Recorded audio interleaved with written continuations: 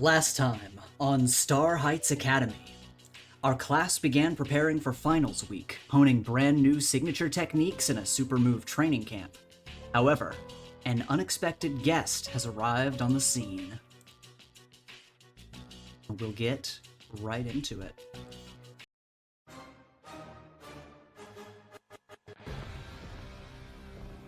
As we return to the dome,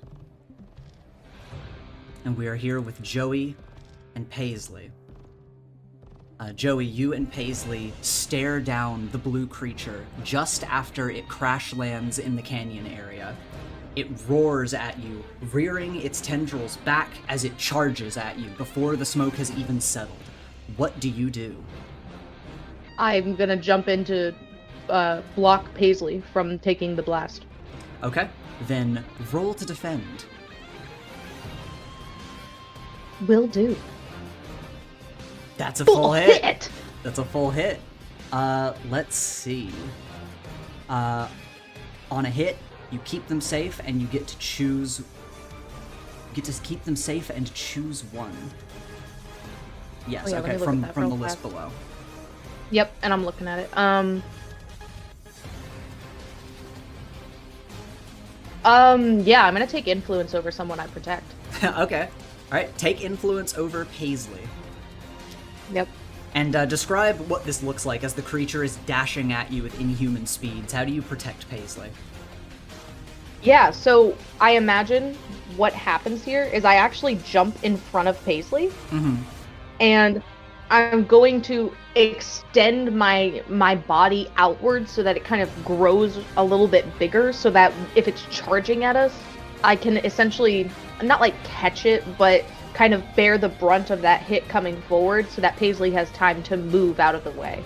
Okay, are you becoming shape-wise like a flexible wall, or are you just like extending your limbs a little bit? I think it's more so that imagine I just suddenly get buff.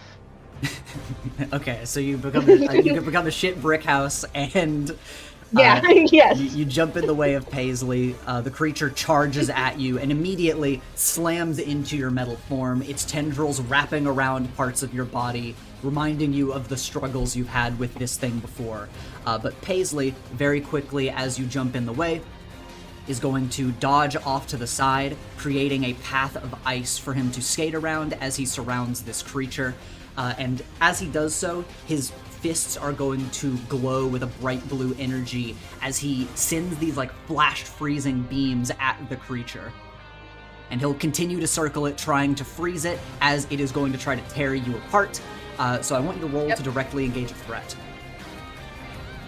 Can do. Another full hit. You are on top of it. Yeah. Alright, you choose two from the list.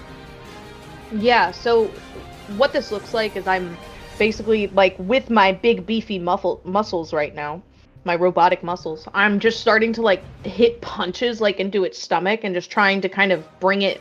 If it's trying to tackle me down with tendrils, I'm trying to tackle it down to the ground as well. Okay. I want to resist and avoid their blows, and I want to create an opportunity for my allies. Okay. Then yeah, you are wrestling with this thing, trying to wrangle all of its tendrils, and thankfully your strength seems to be at least on par with it at the moment. As you are fighting it, it is trying to scratch and tear into you like it did a long time ago now, but you are too tough and you resist its claws and its tendril strength. And after Paisley loops around you both, coating the creature with frost, he's going to dash forward, and immediately, in another flash of blue light, his arm will become coated in a almost large, like monstrous fist of ice as he slams it into the creature and sends it flying farther into the canyon area. And he will land next to you and look to you to like check on how you're doing. Fine. I kind of look to them and like give them a nod and go, "You okay?" He just nods silently, looks at it, and as the creature gets back up, it hisses at you both, kind of moving off to the side, almost like creating a sort of perimeter as it eyes you. And he takes a sort of defensive stance in front of you now that the positions have changed, and he just mutters as he glares at the creature, "Why won't you die?"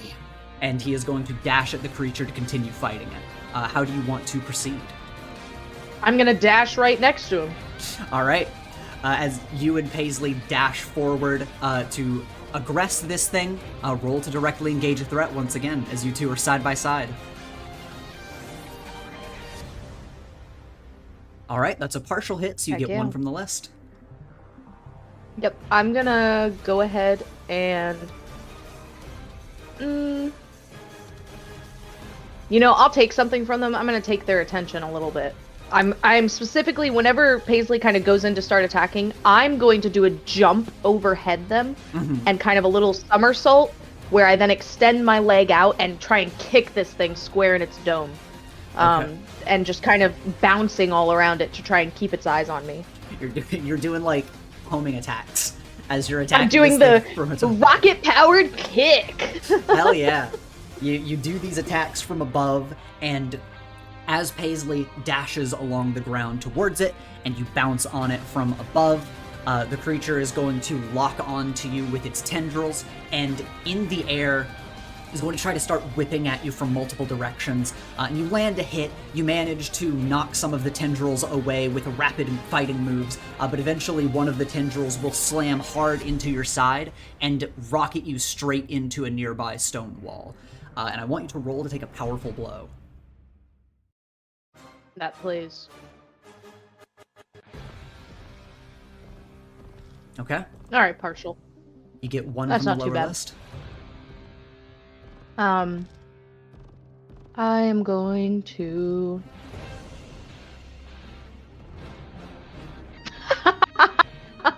I'm sorry, this is so messed up. You see what I can choose, right? Yes, I do You see what I can choose? I do see what you can choose. It would be funny. I'm going to take advantage of my influence to inflict a condition on Paisley. Okay. That's awesome. What do you want to say? What do you want to say to him?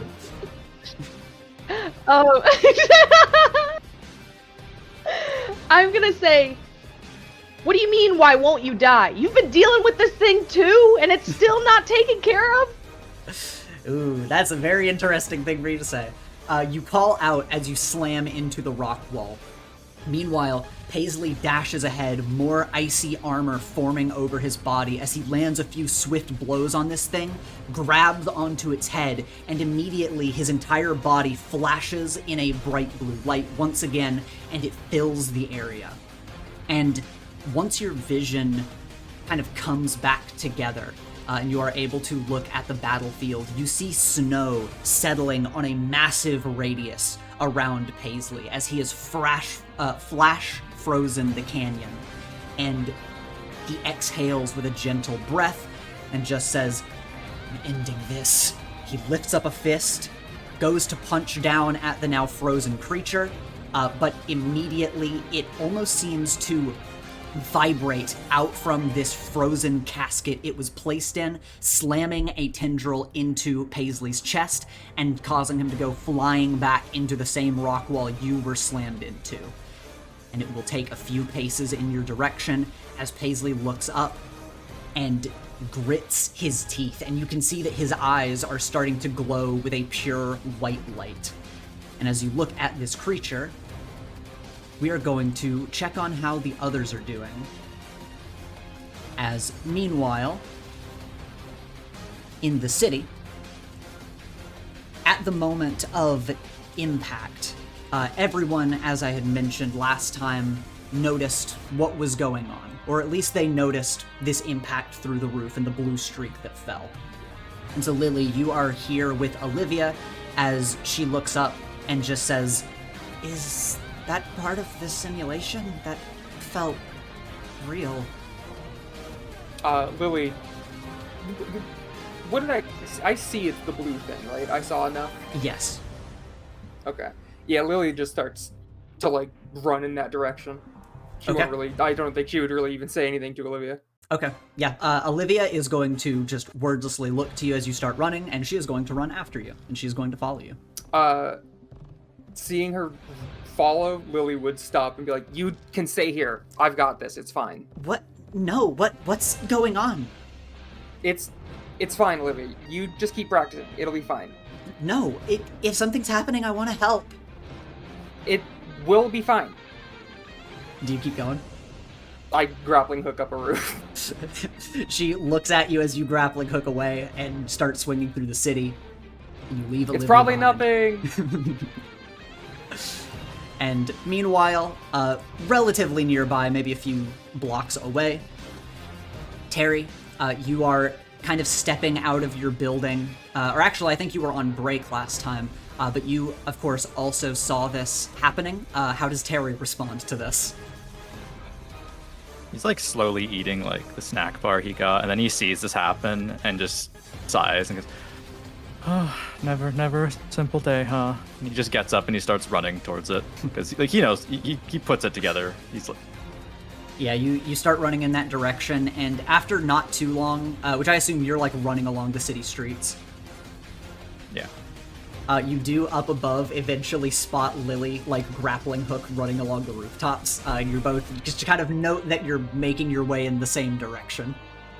We have like comms, don't we? Am I wrong? You do. Okay. Does Terry have his in? Yes. Okay. Lily would, press in to speak, and I guess also whoever else. I don't know I remember how long the range is. But would just press in to say like, hey, so we're killing it this time, right? We're fine with like killing it. If at all We're possible. definitely yes. killing it. It's like just an alien monster that's apparently been eating people. We should probably just bisect it with one of Echo's portals or something. Can I say that if you're talking into mic right now for everyone to hear, I'm like, I have a moment where I'm like, yes, please, get here, please. And then you can like hear in the background the nasty freaking roar that it does that sounds like many voices layered on top of one another. And it's just me being like, this sucks. Yeah, thank you. It hacked into our comms. Someone come get me. So you two start making your way through the city streets towards your new destination.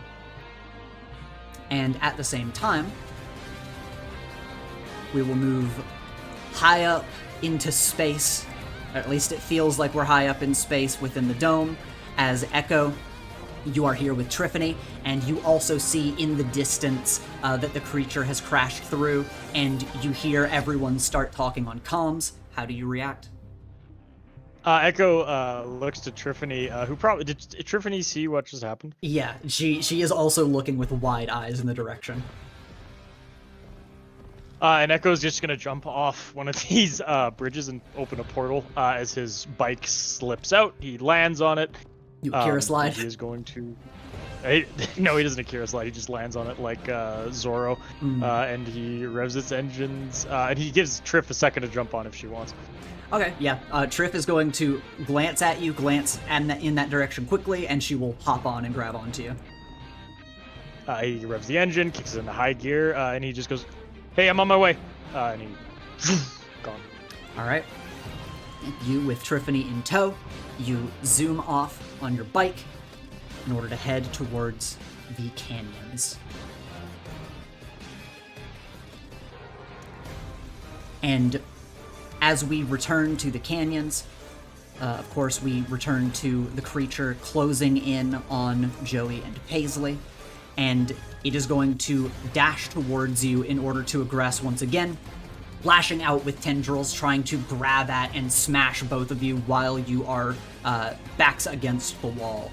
But at this moment, another pair is going to appear as Alex. You burst onto the scene, flying through the sky, with Evan basically tied onto you, hang gliding from behind, and below you are able to see the impact crater, and you are able to see Paisley and Joey fighting against the creature. What do you want to do? First, can I try to charge up my burns and flares? Yes, you can. Charge up my burns. Okay, let's see. Okay, full hit. Woo-hoo-hoo! Okay, that means I get to hold 3 burns. Oh, I thought that was bad. I thought rolling burn was like the weapon missions. I thought you just like died in front of us. I just burst in flames. We were just cheering. As you fly onto the scene, Evan is going to let go and do a flip as he lands on a nearby cliff, and you burst in the air with this tremendous power, sending ripples through the air, and you are at max power right now. So how do you want to use this power? Well, I probably want to go ahead and use overcharge, but I need to think of exactly what I want that to look like. And with overcharge, which move is that again? That's channeling the full capacity of my incredible powers to overcome an obstacle, reshape my environment, or extend my senses. Spend 2 burns to take a 10+ to unleash my powers. I see, okay. Here's an idea. What if I pull a Naruto move and I try and bring this guy up into the air, start cracking up pieces of the canyon, and just surround it and compress it and try and crush it under all these boulders. Absolutely, you're going to planetary devastation. This guy. Yes, I'm going to planetary devastation. Yeah. Joey, you and Paisley are fending off the blue tendrils as you suddenly notice the ground immediately around the creature flickers and glows purple as it is launched straight up into the air, and the canyons around you begin to crack, shift, and shatter. And as the creature floats up in the air high out in the sky, rocks are going to slam into it from all sides, and it is lashing out with its tendrils in all directions, trying to smash through the boulders. But Alex, with your massive amount of gravitational power, it is just not able to fight back. And as it screams out, rocks are going to smash into it and create this small, almost what looks like a meteorite. And then it gets bigger and bigger and bigger as you form a perfect sphere of stone high in the sky. But you have to hold your concentration in order to keep this force pressing inward as you can feel the creature fighting back. Joey, you have a moment with Paisley to get off of the wall. Evan is going to jump down and run in your direction and just say, "Hey, are you guys okay?" I look to Paisley. I'm okay. I look to Paisley, though. How do they look? Paisley is just looking up in the sky, like he's glaring up at the stone sphere, and his eyes are still glowing. Like he looks like he wants to just jump up there right now. Then I'm gonna take a moment here because this thing's floating. I'm gonna look at Paisley real fast and be like, "How long have you been hunting this thing?" He looks at you, and there is a brief moment where when he locks eyes with you, there is like a silent beat where it feels weird, like he wants to say something, but he just looks back up in the air and says, "It's been a problem for a long time. I don't know why it's here, though." And at this, Evan just kind of like looks to you at that kind of vague answer, but you hear a noise as nearby a few newcomers arrive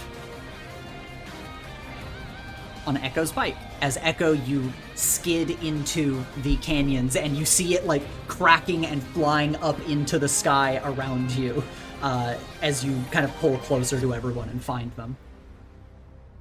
Whoa! Why is it up there? Alex has a hold on it for now, but it's not gonna last long. That thing is thrashing. All right, what's the plan? I don't know. I mean, what is that thing? And he looks to you, Joey, and Paisley, and just like, do we have any information on what the hell that thing is? I feel like there's probably a beat again where Paisley and I both look at each other and have a moment of like, what do we say? You know what I mean? Because it's about revealing how much either one of us knows. I'm gonna say, because they know that we were attacked on the train by this thing. Yeah, you people, right? Yeah, you've talked about it with people, and you've heard rumors of like there was a monster attack on the train, and some people saw it, but not a lot of people did. Yeah, it's not, and Triff was there. Yeah, so that's what I'm gonna say. This thing is the monster that attacked us on the train. What? Wait. It was a while ago. It attacked you on the train, and now it's here? Do we know why? I'm gonna look at Alex, who is up there, probably with the tracker thing on her. Who is I currently focusing on keeping it held. It might want revenge, because we might have... I'm kind of like looking at Echo and everybody for a second. And also Lily's not here, and I kind of count on Lily telling me what I can and can't say sometimes. I'm gonna cut in. Grappling hook across, so I'm like running through the forest right now. Harry is also running. Not as fast. What was Alex gonna say? Alex was gonna cut in and try and kind of save Joey and be like, it's pissed off because I crunched it in the subway like a soda can. As I'm like straining and holding this thing together. And it probably wants Doesn't have feelings? Doesn't have feelings like that though. Triffany is looking We don't know what it does. Triffany's looking up at this massive stone sphere in the sky and says, "Well, if you create a planetoid around it, surely that is going to kill it, yes?" And Alex, as she says this, you feel almost like a heartbeat tremble through your hands, up your arms, and into your chest as you feel it fighting against the force of that stone. And I want you to roll to unleash your powers to expand your senses. Okay.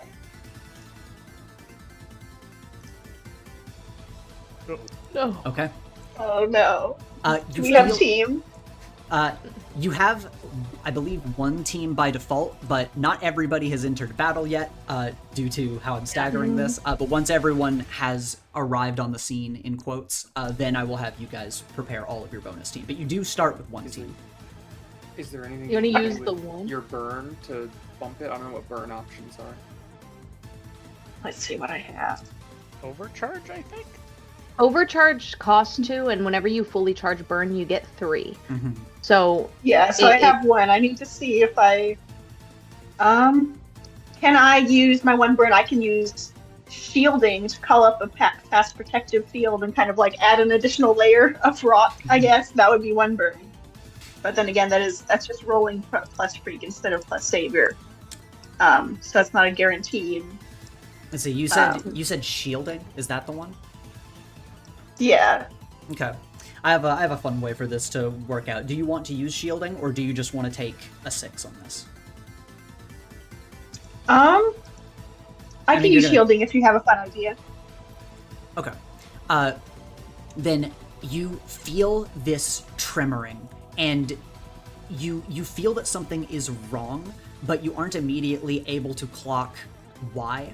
And in an instant, you all watch as the blue creature has drilled its way out of this massive body of stone in the sky, and the drill unfurls midair into its tendrils as it streaks through the air and slams into you, Alex.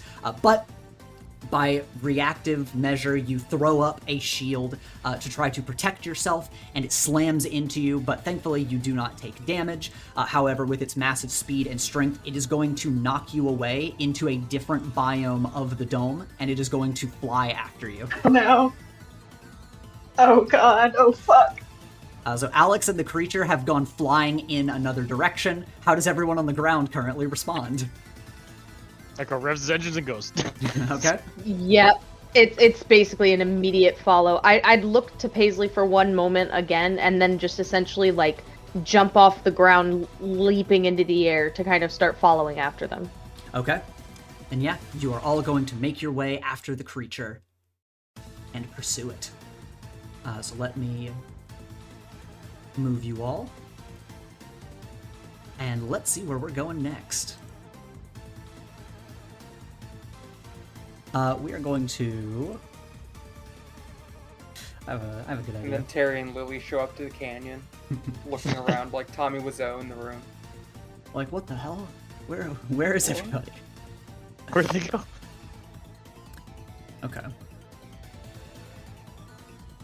So we are going to quickly move through the forests near the canyon that segue into the city district. As you guys are making your way towards the canyon, it does seem like the fight is making its way towards you as well. So hey, that cut out some of the travel time. As you guys are making your way through some of the woods at like the edge of town, kind of maybe like one of the parks before you get to the canyon area, you hear a deafening boom, and you see the floating ball of stone in the sky, and from it, flying straight back and into the city line pretty close behind you, is Alex and the creature. Alex is just flying back, kind of defending herself, as the creature is like drilling its way through the air with its tendrils after her. How do you two respond as you see the fight come in your direction? I turn around. Terry, and where'd you run go? back. And Terry would be like, oh, he'd want to make some distance because he does not want to be close to Alex and this thing, like within collateral damage distance. But at the same time, he'd go, oh, convenient. Yeah, they're going to smash down onto one of the nearby kind of low building tops as Alex, you roll into a kneel, and you have managed to not take damage from that attack. The creature's going to land next to you and growl at you. And Terry and Lily, you are making your way closer. You can choose to attack, you can try to support Alex, but yeah, how do you guys want to enter into this fight, if there's anything you want to do? And also, now that everyone has made their way to the fight itself, go ahead and everyone send me who you think the leader in this encounter is. Oh no, Oh, jeez. that's a good question.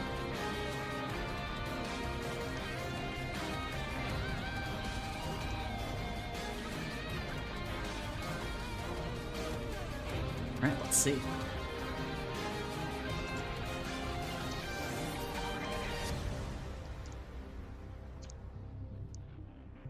Alright, everyone did not give me the same answers. And it was very different across the board, actually. So, we're going to add 2 team on top of the one that you guys always get at the start.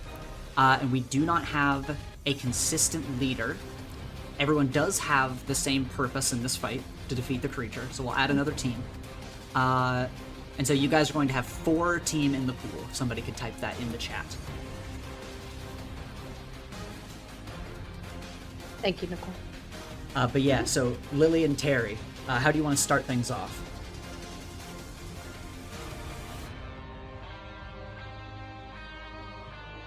I'm thinking. Likewise. That's fair. Would they have ever given Terry back that gun? No, they would not have given you back that gun. Ah, I tried, Terry. I tried. It's fine. I'll grab another one at some point.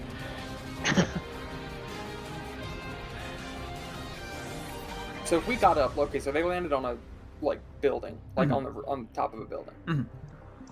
If we went up, is it like on top of Alex, or are they like they're squaring off, up, right? Yeah, yeah. Okay.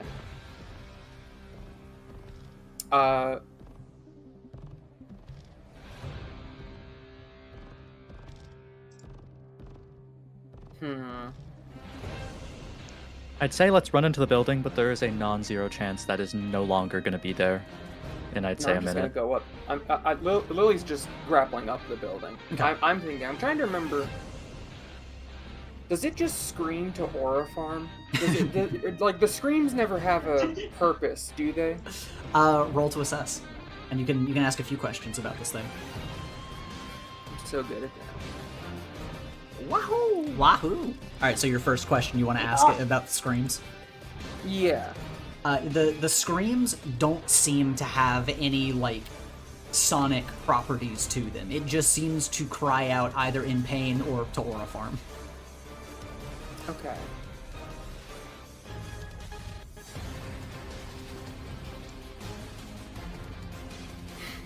I'm trying to think of how to induce it to make it scream. Okay. Do you want that to be your other question? I guess. What? Because that's technically one of the questions. What here can I use to blank make it scream? Yeah.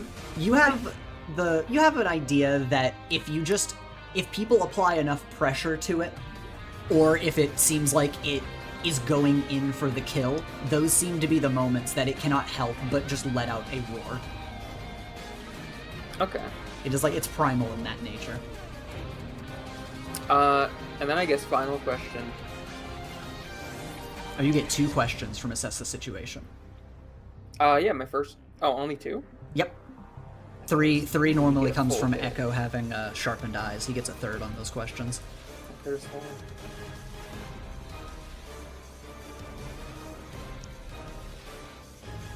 Then I guess I will wait. Lily will. She's going to have one of her little smoke bombs ready. Okay. I basically just, once it opens its mouth wide enough, I want to see if I can throw a smoke bomb as far down its gullet as I can. Okay. Terry, as Lily is going to grappling hook up the side of this building, and we can, you're kind of grappling and moving up along, like, maybe one of the external fire escapes. Terry, how do you get up there? Or do you wait down here at the bottom of the building? Terry's thought is, I have a strange feeling this building isn't going to last very long. Ethan, question. I'm pretty sure Terry was, inquired about this last time. This thing doesn't feel fear in a regular sense, right? Yeah, you remember that.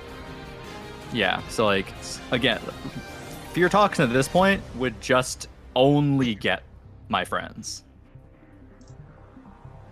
Oh yeah, Terry would go. But he's not gonna do fear gas. He is. This thing is here for a reason.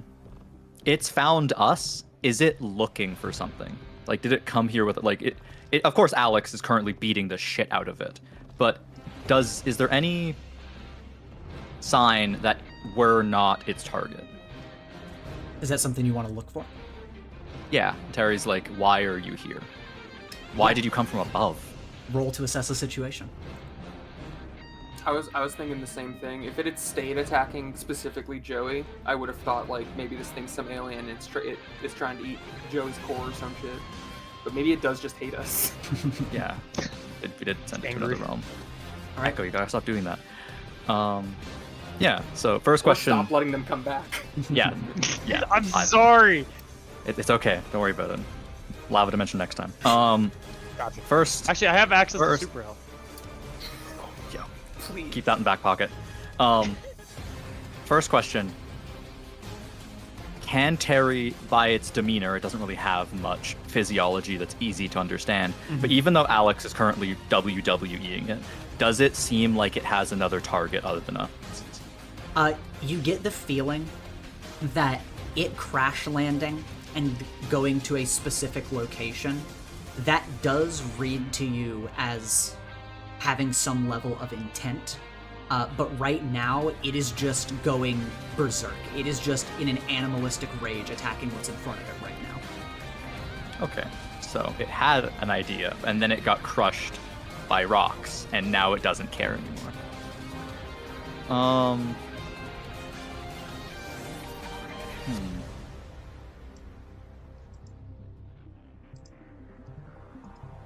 Terry's going to assume that when this thing crashed through a state-of-the-art simulation dome that everyone in Star Heights Academy knows. So he's not going to mess up Nightwalker and be like, hey, Nightwalker, things aren't looking good, and then snap a picture and send it to him. He's going to assume he knows. However, there is something Terry is thinking.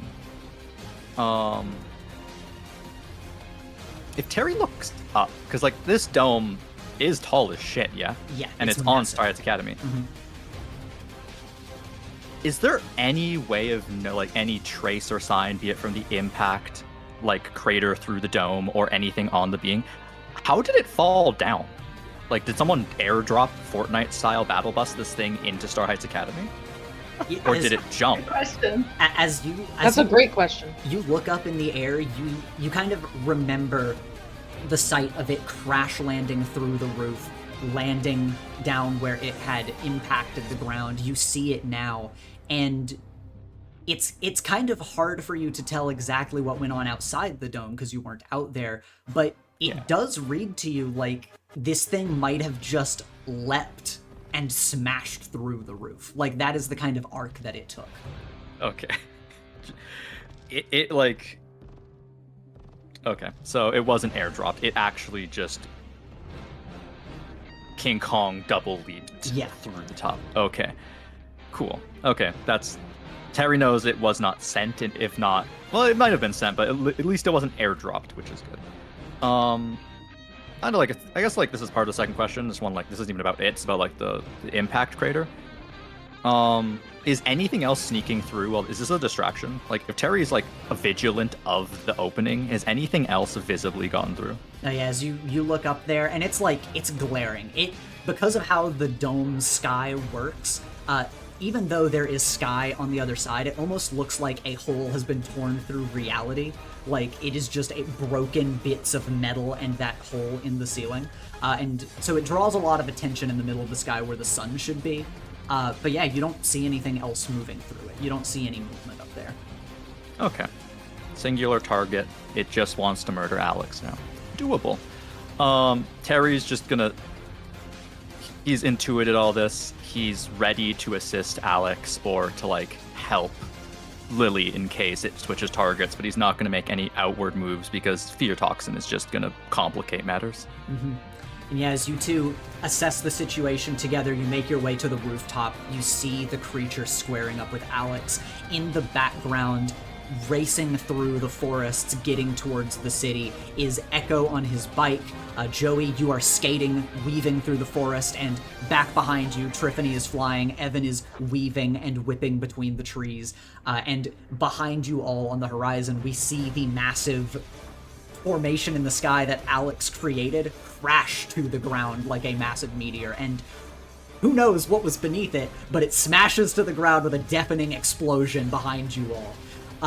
And Alex, this creature is going to dash at you and begin to attack you, lashing at you with its tendrils, trying to grab at you, so roll to directly engage a threat. Okay, let's see how this goes.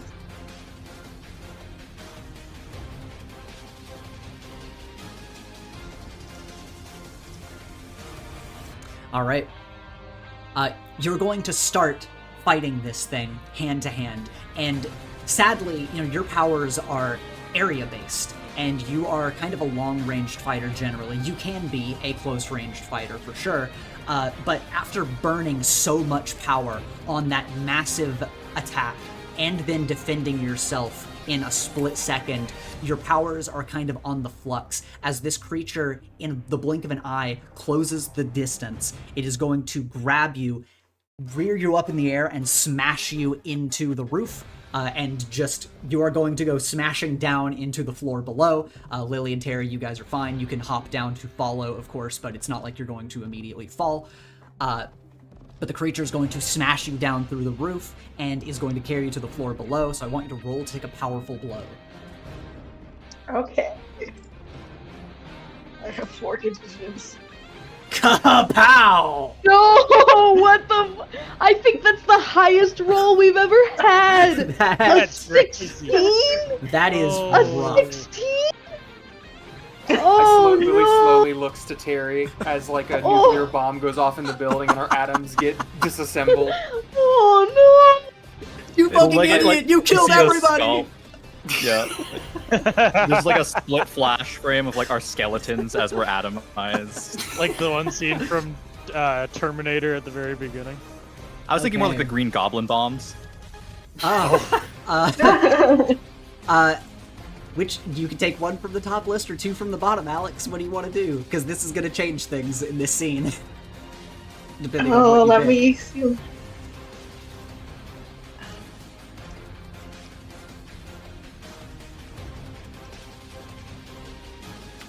Oh jeez. Well,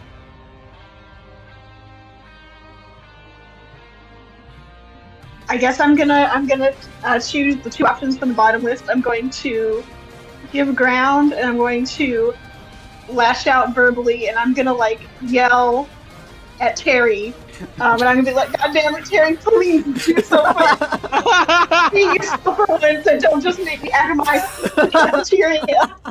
Holy shit! Do you have advantage over Terry? Or do you have influence over Terry? Good Yeah. question. Wait. No. It doesn't look like it. No, okay, then you can't yell Reverse at is Terry. true. you I cannot can't yell at Terry. Do you have influence over Lily? No. Okay, then Apparently, I only have influence for Echo and Jay. then you Well, cannot I take am that. rolling up if you want to yell at me. You know what? Yeah, That'd be we're so funny. you guys are actually. So let me paint the scene real quick.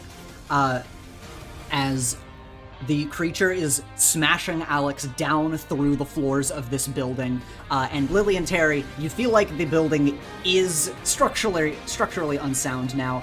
So Lily, you very quickly grab Terry, you grappling hook over to like the nearby roof before the building collapses, and Echo and Joey, you both roll up to the side of this building and watch as the creature collapses it using Alex's body. And Alex, as you are going down and you spot Echo, what do you shout at him? Or actually, do you want to shout at Echo or do you want to shout at Joey? I think you might have influence over both. If you only have influence over Echo, that's so funny, though. I have them both. Okay, who do you want to yell at? I feel, I'm gonna yell at Echo, and I'm gonna yell that like all that time in detention better have let you come up with some ideas because I need help right now. That's so funny. Wow.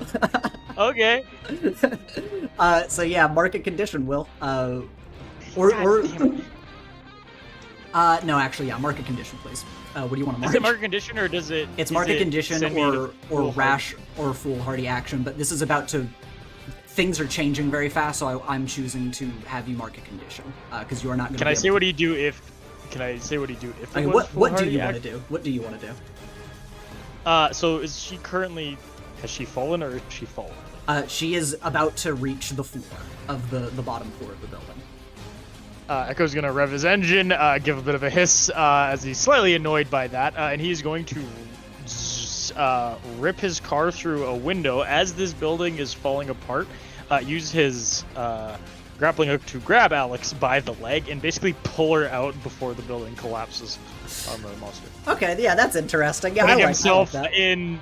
putting himself in harm's way. Yes. Certainly foolhardy, yeah. Yeah, I like that. Okay, so yes, you dash in, and the creature is going to just then smash Alex into the floor of this building. Alex, you get the wind knocked out of you, and in that instant, Echo crashes through the window, grabs you with a grappling hook, and whips you out of the building as it collapses around you. But the creature was given an opportunity because of this attack, because of the chaos. Echo, you rushing in here immediately. So as you whisk Alex to safety, the creature is going to jump at you while your eyes are not on it, and just as you look at it, it is going to lariat you with a bunch of its tendrils, and it is going to send you flying through the air out of the building, and of course you're going to go tumbling off of your bike just due to the impact, but it flies in the same direction of you. Roll to take a powerful blow. Yeah, fair enough. Oh Oh, no! hit. Sacrifice. Oh no! All right, one from the top list, now or two from the you bottom. can yell at Terry. I can yell at Terry. I'm not gonna yell at Terry though. Yeah, That'd never. cruel and unusual punishment. He's already been through so much. It's so right. Done nothing wrong. Never be yelled at. Yeah, sure. Okay, here's the funny thing. If I mark 2 conditions, I'm in the danger zone. I'm gonna give my opposition an opportunity. Okay. 1 HP isn't 0. That's true. That's true. True. Actually, Really, that question is somebody can take, crazy foolhardy action, or you're inflicting a condition on someone else to not mark 2 conditions on yourself. That's kind of the question you're asking there. yeah. Yeah. I'm gonna mark. Ooh. I'm gonna mark helpless and angry. And I'm gonna give ground. Okay. Then yeah, this thing lariats you, it sends you flying out of the building. You all watch as Echo ragdolls over the horizon as he flies into another area of the dome, and just as quickly, the monster is going to dash in the direction of Echo, leaping and following him as it plans to follow up on this attack. Joey, you skid to a stop. Alex, you're peeling yourself off the ground. Lily and Terry, you watch this happen from above as Triffany and Evan make their way to the scene. And Evan is just panting, running over to you, Alex, like, oh my god, hey, are you okay? Triffany just flying over and says, that thing is very fast. So it's hitting That's Echo so- right now, is what it is, or it's about to rear up and hit Echo No, again? it has already hit Echo. He has gone flying, and it has chased him because it had the opportunity to do so. Okay. Okay. Oh god. We have to help Echo. Yeah, I will follow. Where the fuck is Colossus? Yeah, you call out Yeah, and she look would around. Like, And any teachers? Anyone? I don't call out, I just go. okay. Where did Yep. Paisley go? Did they not follow us here? Terry, do you follow Lily, by the way? Of course, 100%, silently. Okay. Yeah, you two Time just for Q&A. you two immediately run off. You go following in the direction of Echo. Joey, you're looking around, thinking, okay, Paisley, where is he at? Okay, he's not here right now. Teachers, where are they at? You're looking around. You don't see teachers anywhere. Triffany just grabs onto you and kind of gestures in the direction that Lily and Terry are running, and just looks at you, you know, basically like with a silent look of like, do we go? Do we look for teachers? What do we do? But before We have to go. Okay. We have to go. then Yeah. Triffany will just nod and say, I will catch up. And she goes to fly over here and check on Alex as you're peeling yourself off the ground. Yep. Joey, do you peel out and go? Yeah, I probably have a moment where I like am starting to almost like jog past, and I like look to Alex just to like make sure she's okay. I see that Evan and Triff are helping, and I'm like, all right, and then I'm gonna do like a super step off the ground to once again start kind of like leaping into my skates and taking off. Okay. Can I call the front office? So something fun that your guys' pads have, you do just have an SOS feature. You can hit SOS and be I'm like, okay, hitting the SOS. SOS button. Something bad's happening. Ping my location. There's Yeah, something This is bad. bad. Everyone knows that, like, it's sort of an unspoken rule that, like, if you use it, you're kind of like a bitch. So, like, you know, everyone's... You gotta have a clean record of never having hit the button. I'm hitting the SOS button because it's more than just us in here. It's everyone in the classrooms in here. We could have another Olivia incident. We could have any one of our That's why I faves. told her to stay. Alex, your world is reeling as you kind of sit up off the ground, shake your head. Evan, you know, is kind of easing you into sitting up is like, hey, are you okay? That thing hit you pretty fucking hard. I'll like check myself over and like look at my arms and legs and be like, well, nothing seems to be broken. Okay. I mean, are you gonna go back out there, or do you need a minute? I don't think I have any other choice. Like, I think I'm one of the best people that has the best chance of stopping this right now. Triffany just looks at you and puts a hand on your shoulder, kind of grips it a bit, and just says, go on. Maybe Evan and I can look for backup, yes? Yes, please do. And Evan just nods and says, okay, if you guys can find a way, shoot up a flare or something if you guys change locations, just so we know where to go to help. Oh, I'm sure you'll see what's happening. Maybe. All right, get out there. All right, good luck. And you just, do you burst off? Do you run? What does it look like as you chase after everyone? I'm gonna take a running start and I'm gonna get myself in the air and go fly off. All right. Fly off in the direction of the creature, and Triffany and Evan immediately move to, you know, try to get some kind of backup. And we are going to follow the creature as it flies across the various biomes. And next, we are going to land. Let's see. I think this will be fun. Oh, we'll go to the multi. I betcha. You're I hope going it's to the burning arrive. buildings. For space. I hope it's the burning building. That's a horrible. I hope it's in the burning building. I hope everything is on fire. All right, we're going to be towards the bottom of this map. As you fly across the city, and the smell of salt is on the air. As you make your way This map. into the flooded city. I remember those. And This is the opposite of a I was- burning building. I was here with Priscilla. as you fly through the air echo, you are going to smash into the roof of this building, and pretty much immediately after, in pursuit of you, the creature follows your arc and just smashes your chest with its claws, creating a crater in the roof of this building as it lands on top of you. And it growls at you, opening up its mouth as if it is wanting to, like, chomp your head off. How do you respond? Oh, that's scary. I Now forgot it about opens it. its mouth. Can I quickly roll to assess the situation? Yes, you can. Cool. Does it underestimate? Well, not. I'll ask that later. But does it underestimate me? You'll ask that later, but let's ask I'll it ask now. that later. You don't get the feeling that this thing estimates at all. It just attacks. Fair enough. Okay, you have sharpened eyes, you have 3 Uh, questions. All right, first one. In its mouth, do I notice anything odd or weird? No. Other than its biology, which is just strange, you don't notice anything bizarre in its mouth. Nothing, like, that seems like it shouldn't be there, I guess. Does this thing have a clear weak point?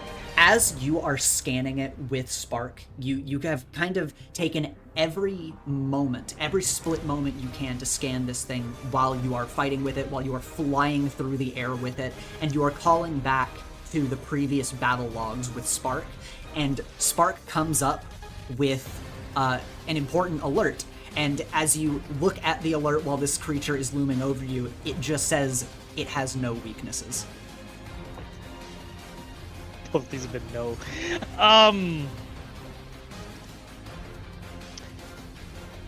Is there a clear? Because it has me pinned, right? Yes, it has you pinned under a massive clawed arm made of all of these tendrils. Okay. Is there anything around that could possibly help me? In this area, you think that the thing that would probably be most helpful would be one of 2 things. One being the raging rapids, just because it moves everything around, and you think, maybe if I get it in the rapids, it can at least be pushed away and give me a moment to think. But the other thing you think is people. There are people training in every area of the dome right now. If you can find people, they can help you. And in the distance, you do see 2 silhouettes moving towards your location. But it's kind of like off your periphery that Spark is like detecting, 2 people are approaching, but you are not able to look at it due to the positioning of the roof. I have something kind of silly and not silly, crazy, let's say. Okay. Water's Water's below us, yes. right? Is below us. Mm-hmm. It's below him because he's kind of on like an angle, right? He's on the roof with you, but it is below you guys, below the roof, just all throughout the street. Okay.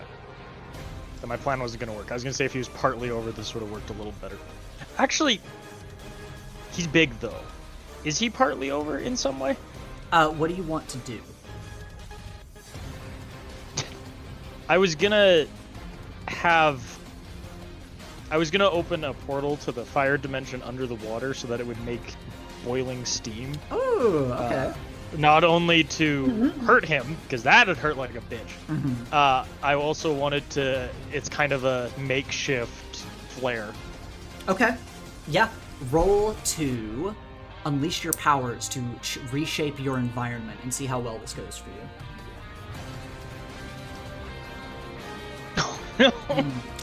You in a panic, try to fire a portal beneath the creature, and you do manage to fire a portal down there, but sadly it is a portal to the wrong dimension, as the simulated water is just going to pour into Megea instead of Kafsi. You misfired by mistake. And as the creature rears back its tendrils, they are going to twist into another drill on its other arm, and it is going to move to attack you. But in that moment, you see a few small black orbs fly at this creature and pelt its side as it stops and is going to look over its shoulder. And you see who has arrived to help you. Uh-oh. As Priscilla and Robert arrive on the scene. Priscilla is running along light platforms above the water and casting more out ahead of her for Robert to jump around on as he jumps in the air and kicks little orbs off of his legs at the creature, pelting it, and it kind of hisses at Robert before gripping you and throwing you into Robert and sending you two flying over to this other roof across the water. And as you... Echo kind of just lands there as he's like wincing. He's not doing too hot. His white uniform is slowly turning red. He's like...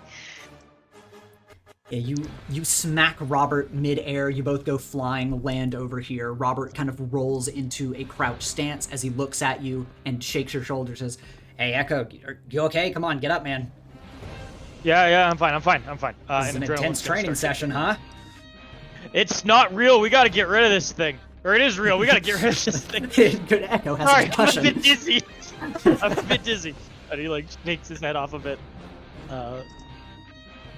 And as you are kind of shaking yourself out of that, Priscilla is going to move in front of the creature as it growls at her, and it'll take on its original shape again.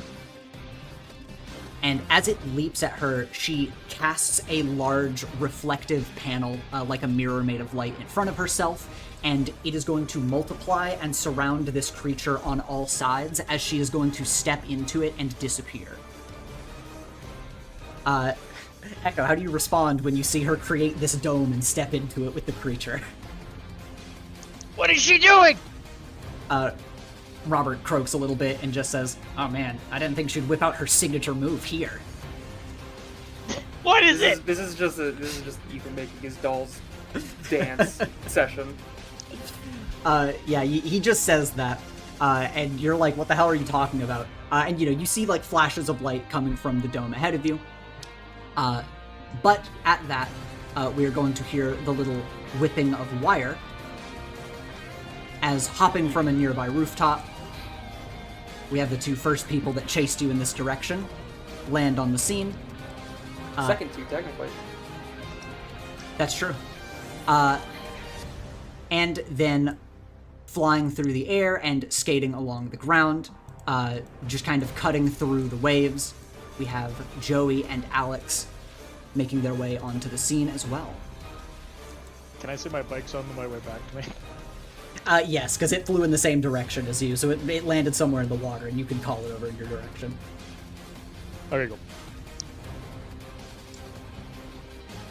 But yeah, you guys land on the roof. Joey and Alex, you guys are closing the distance, and you see the kind of orb of light in the distance, but that Echo is not with the creature, so you guys have a minute to recoup. Okay, what's the plan here, guys? We gotta come up with something.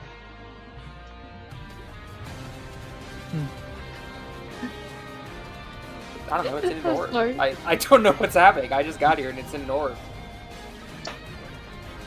Yeah, what's the orb about? That's Priscilla. She's doing her signature Alright, move. she got it. We don't know that. We should come up with a plan here. I'd use the whole power I have, but I feel like that would complicate matters, and I don't want to know what would happen if it adapted to a feeling. Fair enough. Joey, you moved a bit as well. Do you have any thoughts? Joey would kind of hear this conversation of like, well, what's the plan and everything. I'm going to look to Priscilla and I'm going to be like, she might need backup. And I think I'm going to have that moment where I'm like, you guys figure it out. I'm going to back up Priscilla. Okay. And I'm kind of going to skirt over here on the flood waves and kind of go up and be like, "How can I help?" Yeah, as you skate over, you just see that this thing is surrounded by mirrors, and Priscilla is kind of phasing through them, trying to attack it from all sides. And as she tries to answer you, it is Joyce going to whip out with a tendril, grab her, smash her through her own mirrors, and send her flying into a nearby roof, as the light is going to collapse around her. But you are skating in this direction, and this thing is now distracted, as it is just throwing Priscilla in the opposite direction. Oh my gosh, it's distracted, you say? Mm-hmm. Opportunity. Yeah. Let's go ahead and I'm gonna do something really funny, actually. I think that in seeing this happen, it's such like a split-second decision of what I have to do and how I have to transform. I'm gonna launch myself up in a dive, basically, as if I'm about to like dive onto this thing. And then I would like to take a condition for a mind of their own. I think that I need to for this, but you can tell me if I do or not. I'm just gonna turn into a giant truck and slam this thing. Okay, so you want to take, like, immense weight?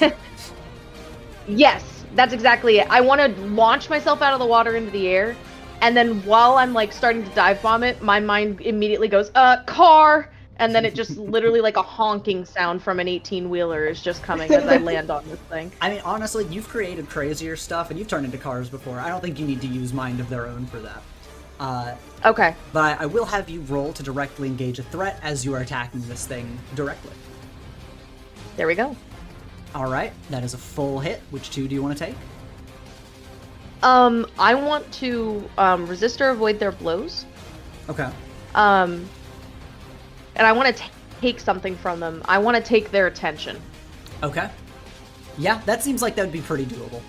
As you leap in the air off of your skis, you turn into this massive monster truck and just dive bomb it straight into the water.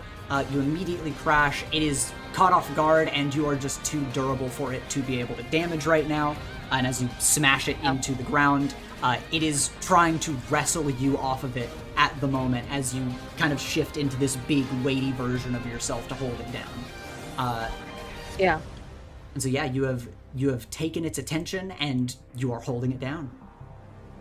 Womp womp. Should I just send it to, super hell? Yeah, we should just kill it. That's what I've said. Yeah, let's just cut it in half try with it. one of your portals. Okay, that's not how that works. I can't just make a portal and cut it. I need it to go through a portal partly, and then He did it to... Well, yes, that's what I'm saying. Obviously, that's what I'm saying. Okay, I'm just making sure we're on the same page. I've lost some blood. All right. Then do you want to shoot your portal out? How do you want this to look, Echo? Echo is gonna point to Alex as he kind of jumps on his bike, and he's gonna kind of move over here, and he is going to be like, Alex, can you move it through this portal? And he's gonna open a portal to just in case, super hell. And I'm gonna make a portal here. Just in case. I can try. All right. So you're opening a portal to super hell, and Alex, I assume you're doing the gravity well to try to pull it in this direction. Yep, I'm giving him some support. Alright, then I want one of you to roll to unleash your powers, and you can use a team move to buff that. What's your freak?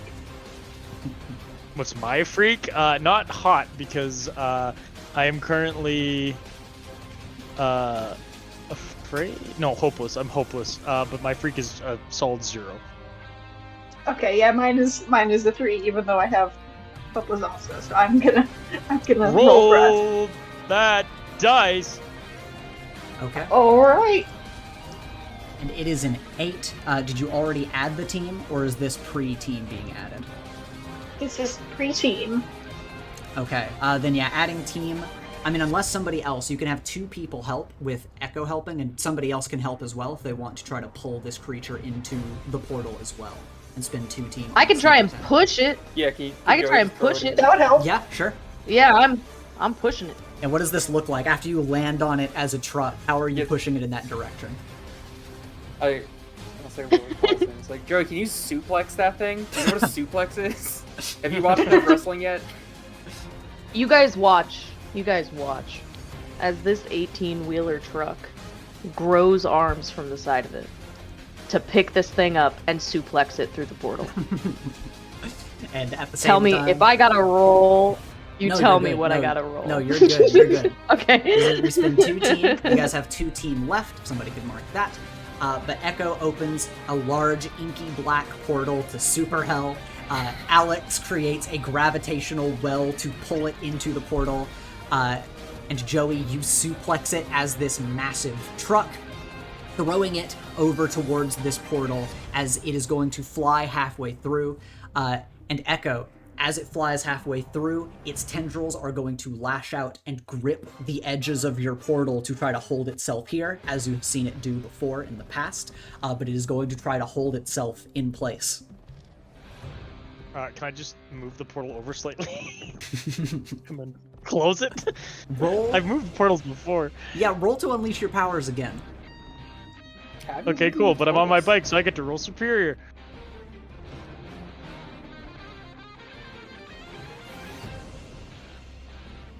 Anyone want to help for a 10 for a full hit? Can I'm pushing this guy through. I'm pushing this guy through. Yeah, you got help from enough direction, so you can spend your last 2 team in order to move It'd be this one, portal. one, To be two. one. Oh yeah, you're right. Just 1 team. So spend one of your last 2 team here. Make that into a 10. And yeah, so Joey, you keep pushing this creature as Echo is going to move the portal, and its body flies further and further into the portal. And you watch the dark galaxy behind it swirling in the distance, almost like pulling its atoms deeper and deeper into this dark realm. And Joey and Echo, I want both of you to roll to assess the situation.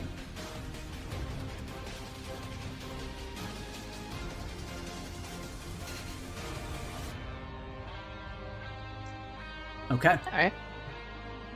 Alright. You both are going to notice different things.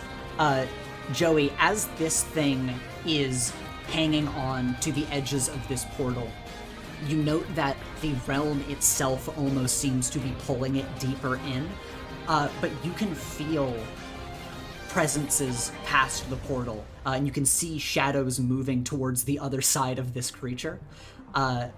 And Echo, what you feel is Spark's readings on this creature. As it is going deeper and deeper into this portal, Spark gives you the reading that it is currently in the process of changing rapidly.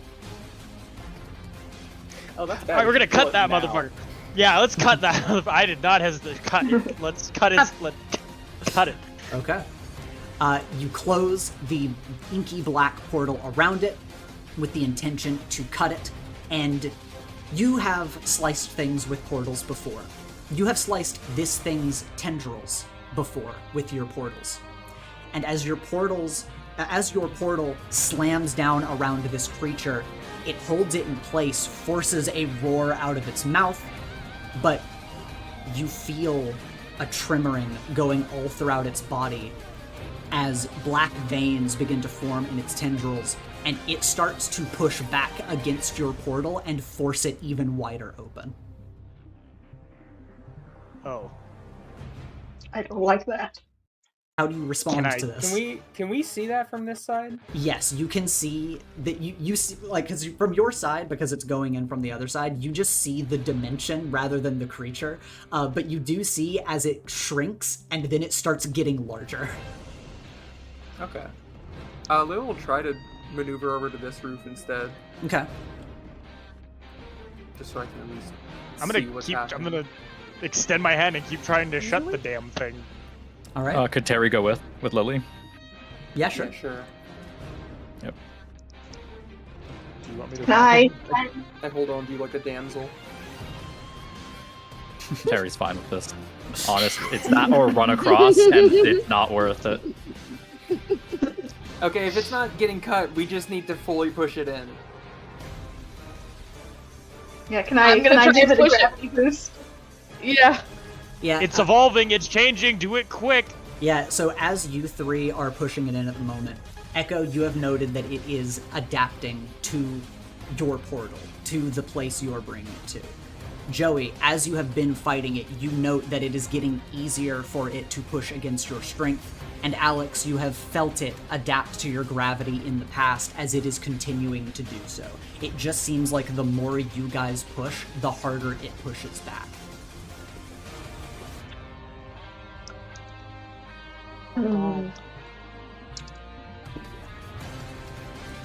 And I'm weighing the pros and cons of trying to get some more burn versus the chance of inflicting my final condition on myself. And Lily, Joey, Terry, from this side of the portal, as it is trying to force it further open, as it is trying to crawl its way back out of hell towards you, you see the shadows behind it come into form, as there are, in fact, Deja on the other side that are Oh my god. basically just sending chains towards this thing, trying to pull it in different directions. Like, it is basically like a virus is in the system. They are trying to eradicate it. Okay, that's fine. With the Deja for once. From here, it's because its tendrils are like holding on to the rim of the portal, right? Mm-hmm. Can I just try to use my grappling hook, like rapidly firing it out and pulling it back in to just like, because it's like a pointed metal thing before the thing spread out. Mm-hmm. To just jab the tendrils to try to get them to let go. Yeah, sure. Start trying to play whack-a-mole to at least weaken its grip as much as I can. Yeah, roll to directly engage a threat as you're doing these ranged attacks on its tendrils.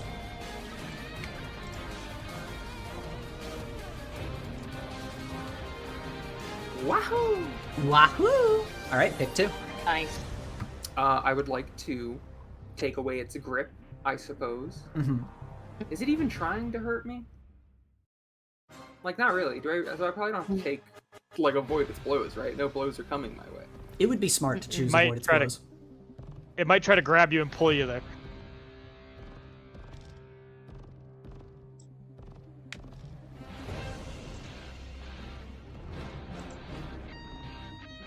Deco? I'm thinking, because I mean, it can't even see me. Its head is in there. No, it is Right, facing... or is it- Yeah, it's facing you guys. Okay. Mhm. I was tricked by the token. Yeah. Okay. Well, then then I will avoid its blows. Okay. Because now I can understand it would probably see me doing that and try to kill me. Mm-hmm. Alright, then you are going to very quickly fire off shots with your grappling hook and ping, ping, ping off of its various tendrils, knock the tendrils off of the edges of the portal, and it is going to go tumbling into the darkness, roaring at you guys as it falls into Apalea. And I'm closing that. I'm closing that. Close it. Close it. It falls away, and you close your portal. Okay. And then there's silence. I just want to say, probably not a great idea to just whip out the super hell portal, but now that since it worked, but hang on, wait, what were you about to say? You told me it was okay. No, I didn't. Daco the player did. Lily never did. Deco! Daco the player said it would be very funny. Lily doesn't think it's funny. As Echo soon as literally the said, thing- "Hey, is this a good idea?" And everyone was like, "Yeah, this is fine." To put it in a portal. You'd said send it to super hell or cut it with a portal, and I was like, yeah, cut it with a portal. I didn't know those were the same thing. It's fine. The Deja have a new. No, yeah, roommate. I mean it worked out. It worked Yeah. out. Yeah. It's just, and also now that it did work out, it's Never probably open a even- portal there. Yeah, it's probably a good thing because that's definitely the realm that's the easiest to never open a portal to again. We won't Yeah, why- accidentally release it this time. It's not like I could let out a woman who wants to slit my throat. Joey, Worst case as a scenario, it just monster learns how to truck- create portals. Oh no! No, How would it no. know how to do that? I have no idea how it functions, but it seemed to be adapting. Well, yeah, but I mean, it'll just adapt to live in there. I mean, only the Dacia. Can the Dacia even open portals? Because I could open portals, but I don't remember if I've seen them specifically do it. They just kind of bogarted mine when I made them. Well, how do they get around? I don't know. Uh, I just kind of assumed. I mean, they just appear places. Joey, what were you gonna say? was gonna say Joey as a giant monster truck with enormous arms with big biceps. And I is have just to seeming just stress how buff these arms are. how buff my arms are. Is just floating in the Iconic. water. Is just floating in the water and like doing little circles because of the current. And is like not talking. They're You are- like as soon as the You are a as massive soon as monster that- truck and you're doing donuts with your two friends nearby. I'm even better. I'm seemingly upside down in the water, wheels up, just kind of. I'm not doing donuts. I'm spinning because of the tide of the water, and my arms are extended outwards, like I'm starfishing in the water, just like spinning because of the current, not talking because that was like just such a crazy situation to happen out of nowhere. I think I need like a moment. Okay, you, as a monster truck being moved around by these rapids, these are insane rapids. As Echo, you're on your bike, Alex is flying in the air, and Priscilla just runs over on her platforms of light in the air and looks down at you and is like, Joey, what are you doing? What the hell was that thing? Nah, I'm just taking a moment. Talk to don't someone worry about else. it. We took care of it. It's over now. And Lily starts revolver ocelot twirling her grappling hook before putting it into the sheath. What a reference. Echo kind of looks at Priscilla and just goes, "It's a long story. Okay, We're good." something comes smashing through the roof and you want me to not ask questions? Well, part of the problem is we don't know what it is ourselves. How the hell would it even have gotten here? Why is something like that even on the island? Won't smash through the roof, so. I know that. I'm asking how it even got here to smash through the roof in the first place. Obviously, you don't have an answer for that, but I mean, what the hell? Like, the staff would just let something like that get on the island? Don't they have defenses for that kind of thing? I would hope so, but honestly, like the Dude, we aerial had a defenses of chemical Star Heights attack, Academy. like- Well, yeah, are that happened inside the pretty school, didn't it? bad. Yeah, but I mean, I just mean like you'd think they could prevent that too. Is my point. That's okay. Fair enough. This place fucking sucks. It does. Priscilla just started It's not the worst. strutting down her light catwalk towards Robert, just asking if he's okay. Alex, you doing okay? I think so. I'm very relieved we got that portal closed with it inside. Good. Yeah. I don't feel so good. I'm a little lightheaded. Yeah, we should probably get you some medical attention. I'll be fine for now. Let's just make sure everyone else is okay. I'm perfectly fine. Thanks for asking. Yeah, I'm good. I'm feeling great. I hit those shots. That felt great. Is this the first time Echo's ever seen Lily's new costume? Probably. I mean, we were at the beginning, but I don't remember her wearing it at the beginning. well, because the token hadn't changed, but she would have been wearing it. Okay. Echo kind of leans on his bike, looking at where the portal closes. He's like squinting at it. We're good, right? Yeah, probably. I don't see why we wouldn't be. No idea. Should stay here and wait for just people to show up, maybe like Nightwalker or a teacher. Yeah, funny how they were all gone as soon as this happened. Really Should funny we- how every single person who could have possibly. You know, Colossus was here. You know that I was with Colossus like maybe 15 minutes before this happened. Oh, Do Criff, you know really? that? Yes, and I'm like slowly starting to size down and turn back into my normal form in this moment. Taking a little moment to like launch myself up onto the roof next to Lily. Lily's sitting Yes. on the edge. I was literally with Colossus maybe 15 minutes before Yeah, that happened. It was longer than that. You guys have been out here for a few hours, but You know what? 15 minutes, An hour max. 2 hours, hour. Where the hell did she go? Where did anyone go? We have one of the strongest superheroes possible. Well, Nightwalker. And- like I was with him. He's a busy guy. Uh-huh. at the edge of the scene, coming skating on the waves, is Paisley, as he creates a frozen path and starts making his way over to your guys' group on the roof. He's going to hop up, land at the top of the roof, and just look around and say, "Where did it go?" We got it. I don't Moved see on. No. I don't see it anywhere. Where is it? Hell. In hell. Super hell. He just furrows his brows and is like, so you killed it? Where's the body?" No. No. We like literally sent it to hell. Like I opened a portal To there. super and hell. We kicked it, and he does like a little kicking gesture. With We his tried to first kill it, but it started to be able to resist the force of a portal closing, which I feel like, I mean, I don't know the science, but I just kind of would have thought that'd be like a sort of trying to stop an unstoppable force. So that was scary to see. And it started to adapt to super hell on the other side, so we just kicked it the rest of the way through. Yeah, the Deja can deal with it. It's a clerical problem now. If they can't kill it, it literally can't be killed, and it's good it's in there anyway.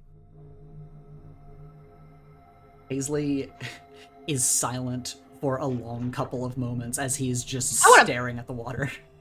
I want to pierce the mask. I want to pierce Yeah, the I- mask of this motherfucker. Make him spill his secrets. And you know what? Too? I'm using my move. When I pierce the mask of a hero, I'm adding this question to the list. What was your darkest moment, Paisley? Ooh. Ooh. Is that on top of all your other questions? Yes! Okay, let's ask your other 3 questions first. You have a lot of questions.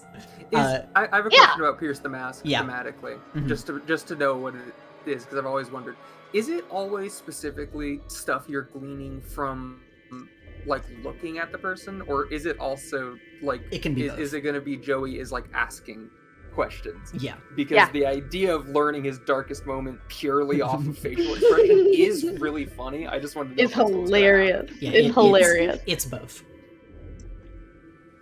I'm sitting on this roof's edge for a second, and in the silence, I stand up and I point at Paisley and I say, "You know something. What do you know about this creature that you aren't telling us?" All right, that's your first question. What do you know about this creature you aren't telling us? Yes. He grits his teeth as he unclenches his hands and sighs and says, "We were made in the same place. I thought I killed it, but clearly I didn't."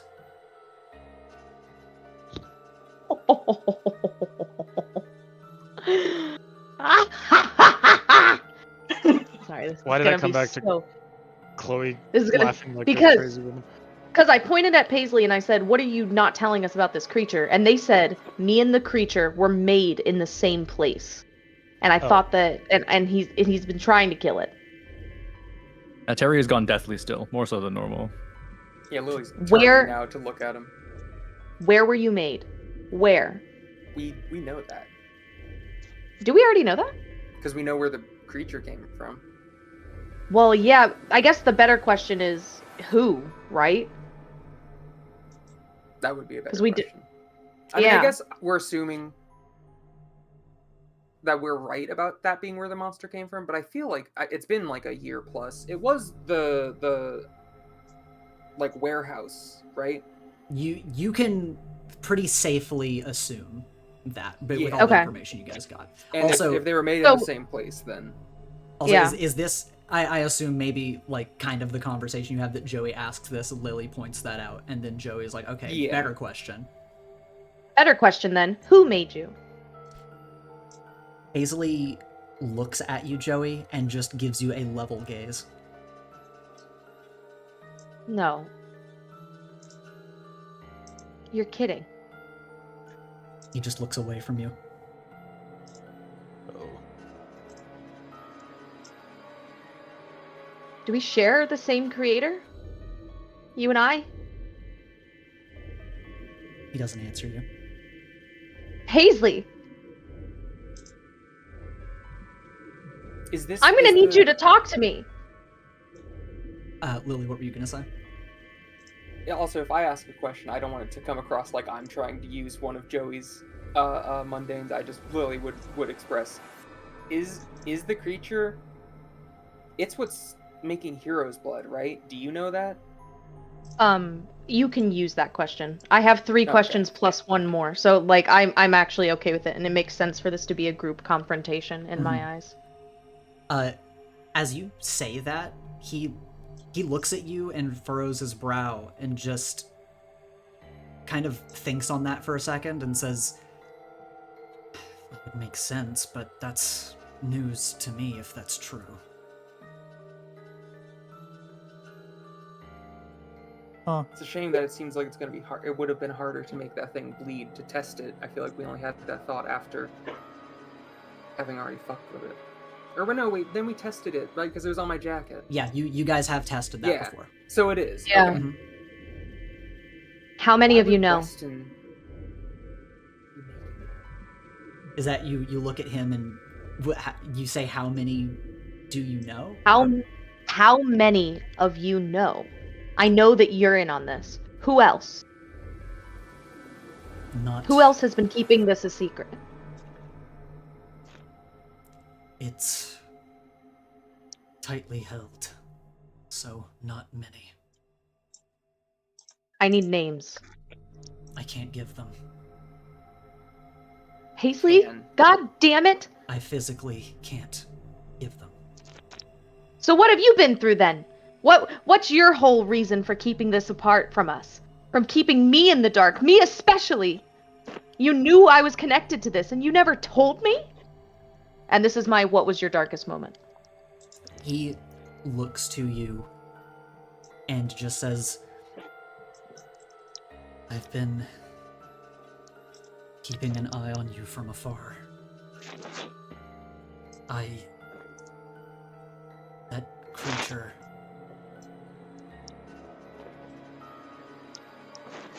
I mentioned I tried to kill it once when it broke out of the lab. I followed it after it killed everyone and managed to escape. I couldn't control my powers very well back then, but I thought that I trapped it. I thought that I killed it with my ice. But I didn't. I am sorry for what it's worth." He just looks to you, Joey. Joey cannot hold Paisley's gaze for more than a second before looking out towards the water. That thing, it needs to be... He just kind of thinks for a moment. If killing it is not going to work, it cannot be allowed to exist. I don't know how to fix this. Maybe he can help us. Who? Him? Kirk? He looks to you again. Yeah, no thanks. Last time Yeah, I that's saw that about it. jackass froze me on the fucking beach. I'm not getting close to him again. Plus, if it's his creation, he can't even keep a leash on it? Unless this is what he wants it to be doing. We don't know how it makes hero's blood, what it takes to generate it. Maybe eating people is part of it. I don't think this is what he wanted. But if anyone knows about the creature, it would be him. I have been...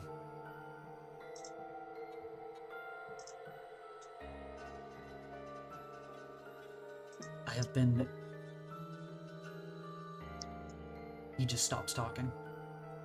Have you been in contact with him? He stays silent. I mean, you said you were keeping an eye on Joey. What, for your own interest or for somebody? Were you watching me for Weston? No. Then Can tell I me roll what. something to know if he's lying? Yeah, Yeah. go ahead. Go ahead. Would that be mundane? Pierce the mask. It's mundane. I just saw my number. Hey. All right. All right. Yeah, you get the one question. You're checking for if he's lying, and it does not seem like he's lying. He just You answered that pretty quickly, but you didn't answer you've been in contact with Weston, so I have to assume that's a yes. he glances to you, and then just looks back to you, Joey, and says, "I pieced things together after a little while. I wanted to make sure you were okay after everything. But I didn't want to bother you." His sentence is kind of broken up as he responds in pieces.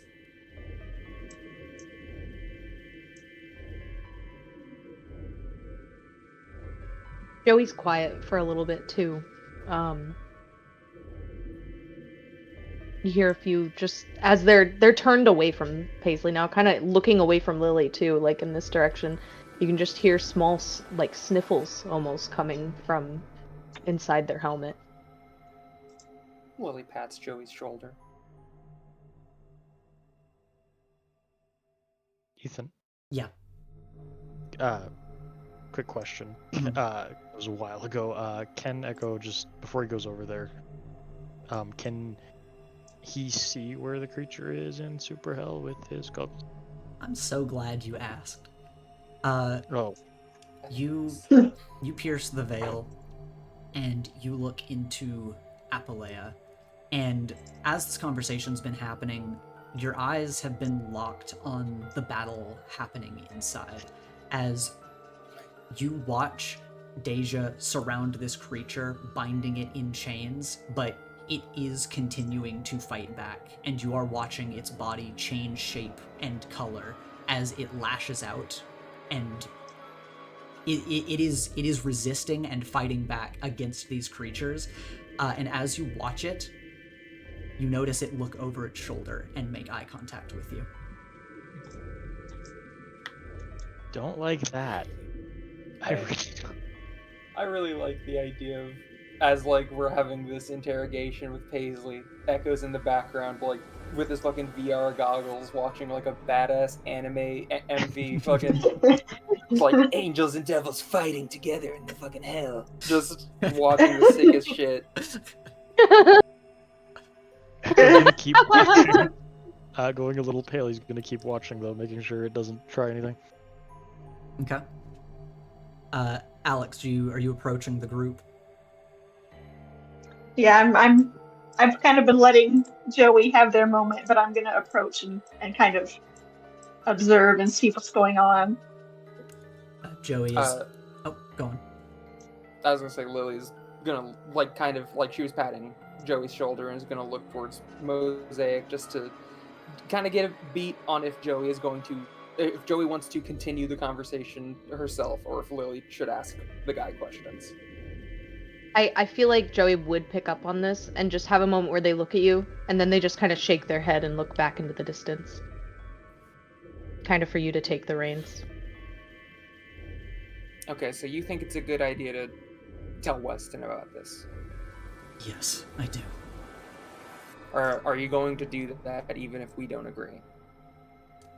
I will tell him that I saw the creature, yes. It is what is the source of Hero's blood.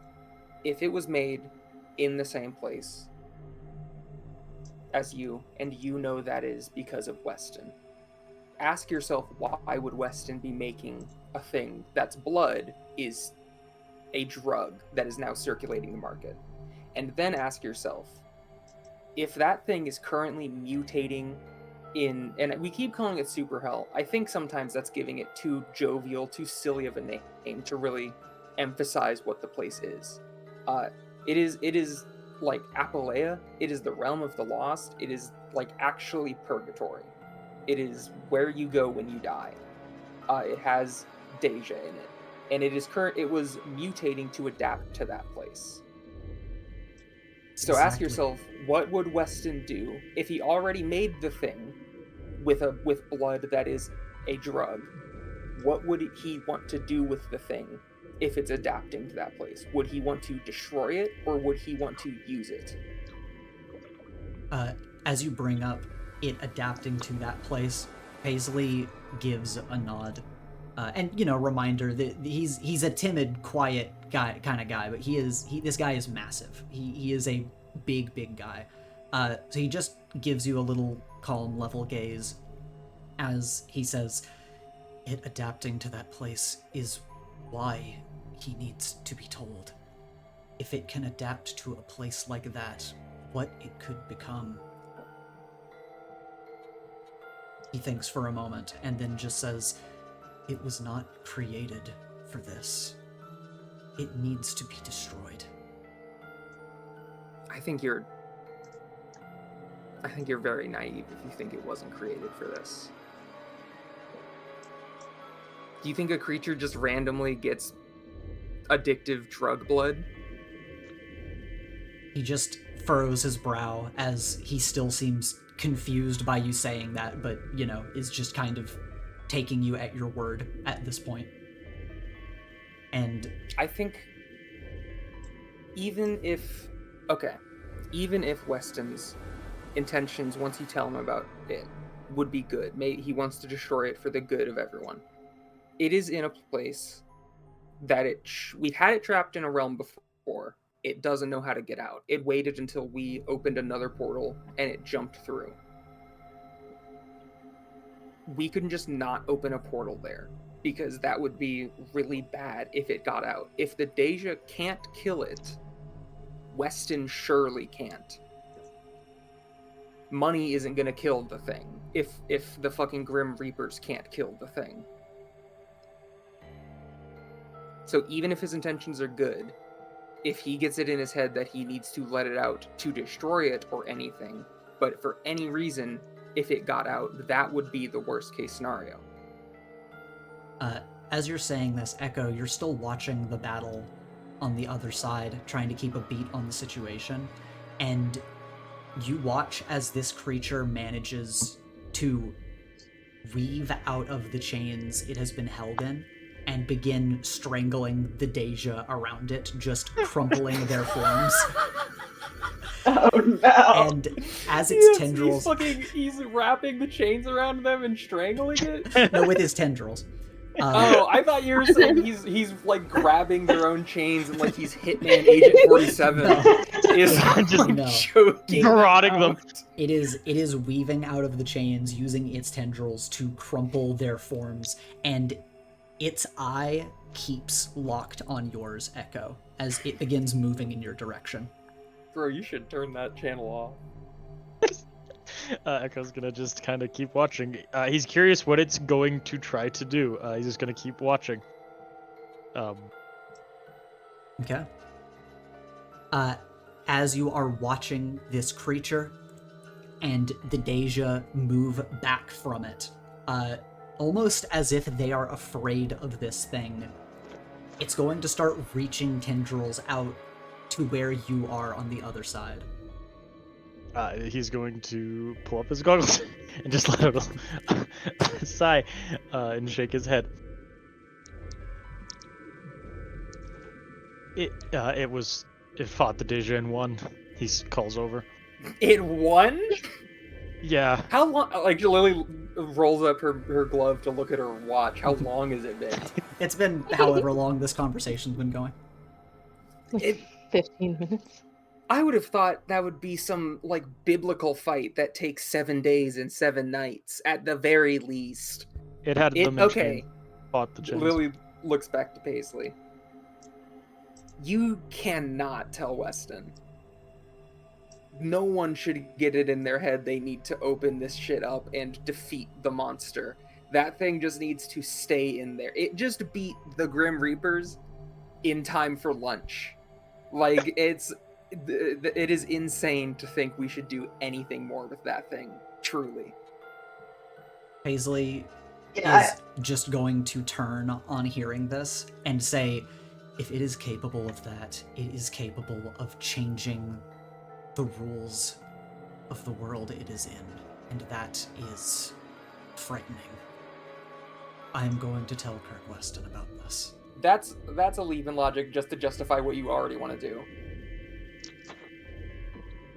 He just is silent for a moment at that, but he goes to move away. As But he's do you leaving have them town- on? You have them on speed dial? You have them? I'm starting to follow them. Are you have Can him I- on speed dial? You have his home address? You're just gonna do a pop by, just to stop by and talk to your daddy Kirk? Is that what's happening here? Can I use persuade while Joey's chirping his ear off? First, he'll respond to Joey and just look to you and say, "You don't have to be a part of this anymore." Don't have to be a part of it anymore. I am a part of it. I am one of the big parts of it. I mean, what are we? You're my fucking brother? Everyone who has one of those shitty fucking tattoos? Are we not family? Created by the same person? He gets a sad look in his eyes when you say that. I'm coming with you. His expression changes again. Something kind of hard to perceive, but he just gives a little nod and says, "If that's what you want." And Echo, you have a chance to chirp into the conversation. I'm changing my target. Okay. I'm By the way, gonna use my- meanwhile, just over on this other roof, Priscilla and Robert are just talking to each other and, like, looking over at what's going on, and it's just like, ugh. But they're still here. Really intense over there. I'm gonna use my Joey influence. Oh my god. Sorry, champ. I don't know if we can use persuade on Joey. Maybe can I use persuade on Joey? You Let's do it. persuade on Chloe. I mean, I think... Yeah, because it specifies if they're an NPC in the move. So if they're a PC, yeah, the Persuade has rules for if they're a player character. Okay, I want to try to use persuade on Joey. Because it has... basically, it's if you hit, they can make the decision of if they do it or not, but if they do it, then they get a benefit, is how it works. Okay. I'm going to Echo is going to call over to Joey, his voice still on the comms, and go, Joey, with everything that happened recently, I really don't think it's a good idea for you to go anywhere near him. For obvious reasons. I mean, I can't just have them go and tell them everything. I think that the reason I should go is because of what we did. You see Echo look hurt by this. And he kind of just looks to the side. I kind of see that, and Joey kind of softens for a moment. I'm not as at risk going there now. Have you? I kind of like point to my head a little bit. We haven't really told the others what happened in that session, so... I won't be there, though. We have comms.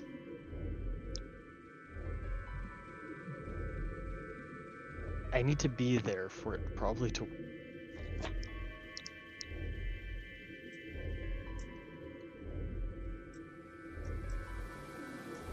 I don't know. Then come.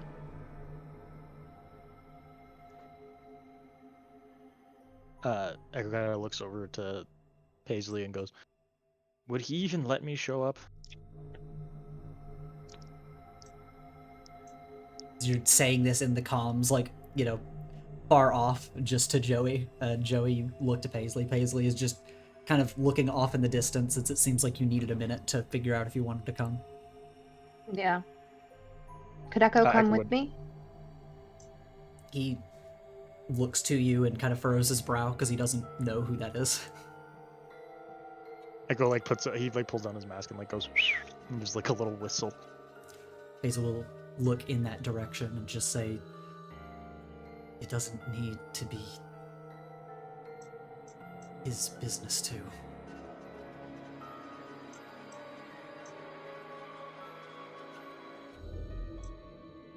I'm sorry, Echo. No, let's all just go. Because I don't think this should happen either. But if it is, for the record, okay, Paisley, you said you're going to tell him you saw the monster. Is that all you're going to tell him? I'm going to tell him everything I know.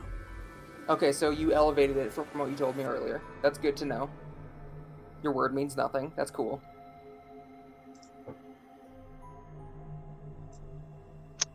Can I use persuade on Paisley? Go ahead. Echo kind of rolls over on his bike, and he kind of like looks at him, his mask down, his goggles up, as he just goes, "You are going to so many more people, including Joey, and those other people in danger if you tell him. There's a high possibility of that, and that isn't what a hero does it?" Go ahead and roll.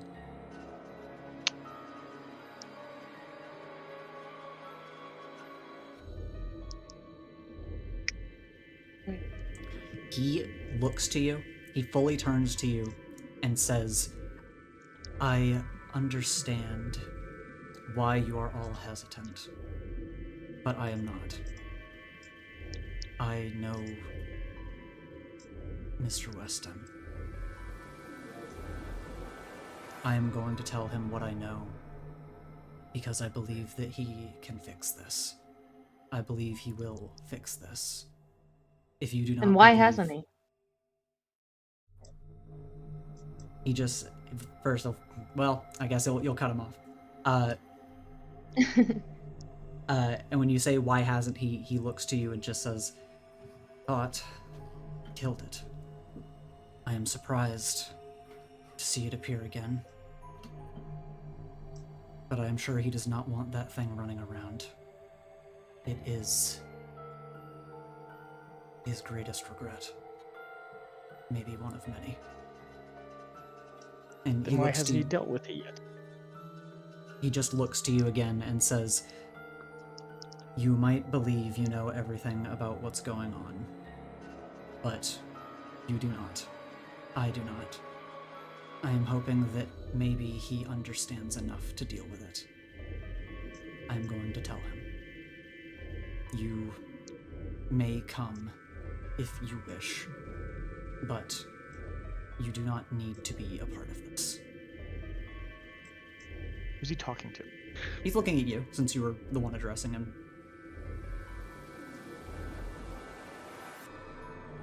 He's kind of, that's kind of for the whole group, because Lily was like, all right, well, we'll all go. And he's just like, you can come. I don't think that, I'm not going to make you. I'm also going to not make you not come. But, like, I'm going to tell him. That's what I'm going to do.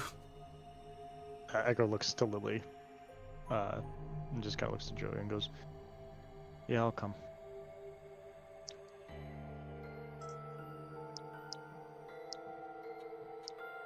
He gives a light sigh as he nods a bit. Can you promise me something, Paisley? He looks to you.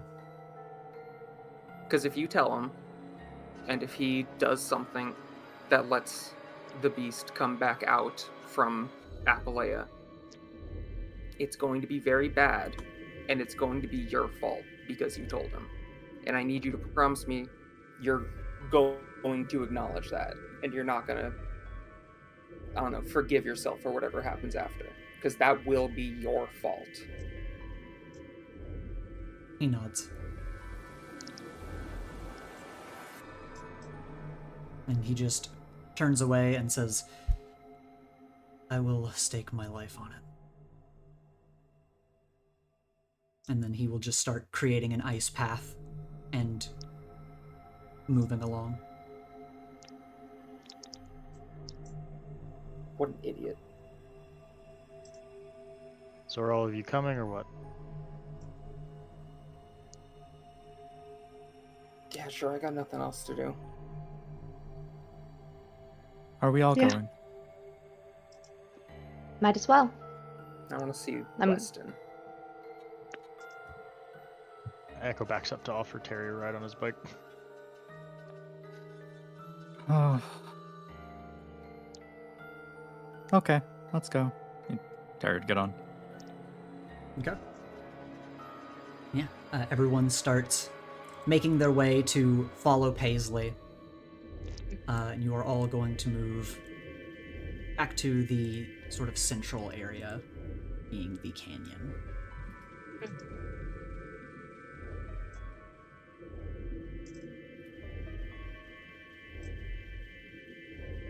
And you all make your way here. On your way back, you see many students moving around. You see the various faculty members like Great Oak or Jackhammer, kind of ushering the students to leave the dome as they're talking on comms to each other. As you go by, if you try to ask questions, they will probably shrug you off. And just kind of continuing to usher, there's been a situation, get out of the dome, let the teachers handle it, just get out of here, and they just continue to usher you on. And Paisley, is guiding you. They see that you guys have a chaperone. And eventually, as you guys make your way towards the canyon area, which is towards the front of the dome, towards the exit, since it's where you guys came in, you see Colossus and Nightwalker are talking to one another. And Paisley is just making his way over to them and speaking lowly to the teachers and, adult heroes as he makes his way over. Yeah, what is he saying? That's my teacher. Get away from here. When the squad rolls up. You guys rush over in order to make sure that you're a part of the conversation. And Nightwalker will look to Paisley and just look to you all and nod and says, "Is everyone all right? That was quite the sudden situation." Yeah, we handled it. Handled it. Could you elaborate on what happened, please, Miss Fox? A creature came crashing from the roof, landed here. We showed up. It hit Alex. We chased it. It hit Echo. We chased it. We opened a portal. We pushed it through the portal. It's gone.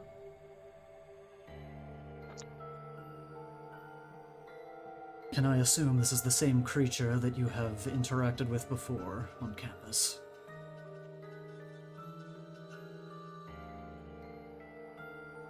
Brain teaser? Yeah, I don't think we've interacted with this one on campus, have we? Well, Not on on the, campus. Does he on count the trains. train as campus? Yeah. Oh, okay, the train. Okay. Then yes, I guess. He just Disregard the brain teaser comment. he furrows his brow at that. And Colossus looks to Nightwalker and just says, it's like, she kind of mutters something to him, actually.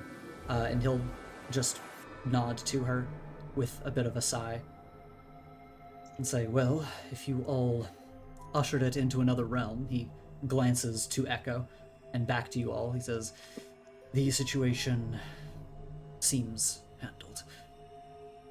Do not worry yourselves further about this."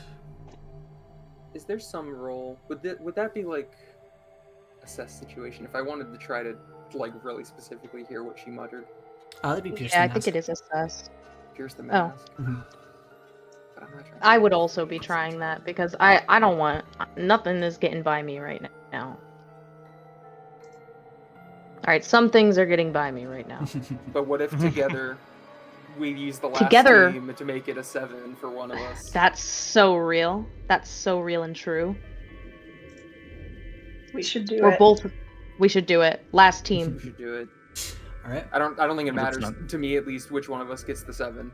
Just the No. we're both listening and we just piece together Yeah, between the two of us. I Yeah, fully agree. You guys piece together what she muttered to Nightwalker. And it seems like she just said, She essentially just says, so that thing shouldn't have been here, right? Like, it can't have been here. How would that thing have even gotten here? And as if like continuing a previous conversation that he then shrugged off and just said, you all are free to dismiss yourselves. Cool. Right. I'm nodding to Paisley because I'm following this motherfucker. They're the one that suddenly, I guess they know Kirk's home address or something. I don't know. Paisley is just kind of standing with his arms crossed, looking up at the hole in the ceiling. Ethan. Was narrowing her eyes at Nightwalker. Yeah, Will? Echo's gonna pull down his goggles and just take a quick little peek-see back in, Death Realm. Does he see the monster at all? Roll to assess. I hope it's following you. That'd be awesome. That'd suck. What do you That would mean? be that'd be so awesome. If it's just following you forever now, waiting for you to open a portal. I do have sharpened eyes. You have sharpened eyes, so you have 2 questions.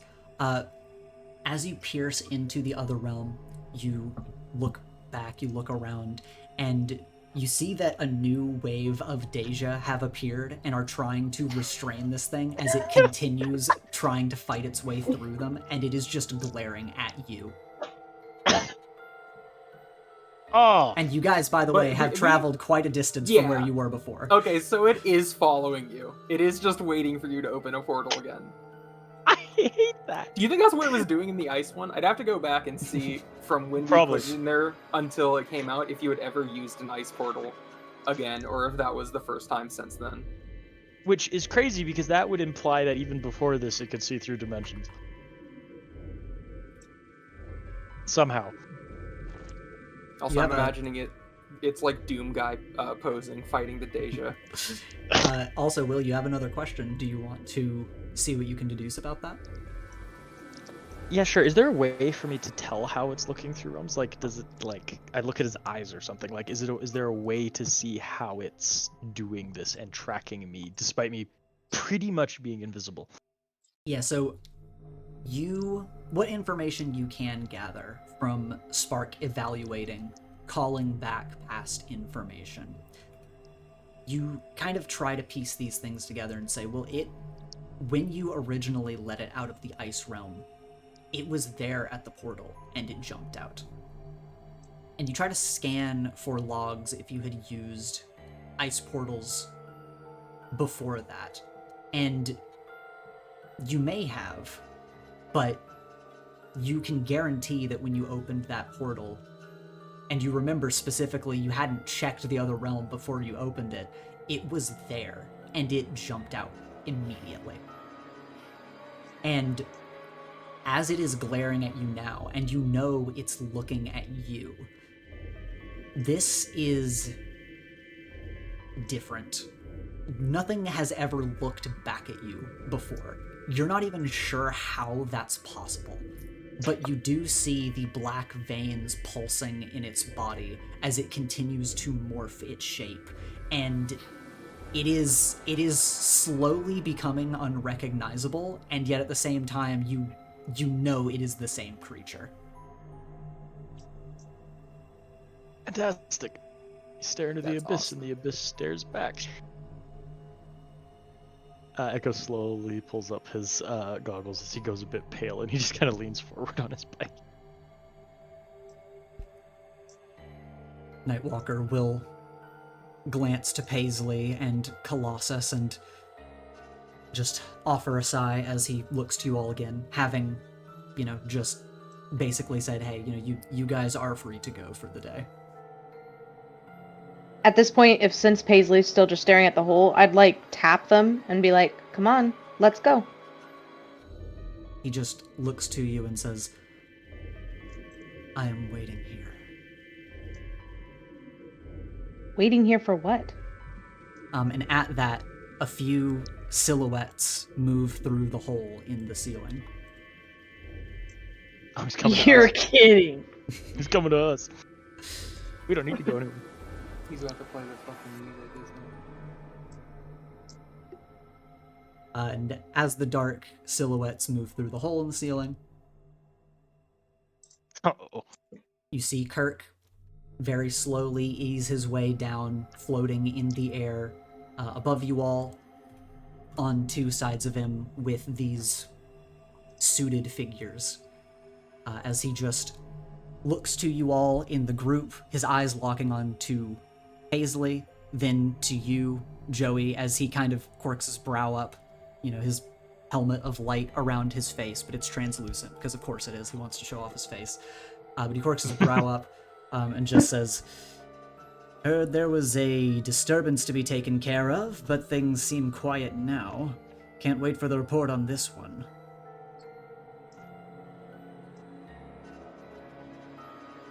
I am going to lose my shit. What do you mean? What are you asking that as Ethan, or are you asking that in character as somebody? No, yeah, how is Joey feeling right now? Not good. Not very good. Especially because he's smug. He came in so smug. And I just don't think I can hold it in anymore. He said, "Oh, I can't wait to hear the report about this." Yeah, you know what? And make sure you put your fucking name at the bottom of it, you motherfucker. Uh-oh. I don't think he can turn it off, And to be fair. And I say Yeah. that. He says that, and I go, make sure you put your fucking name at the bottom of the report too, since we know the source. I say, looking back at everybody. Paisley just looks at you, his eyes a little bit sad, and he says, "Joey, please don't." Don't what? Confront this guy? Confront the dumbass that almost just got a bunch of kids killed at school?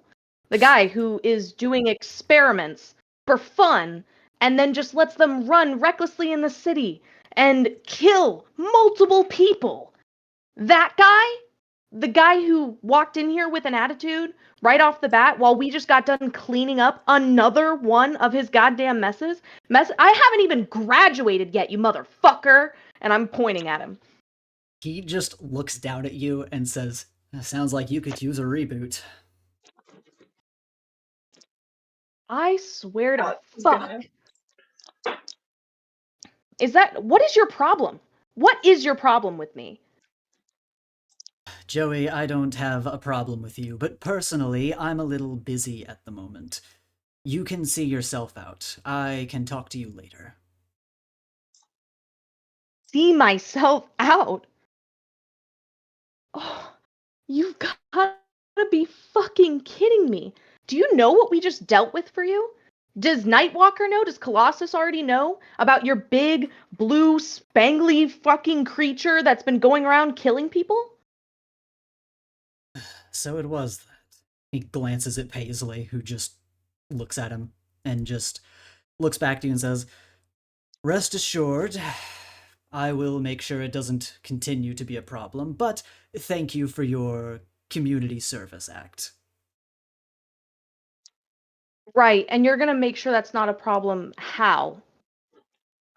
Do you know where it is? He just kind of... Surely you're tracking it. You have its location at all times, I'm guessing? He furrows his brow at that and just says, "Well, thankfully, we have a new lead due to your hard work today, which I appreciate. Now we can ensure it's not going to hurt anyone else. I'll get the debriefing and then I will handle it, rest assured." And then he's gonna handle it. I'm kind of looking back at everyone. I want to gauge people's faces right now. What are the facial expressions I'm looking at the moment? Pissed. Well, Lily's smiling. Lily's smiling. You got a lot of masked people around you. Yeah, That's Barry's fair. deathly still like a statue, not moved, like completely static. Paisley is... Echo's looking. Sorry, go ahead. No, you go first. No, I insist. You go ahead. Well, because I have 3 NPCs, so really, after you. Oh, shucks, Ethan, you're the Have I said that Lily's smiling?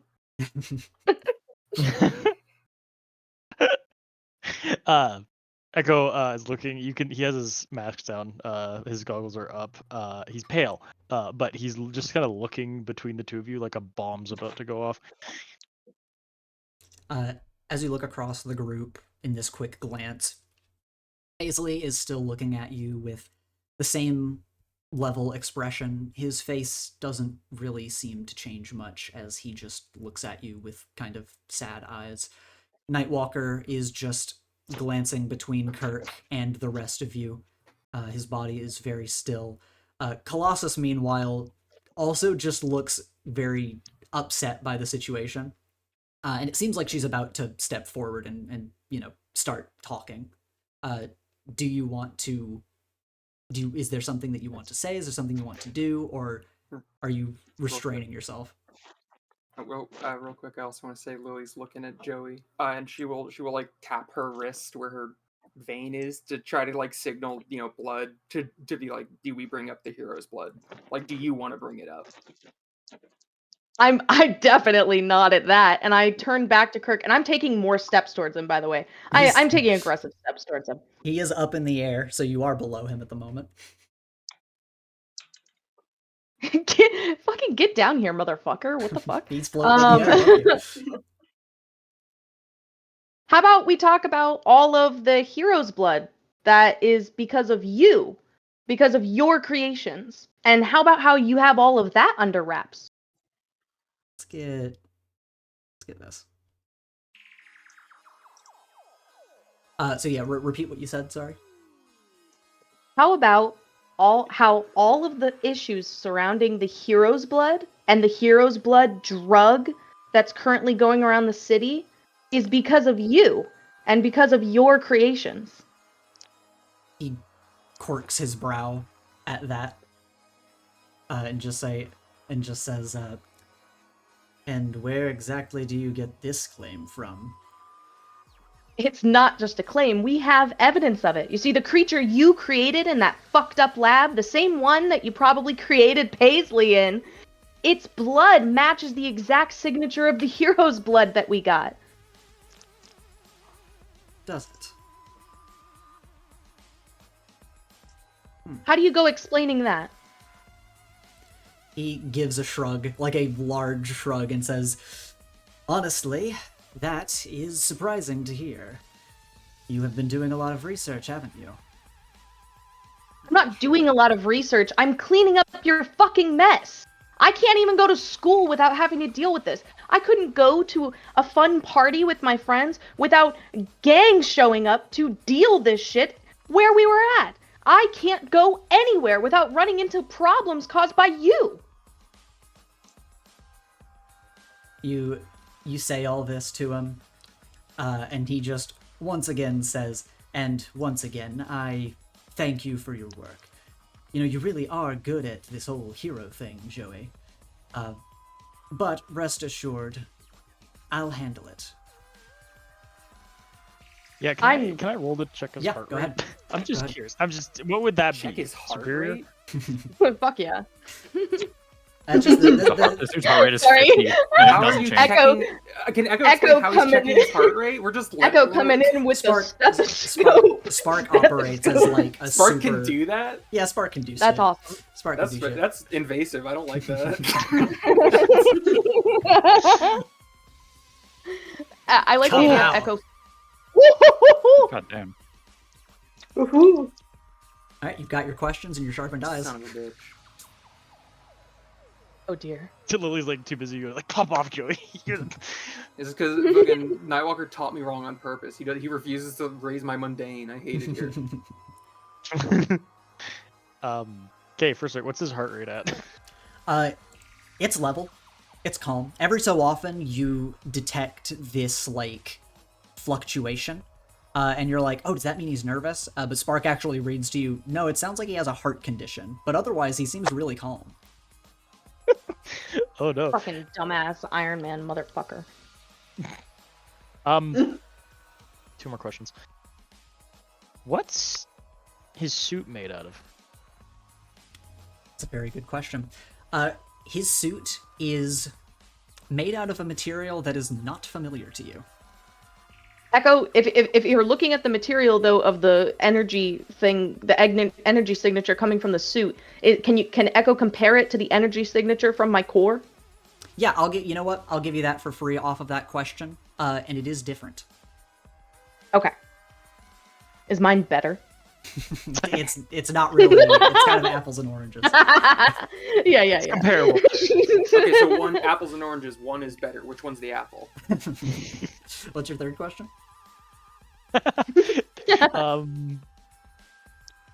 Are the guys beside him drones or people? They are drones. They're drones piloting these suits, which might be familiar to you, but you would have to actually remember that. And I say that because it's not super important, but you guys have seen these before. But if you don't remember, then you don't remember. But that's the level of importance, so I'm not going to elaborate. Okay. Fair enough. Okay, that's cool. Actually, can I roll Memento Vivi to see if I remember? Yes, you can actually. I like when you use your flashback move. You prompted me. You set that up, that pin up, for me to hit it. Yeah, there you go. All right, so full hit. Do you just remember it with complete clarity? What does the move say? Yes. On a 10+, you remember something you missed the first time around, or you gain otherworldly perspective that gives you a new insight on the situation. Okay.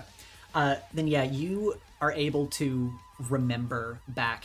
The reason why it was kind of hard to recall is because you saw it very briefly, and it's like it wasn't really kind of the thing that you were paying attention to at that point. When you have seen this before was during his presentation at the mall. And this is the all-terrain suit that he was developing.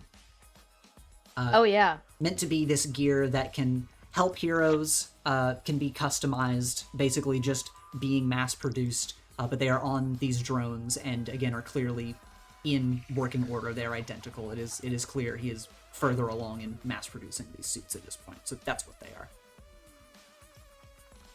Cool. Good to know, thank you.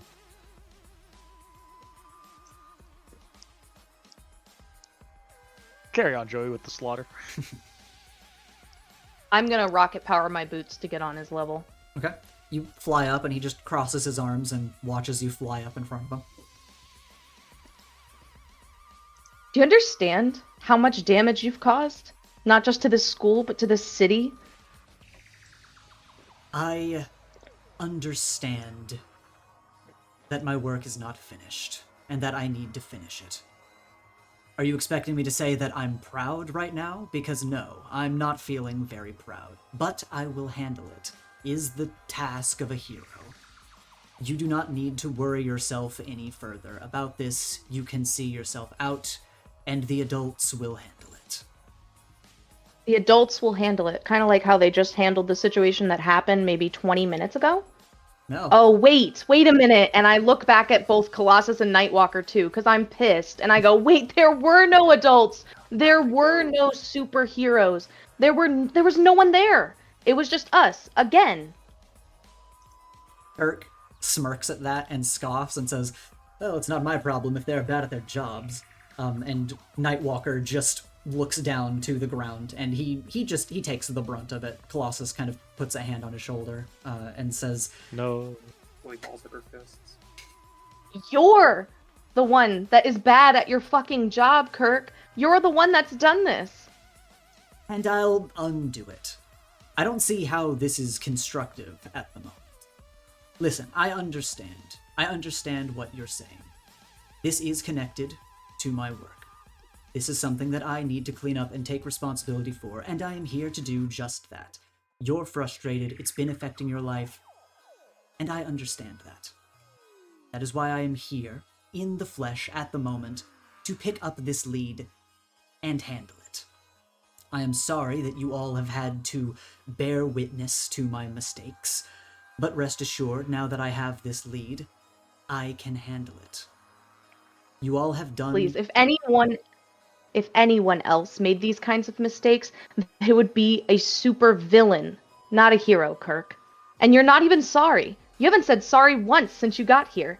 In fact, I don't think you've ever apologized for the damage that you've done. To me and to anyone else. I mean, I literally just said that I was sorry, but... He did just say it. You did not say sorry. He did. He did. You just said say you it. understand. He literally said, I am sorry you all have had to bear witness to my mistakes. And, rest assured, He just I'm said going it to handle smugly, so Yeah. it's like hard to It really. went Yeah. under the radar, feel so like he he does said it. he does bar back and say, I literally just said I was sorry. But Okay, could you say it without the like smug attitude?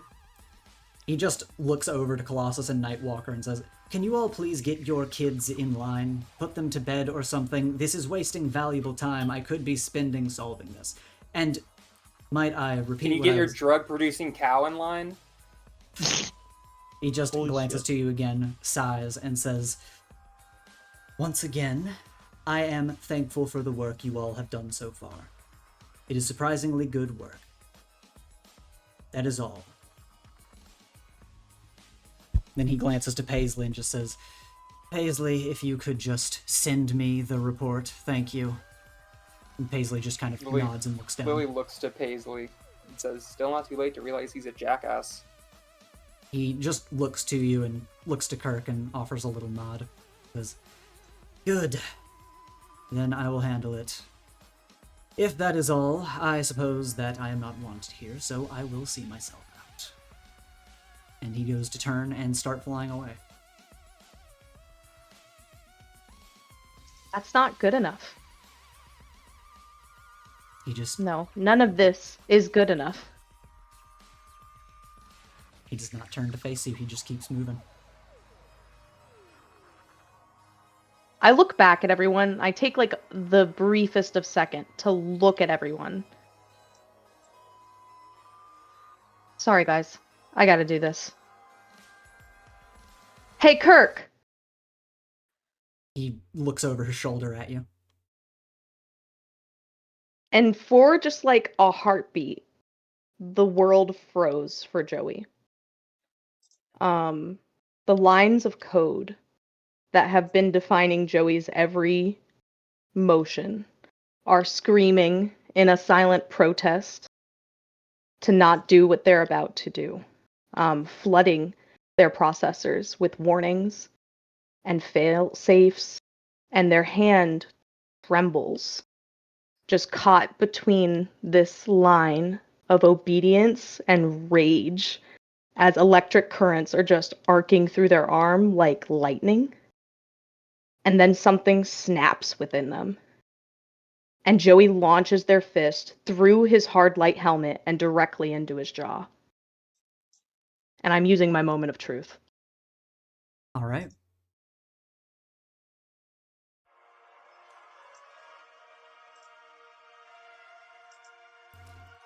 The air cracks like glass as you guys watch Joey's body begin to come apart or unfold from itself after the hit hands. Panels of metal are peeling back like the pages of a book, revealing whirring mechanisms beneath.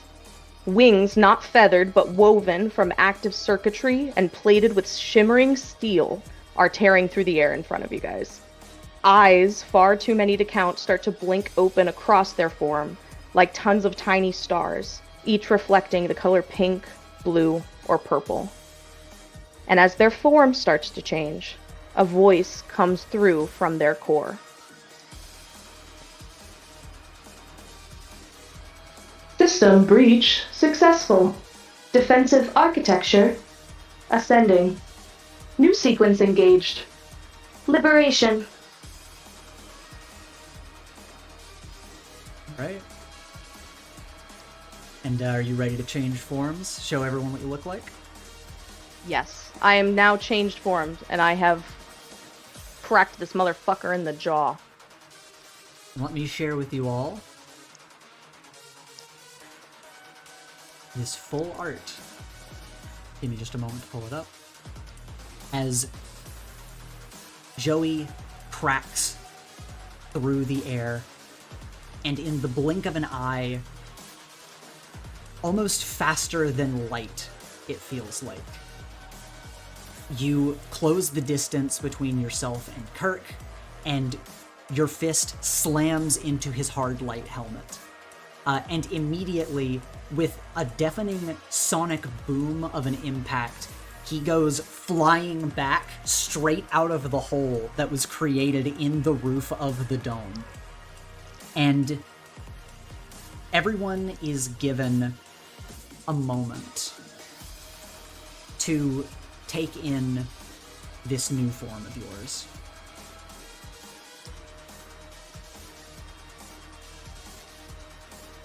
Oh. Whoops.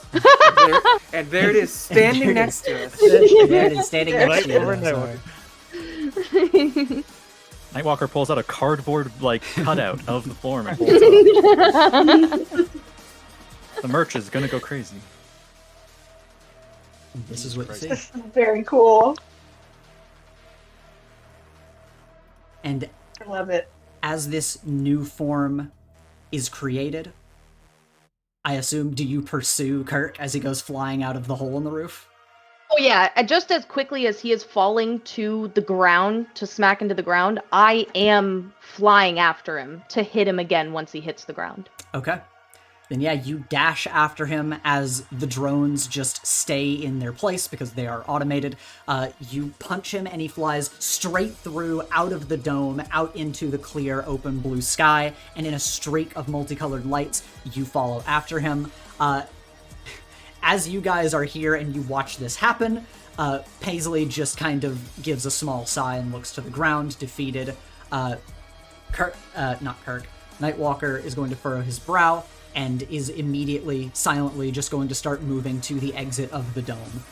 Colossus, meanwhile, is going to leap onto the top of the canyons and is going to grow in size and is basically just growing to climb up to the hole in the roof and climb out. How do you all react to this? Well, I'm flying out after them. Yeah, Okay. Echo's like shit, and he's gonna leave. On his Is bike. he on his bike? Yes, he's on his bike. Are you gonna Lily- grapple onto my Yeah, bike? Lily, You Lily grabs Terry by like the hip again and then grapples away. He's like, he wasn't. There's so like you can literally like at this point you can. Harry's head is like steaming. Like he's thinking so much that like he didn't notice Lily going to do that. So it works. Yeah, you immediately, Alex, you burst out with gravitational force, a sonic boom Craig behind you. Echo, you call your bike, hop on it to rev up. Lily attaches her grappling hook, scoops up Terry once again, and you all go flying up through the hole in the dome. And we are going to move. I look back at Nightwalker. How's he looking at the situation, by the way? As you look at him, actually, no, I'll give you this for free. I was thinking about making you roll Pierce the Mask. I'm not gonna make you do that. You look I'm back so to bad him. at that. He is clearly very upset and tense by the situation, but when he sees you all going after Joey, he just kind of looks to you with sort of an affirmative look on his face. Like he is not displeased by you guys at least going after this situation, as he offers you a nod, but is quickly moving to exit the dome as well, in the way that he is, able to.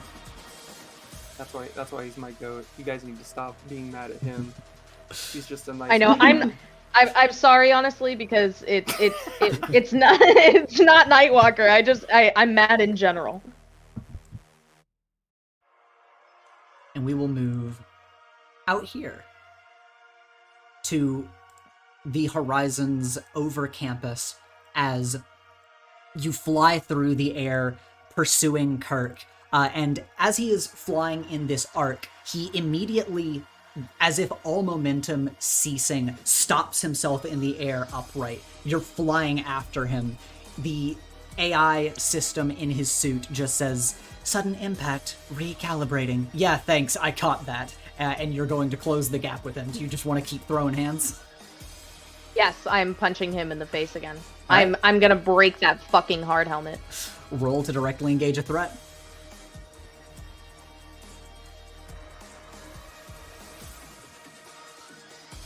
Full hit. Okay, choose to. I'm gonna resist or avoid their blows. And I would like to take something from them. I want to, if this is possible, tell me if this is possible first, honestly. Because he has a clear hard light helmet. Mm-hmm. I want to take that. I want to rip that thing off of his head. I'm trying to give him a busted lip. Okay. Yeah, you fly over to him, and you immediately start exchanging rapid punches and kicks as you two just go into close quarters combat mid-air. And as you are attacking him, you notice that your impacts, it's almost like you're just punching a wall. Like, his body is not really reacting to the impacts anymore. But as he is going to move his arms almost more defensively, like he is just trying to stop your current attacks despite this, you reach out a hand, grab onto the top of the hard light helmet, and yank it in such a way where it vanishes into particles. And he gasps at this, and you clock him real quick in the face to give him the busted lip before new light forms a helmet around his head. And he just looks at you and says, "What is your malfunction?"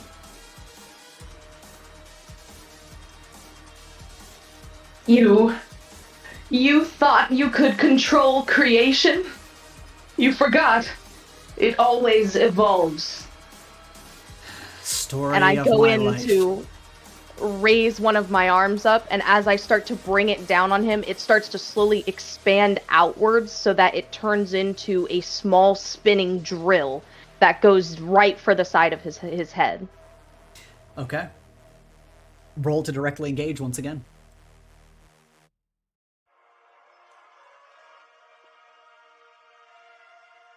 All right, you can choose one.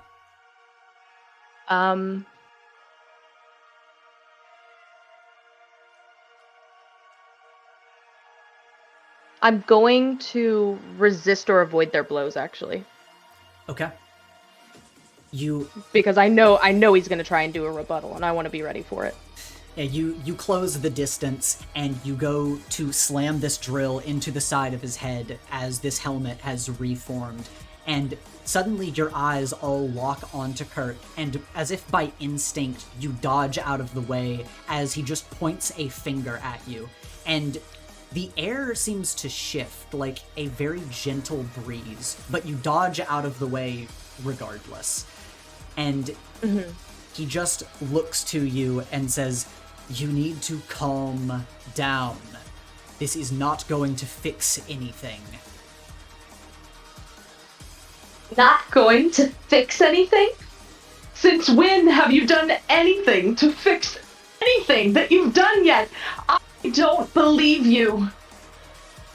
And at this moment, we are going to see everyone, you are closing the distance as you see Kirk is basically floating in place, just kind of trying to swat and fend off Joey's initial attacks. But you're still quite a distance away.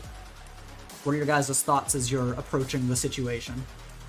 What's the game plan? I'm preparing to back up Joey if it comes to that. Like if they get on the back foot, I'm ready to step in.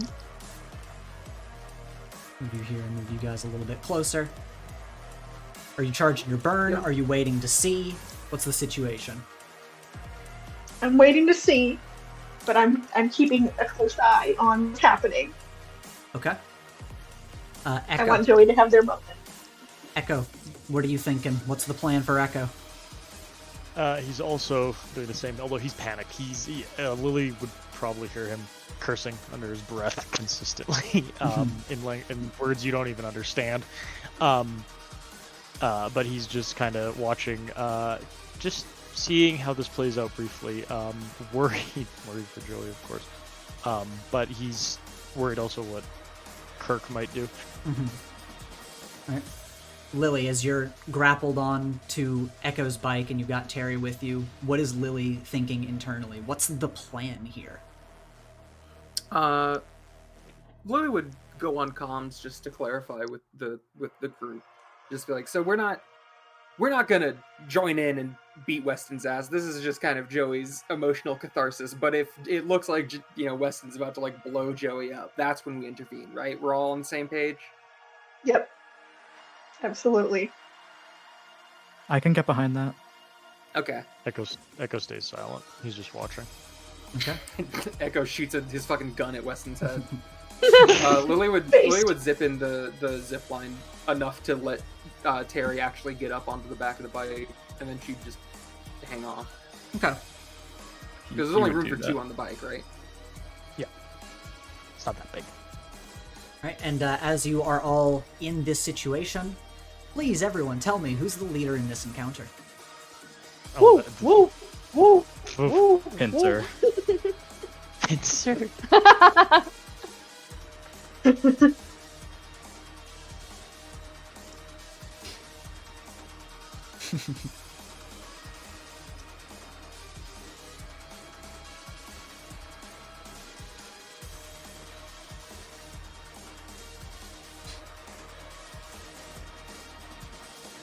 Okay, everyone has answered the same.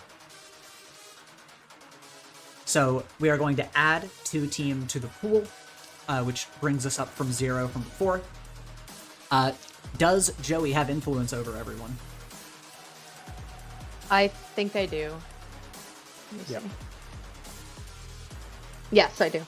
Okay, that's another team. Yar.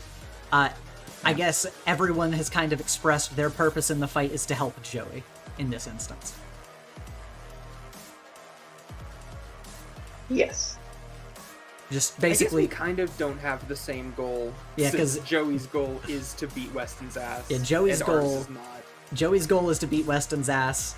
Echo is dubious. The rest of you are like, well, we're here to support Joey. We don't want Joey to be taken, but we're not going to beat Weston's ass. So, not the same purpose. Does any member of the team mistrust Joey, or just the team in general? And this No. could be in regards to their motivation in this situation, or like, hey, is this a good idea? Should we be doing this? Echo does. Okay. And we'll remove a team. And for the rest of you guys, I won't ask this for Joey. Are you guys ill-prepared or off-balance? Or what's kind of the vibe you guys have going into this? I'd say probably off balance after everything that's been going on. Aries overwhelmed. There's too much to think about right now. Okay. Then after all of that, you guys have a grand total of 1 team in the pool. You had a lot going for you, but there's also a lot working against you, so you have 1 team. Got it. I knew I should have voted for myself.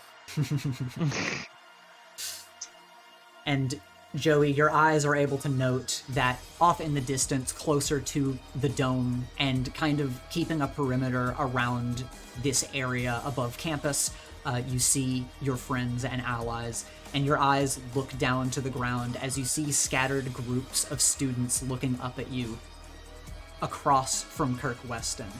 And you even zoom in specifically on your club, who met up and seemed like they were looking for you, as Maya and Aiden just look up at you. What do you want to do next?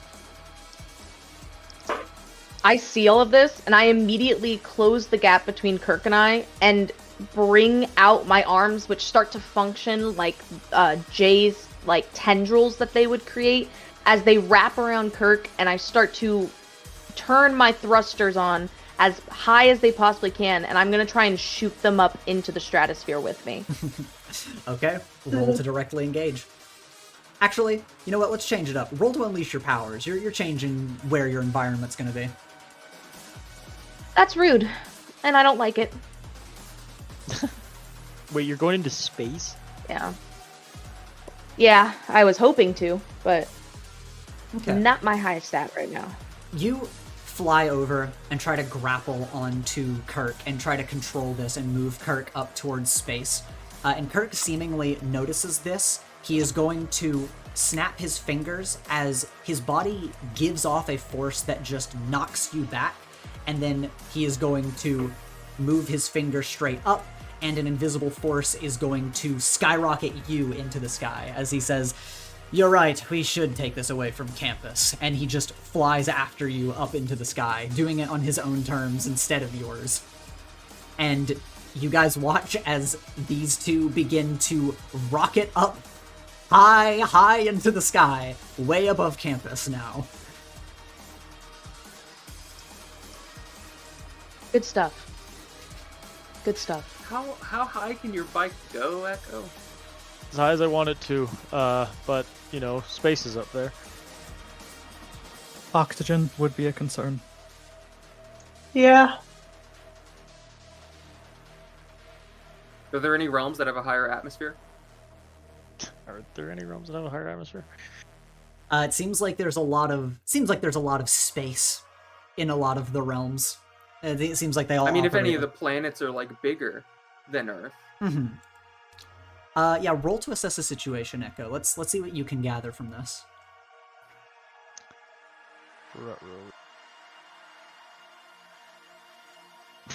No. Damn. Yeah, that's hard information for you to have, sadly.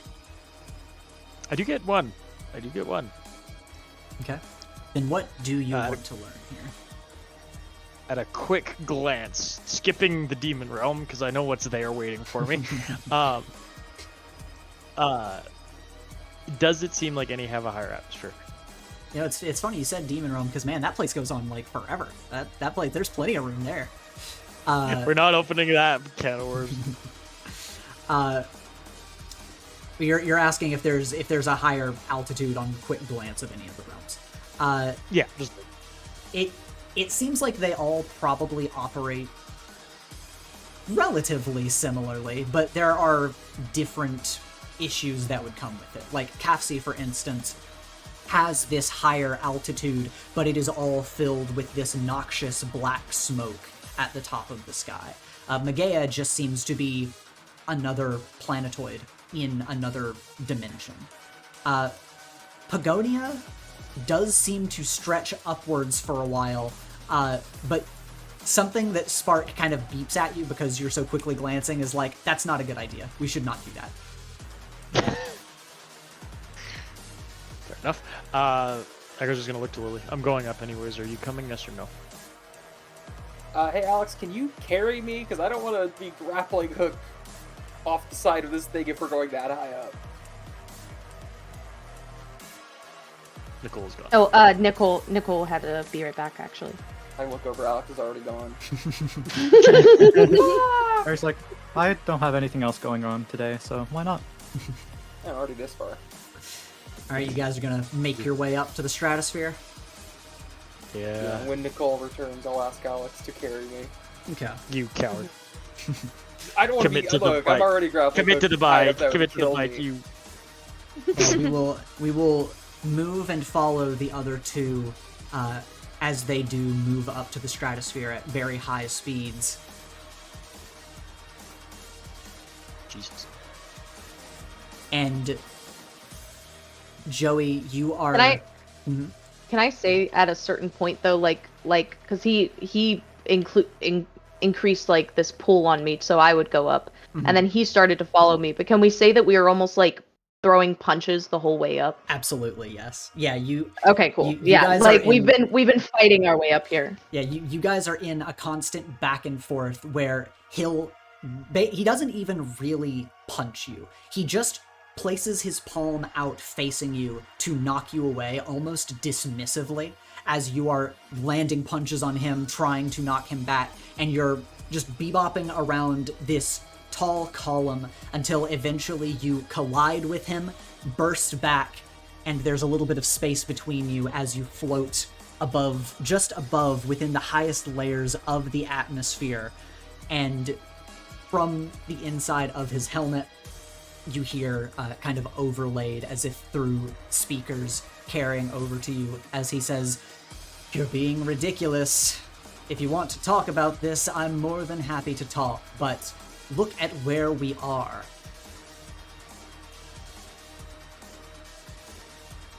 I'm not being ridiculous.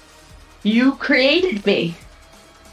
You could have looked at me with pride, not ownership. You wanted control, not connection. Now you want to talk? How could you do this to me? He just sighs and says, "You're malfunctioning pretty bad. If you're not going to listen to reason, then I'm going to have to reset you. And I don't want to have to do that. You've been very successful so far." You still think I'm following your code? There is a beat of silence as he just looks at you. A small smirk kind of grows across Joey's face as they stare at one another. That code you put in me, it made me a hero. Do you know what that means, Kirk? He just looks at you. That means that you're the villain. And I'm going to, once again, I'm lunging forward. And as I do so, I'm lunging forward with like my right fist extended, like it's growing and growing to like land a hit from the right side, only for my left leg to fully transform into a hand to grab him by the foot and kind of catch him off guard as I throw the punch into his face. You fly forward with this bizarre move, your body transforming as he just crosses his arms, closes his eyes, and he doesn't make a move. Do you still try to land your attacks?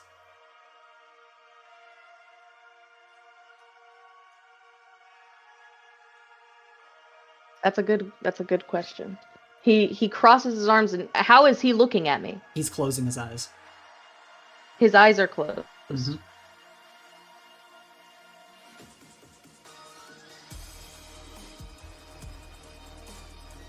Motherfucker. This motherfucker won't even fight me. What a wuss. What a bitch. He is RF arming me. Yeah, I'm gonna hit him. Okay. Do you hit him with both the leg and the fist, or are you prioritizing one? I think the vibe behind the thing is that I'm trying to get behind that fucking mask every single time. I want some busted lips. I want a bloody nose. I want him to look at this fight and be like, "Fuck, that was the worst fight I've had in a while," you know? Mm-hmm. Yeah. He's probably going to try and counter it in some way. But yeah, I'd like to focus on getting some actual hits in. Well, to be fair though, I can see his energy, his core. I can see it, and it's protected by his armor at the front. Mm-hmm.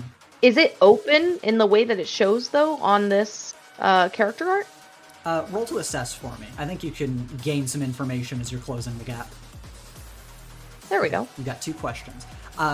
This light seems like it was decoratively added, that energy is thrumming in his suit, but it seems like it's being shown purely for decorative function. That is not the power source literally open to the air. I know where my power source is, where my core is. Where would it be on his body? You have a feeling that it would have to be in a pretty similar location, that it might still be around the center of his chest, just deeper in the armor.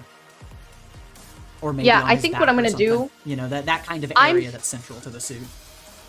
I'm throwing my right fist up as if to punch him in the face, okay? And then as he, like, closes his eyes and crosses his arms, and he's just coming off as smug to me, I'm going to have my 2 legs come together to form, like, a spike, essentially. And have that spike shoot outwards into where I assume his core is. Okay. Yeah, you fake out with this massive hook. You shoot out your legs that have merged together like a big bee stinger that flies forward, and it slams into the center of his chest. But he doesn't move. And the spike falls to the wayside. Whether you absorb it back into yourself or it falls away and you create new legs. Which of those happens? Yeah, it would likely... I mean, whenever you say he doesn't move, do you just mean it hits him and it bounces off of him? Or do you mean it does success... It's literally like... it like makes contact, it seems like, but he is just not affected as it just bounces off. Interesting. It would probably absorb back to be my legs again. And as your legs absorb back, he continues from the last thing you said and says, "Perspective is a dangerous thing. Calling the heroes trying to protect this world villains is how you perform villainous acts. I understand that you are frustrated, but this is not going to help your case." Nothing has helped my case. Nothing. You understand? He just sighs and says, "Honestly, I am more disappointed than I thought I was going to be. The fact that you've done such good work so far is admirable. I even felt a flicker of pride. But this is just ridiculous. That you would do this without even doing the proper research first is asinine." The proper research. You still think that I behave solely as a bot? He just sighs and says, "You're not going to listen to me. Fine." And he is going to hold his palm up in your direction. And the palm is going to glow slightly as invisible ripples fly through the air, and I want you to roll to take a powerful blow. Dodging that. Dodging that. No way, bro. Fuck. No, I'm kidding. I don't have any help.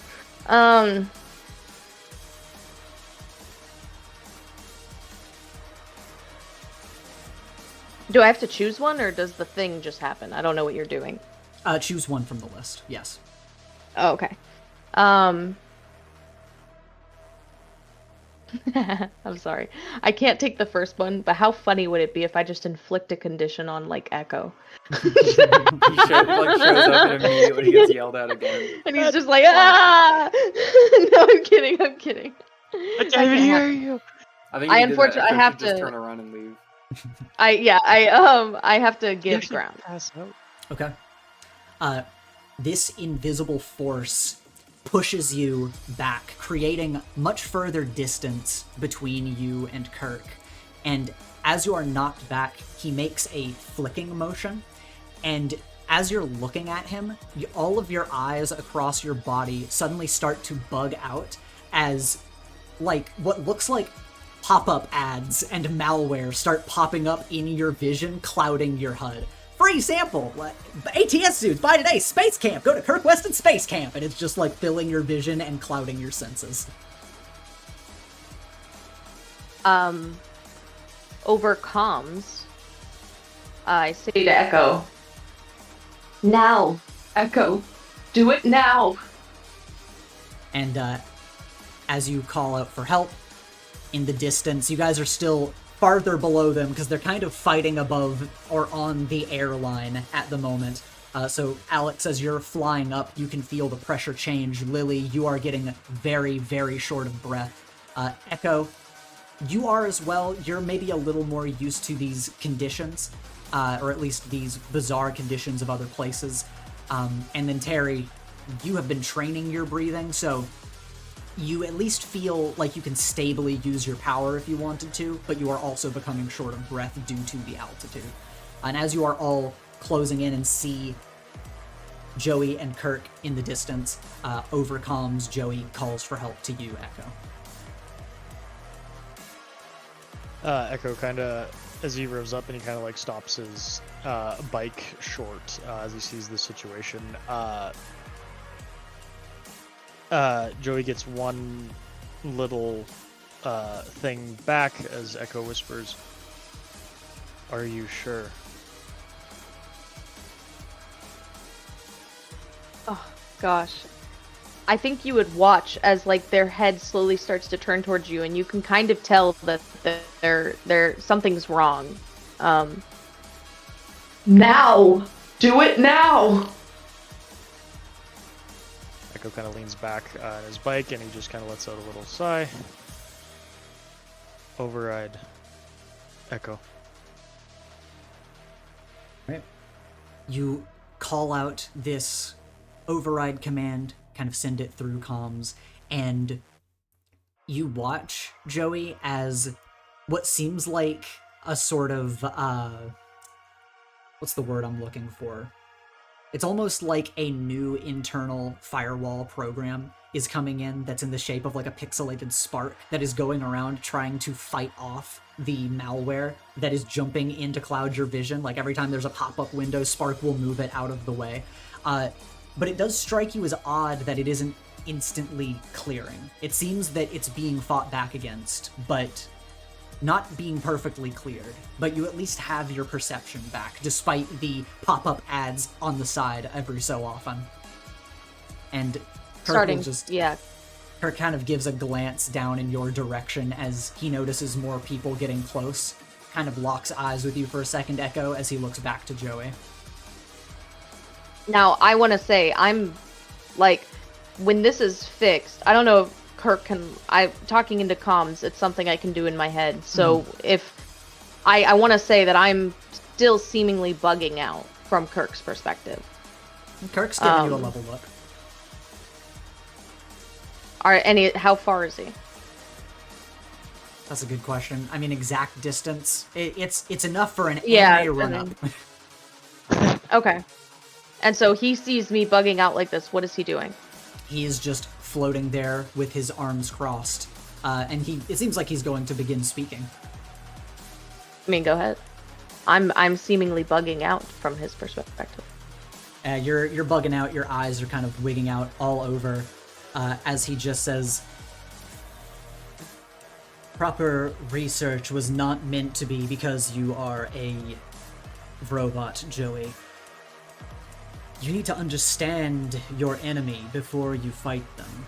What they're capable of doing. What their motivation is. You're just flying at me in a blind fury. That's not going to help you win this. Not that winning is necessarily what you need to be worrying about right now.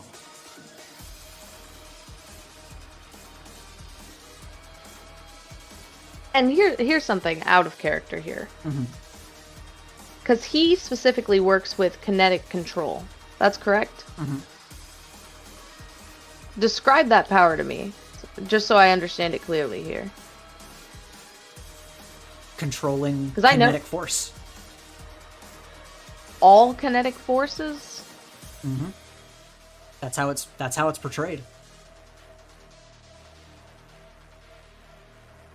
Interesting.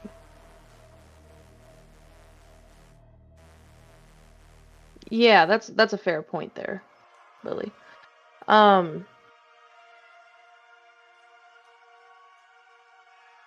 have this moment of like bugging out, eyes being weird, everything like that, and I feel like there's just a moment where Joey just kind of slowly turns to look at them again. And is also kind of having this stare down happening basically in space. He's arguing. He's like, "Oh, you have to know your enemy. You're a fuckwad because you're my enemy here, and you also created me. So, I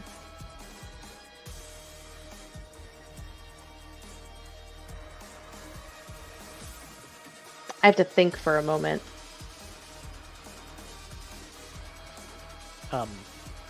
As Joey's kind of mulling this all over. You hear Echo's voice, soft over comms. Joey. Stop.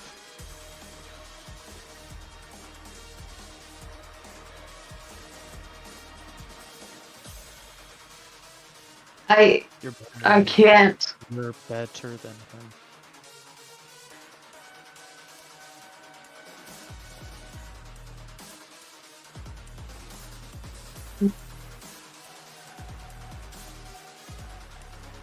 It's hard not to fight back.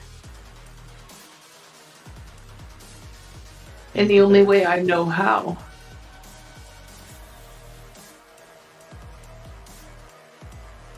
You don't need to. You really don't. This won't solve anything. Sure, it'll feel good, but it won't solve anything. You're better than this.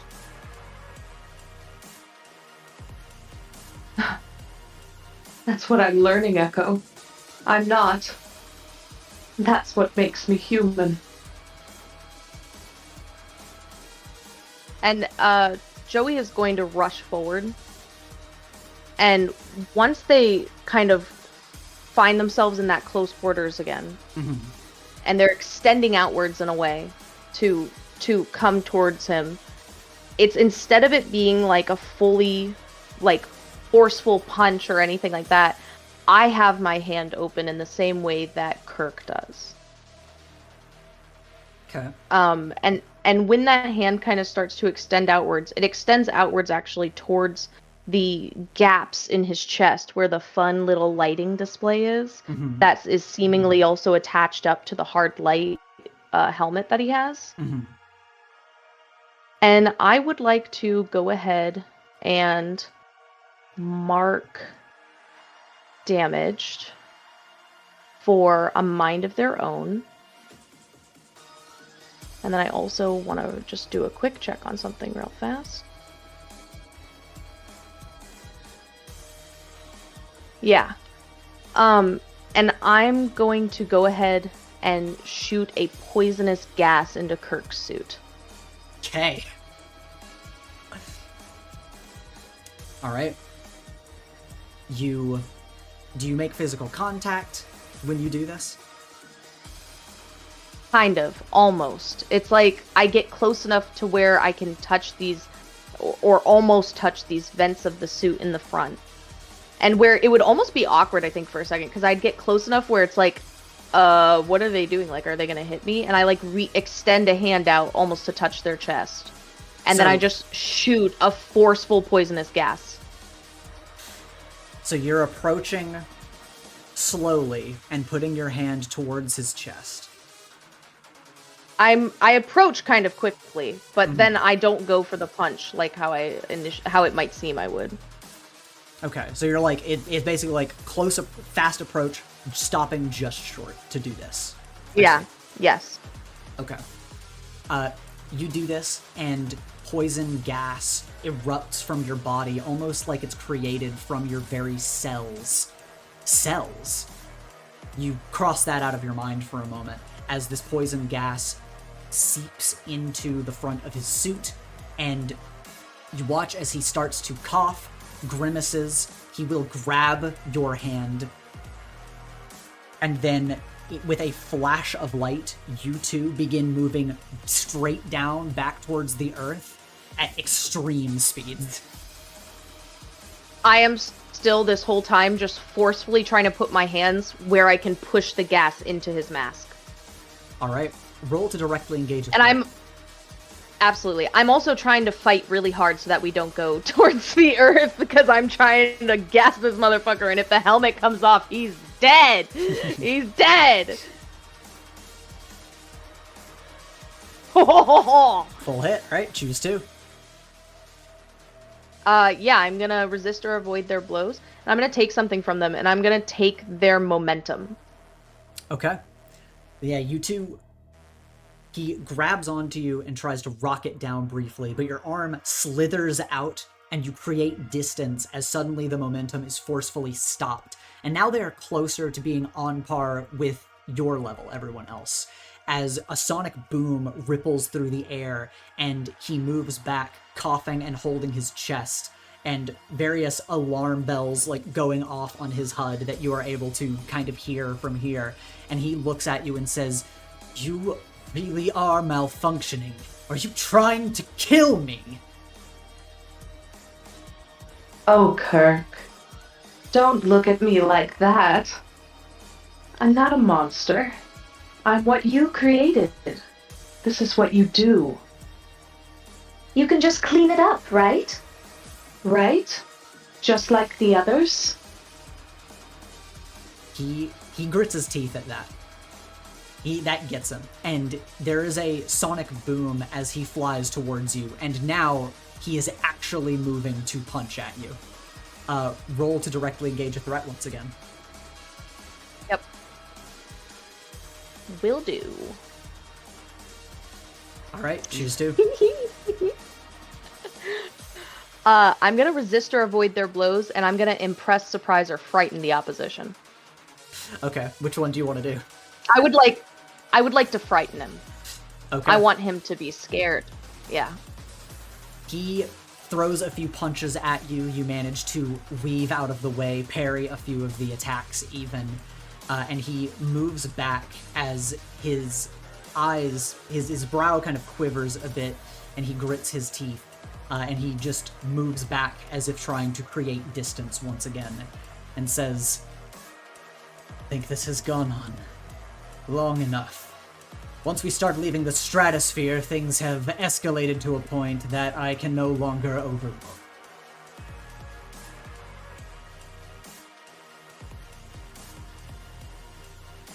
It sounds like you're afraid, Kirk.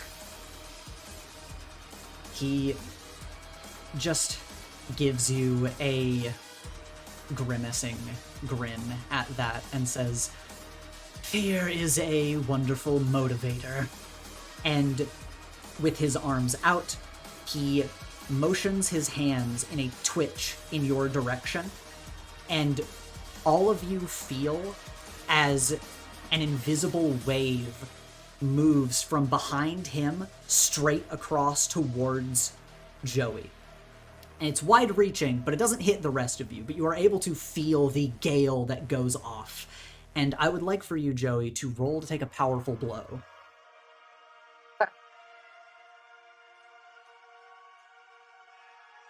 Go. Fuck. Oh. I'm gonna lose control of myself or my powers in a terrible way. Okay. As this massive force slams into your body, how do you respond physically? What happens to Joey? Is it just to push me? Is that the idea? It's trying to push me back again? Like, is that what the force is doing? It is... What, I mean... It's like being slammed into by a truck. I think that what would happen is, because I've been working on my powers, spreading me out and basically bursting into me so I can break into a bunch of pieces and come back together again, I think I'd break into a bunch of pieces. Okay. And it would probably take me a minute to reform myself. Then this massive wave of kinetic energy slams into you, and your body shatters. And it slowly pulls itself together as you've never been hit by something that hard before. This is different. It's different than fighting the monster. It's different than fighting thugs. You get a pinging feeling in the back of your mind that was the strongest attack to ever be thrown at you. He barely moved his hands. You consider for just a moment what it means to be one of the top heroes in this world. And as you are pulling yourself together in this moment where you've shattered into space debris, time almost rewinding for your body as you pull yourself together, he closes the gap, will grab onto you, and will now force you to straight down to the planet below. And with a sonic boom, the rest of you watch as once again Kirk is trying to take Joey to another location. This motherfucker. She's losing it. And as I assume, as you all continue to pursue the battle, following down, if you guys have any thoughts, you may share them, or you can just continue to observe. That's what I said. She's losing it. Mm-hmm. Kind of justified, though, honestly. Look, I don't think we should kill the guy. Also, can we get out of the stratosphere? Yeah, you guys are currently flying Yeah. down to follow the battle and just sharing these thoughts as you are pursuing. And we move to the ocean now. As you both rocket down to the planet below, your body trying to piece itself back together, as with his hand on you, almost like he is gripping your collar, you both force your way down, sonic booms traveling behind you, flames licking at your feet as you suddenly stop miles above the ocean. And he just grimaces at you as from his wrist, small needles stretch out and make contact with your body. And as you pull yourself together, your eyes begin to wig out again. But there aren't any pop-ups. It's not like there's a command being run to force you to stop moving. And yet, every molecule of your body begins to go berserk. Your mind starts crying out, almost like you're being tormented before silence. And your consciousness is still here, but you feel your body start to melt. And your body, outside of your control, is melting into a viscous silver liquid. And he lets you go as you continue to float in the air and moves back, tapping a few buttons on his wrist on a holographic display. And I'm just melting, and I can't speak, I'm guessing. No, you can speak. You are conscious, but your body is currently melting.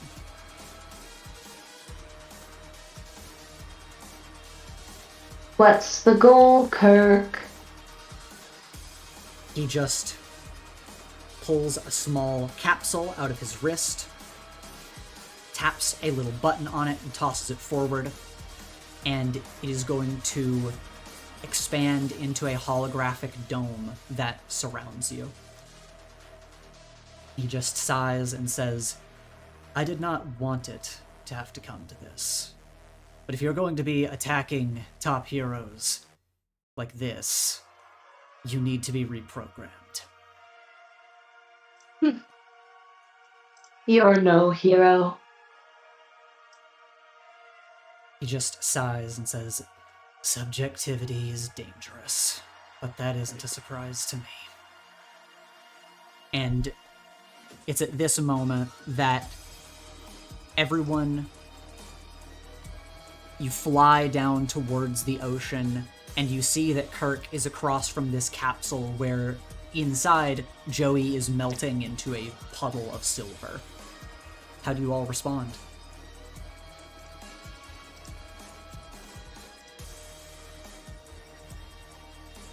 I'm gonna go straight for him for daring to.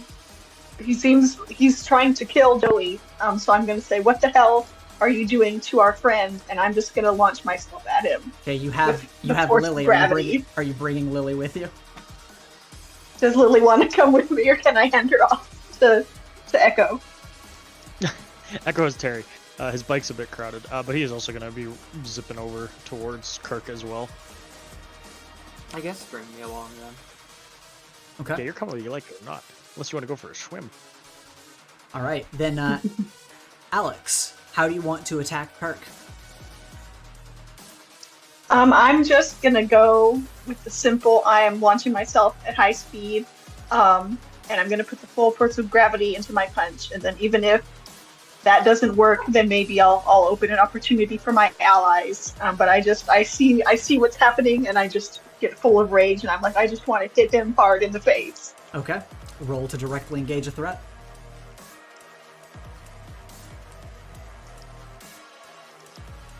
All right, get one from the list.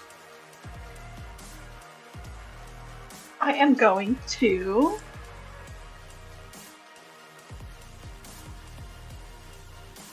I'm going to create an opportunity for my allies.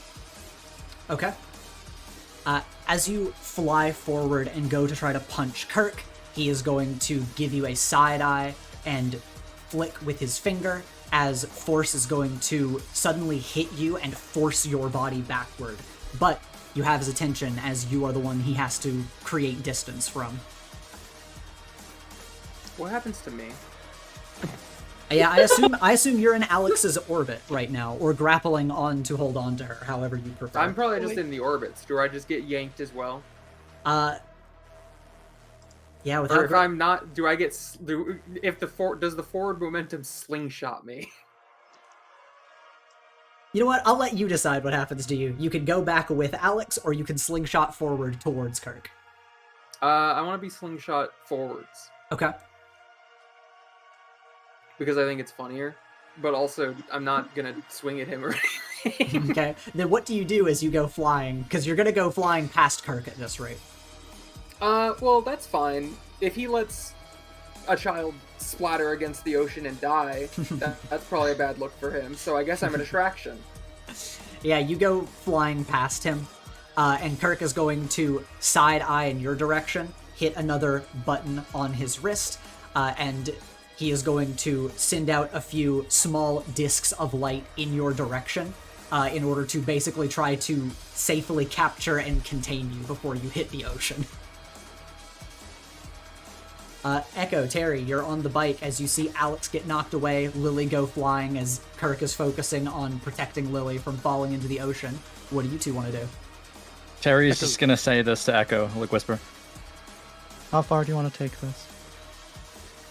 I don't want people to die. I really don't want anyone to die, but and he's panicking. He's gonna rev his engine, and he is going to go and fly towards Kirk. What would you do to save Joey?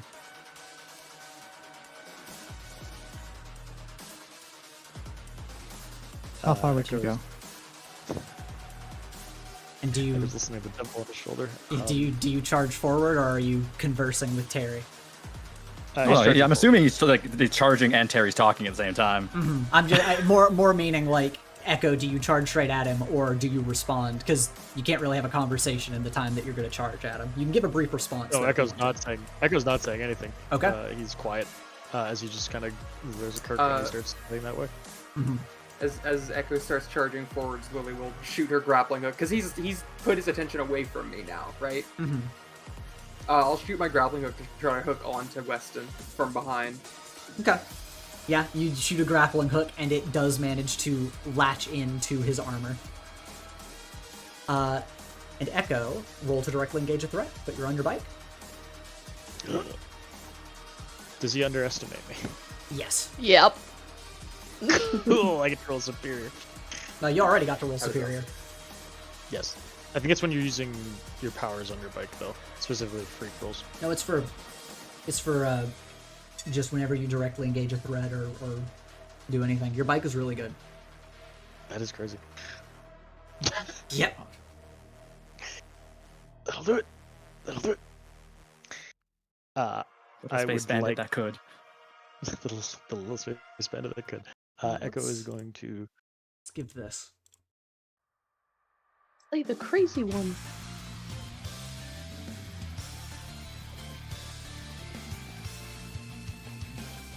Echo. Yeah. What does Echo do? Echo is going to run forward. Well, not run forward. He is charging forward on his bike, but he wants to take something from Kirk. Get the wrist thing. That is a good question. Is that wrist thing attached to his armor? It's like a holographic display. It is basically a part of the armor. So I thought. What Echo wants to do is zip forward, and one thing he is going to do is he wants to firstly resist or avoid their blows, and then secondly, he is going to extend as he zips by. It almost looks like he misses Kirk for a second, but he then simply goes to touch his hand onto Kirk's where he was tapping away on his little wrist computer, and goes, "Spark now!" as he is going to send Spark inside, and he wants to basically short out the function that is keeping Joey contained. Okay. All right, yeah. You zip by, you send Spark into the tablet that is displayed from his wrist, and Spark causes it to short out. And as you do that, you continue on around the way. Spark jumps back to you as you're on the back of this bike. And Kirk grimaces in surprise as you do this, and the capsule disappears. And he says, Are you... And he just looks to Joey as the capsule disappears, and Joey's silvery form, now entirely melted, falls into the ocean. And as Joey falls, he just kind of pales as he looks in Joey's direction, and it seems like he is going to fly down towards the water. Echo is going to go jump. He's going to go use his grappling hook to try to attach to Kirk as well, like kind of like Lily. He moves forward. You grapple hook, fly off your bike. Lily also attached. You know, Terry, you're on the bike, so you get to, unless you want to grab onto Echo and go along for the ride, or you can stay on the bike. Oh yeah, no, Terry's going with. He's not Okay. letting them do this by themselves. All right. Alex, after being knocked back, how do you respond as you see everyone is grabbing onto Kirk and like flying as he is trying to go down towards the water? Is there any way, like, can I slow the rate at which Joey is falling so that they don't just fall melted into the water? Yeah, roll to unleash your powers in this fast-paced environment.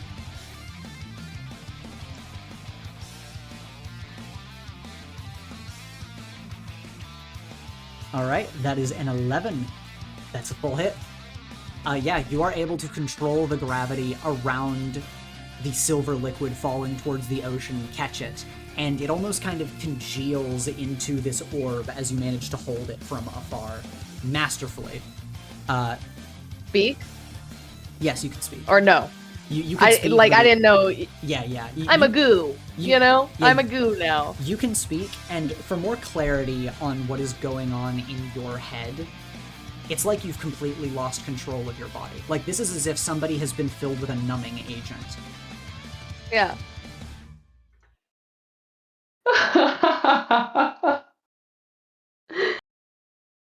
Oh, it's odd, isn't it?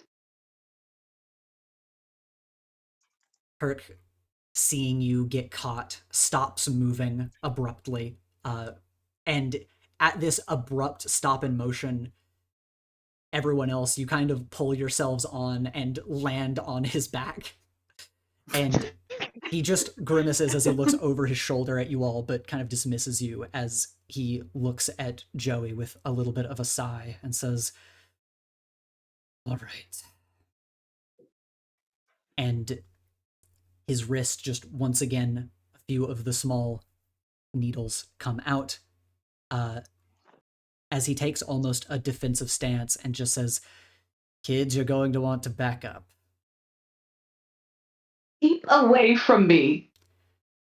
I'm sorry, but you lost that privilege. The privilege to what? To live? To exist? And who gets to decide that I'm supposed to die? That You're I'm not. supposed to change? You? You're not going to die. But criminals lose their right to freedom. You need to be... I could say the same thing to you. He just kind of puts a hand up to his face and then moves it back down and says, I keep letting those comments slide because things are complicated right now. Joey, this is not okay. I cannot let you think that this was okay. You need to be re-educated. I'm sorry to the rest of you, but this must be done. We don't like if someone commits a crime, we don't dig around in their brain to rewire their brain. He there's a beat of silence after you say that, and he just snaps his finger as a force goes to knock all of you and your grappling hooks off of his armor, like as if shaking and forcing them straight back.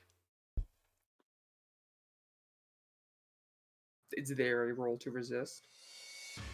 Yeah, roll to take a powerful blow to see how you respond to this. Can Echo take it and just land on his bike? Yeah, sure. Can Terry say something to Echo? Yeah. Sure. Is there enough time? I'm tired of him. Give him his problem back.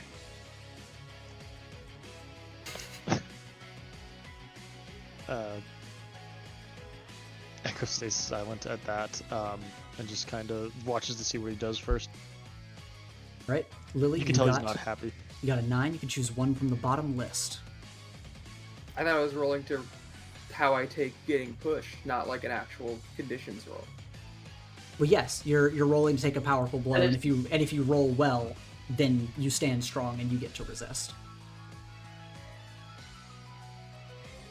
Okay, I'll just get knocked off and grappling hook onto the bike then, if that's the case. Okay. You grappling hook onto the bike, hanging off the side, and Kirk is going to, kind of as looking at this silver orb, is going to look at you, Alex, and just say, "Please don't make this difficult." Too late, and I'm gonna try and basically snatch Joey and speed off as fast as possible and get away from the situation. I can't let him touch Joey. Okay. He just calls out, "Damn it!" and he is going to try to pursue you. Echo Terry says, give him his problem back. Do you feed into that? Are you going to chase after Kirk? How do you respond? He's gonna chase after him right now. Okay. And all three of you will pursue. And Alex, Terry, you see Echo where do you run, by lance the way? back there as well. I guess, do we know where we are? Are we near the island or anything? You can see the island in the distance. I am going to go towards the school because I need the teachers to see the insanity that Weston is doing right now, and maybe they can help us prevent him from mind wiping Joey. Mm-hmm. Okay. Yeah, you will fly back towards the island with everyone else in tow chasing behind.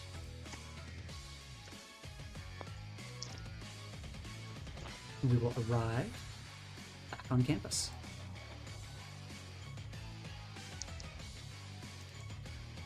As you are flying through the air, carrying Joey's orb right next to you, everyone else pursuing from behind, as he is just going to grit his teeth, hold up his hands in front of himself, and you suddenly slam into a harsh wall. Or at least it feels like you do. You can't see anything, but you slam into this wall as he stops and says, "Telling you, this doesn't need to be this difficult." Everyone else, you close the gap as Kirk is still trying to talk down Alex and Joey into stopping running. And of course, people are looking up from campus. And a few of you start getting pings on your student pads. Lily will tap into comms and just say, if you can get Joey to us, Echo can just put her in a portal, and then he can't get to Joey. Let's try it. All right. How do you want to do it? Can I try, I guess because he's kind of between me and them, now could be a good time to try my teleportation move and just try and quickly zap Joey over there without him having a chance to grab them. Sure, yeah. You go ahead and use your signature move. It all comes together. It all all comes comes together. Together. Is that a powers roll? So yes, with rolling your signature move, if anyone needs clarity on how it works, is going to be under mechanics and under custom moves. But your signature move uses your highest label, You get to choose benefits, but for each benefit you take a drawback. And then explanations on full hit, partial hit, miss are below. Okay, let's see. I haven't actually done all of this for this one yet. Benefit, support, or boost allies. Would that count as changing the environment? Supports or boosts allies, affects a wide area. Changes environment is a benefit. So changing the environment you're wanting to warp, that would be a good thing to choose for warping. But if you want other benefits, you can explain kind of what you're sort of looking for in this move. Yeah, I'm looking for supporting and boosting allies because this is something that I'm hoping to be able to help people with and change the environment. So I'm going to say, then for the drawbacks, takes time to charge and drains me of stamina. Okay. Then roll your signature move. All right. Let's double check that is my highest label. Yes, it is. Okay. That is a partial hit. So it takes you time to focus on this wormhole. And he sees this and is going to try to move in your direction. You snap, and this wormhole warps Joey. And where specifically are you warping Joey? I'm trying to put them just like right over here, right near Echo and everybody, so they can do a portal real quick and get them out of here. Okay. You warp Joey over to the other side, and Kirk immediately stops, and you are drained of energy, focusing all of this gravitational force on a pinpoint where you've successfully warped Joey over to the others, but you start to lose consciousness and fall. And Kirk is going to fly after you to catch you. He hasn't looked back to see that this is where Joey went, right? No. Okay. Success. Then I think... Should I just should I just punch a smoke bomb in my hand to so that he doesn't see what we're doing, even if he looks over? I mean, we should be fine. Echo's gonna go to fine, open a portal to his home in Megea and shove Joey through. Okay. You open a portal. The silver liquid falls in to your still wrecked home, still only partially rebuilt, if anything. And this silver liquid pools onto the floor. And do you close the portal? I do. All right. The other side. Joey disappears. And Alex, you are falling towards the school. Kirk is going to catch you and just sigh and say,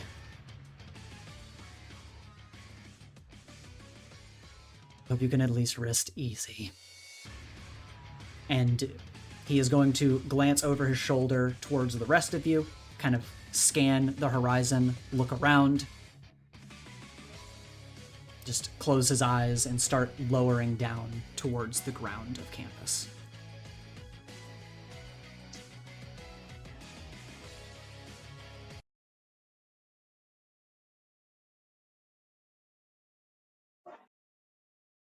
Let's play. Echo, please lower us. I'd very much like to touch ground again. Echo wordlessly lowers slowly. Goes down.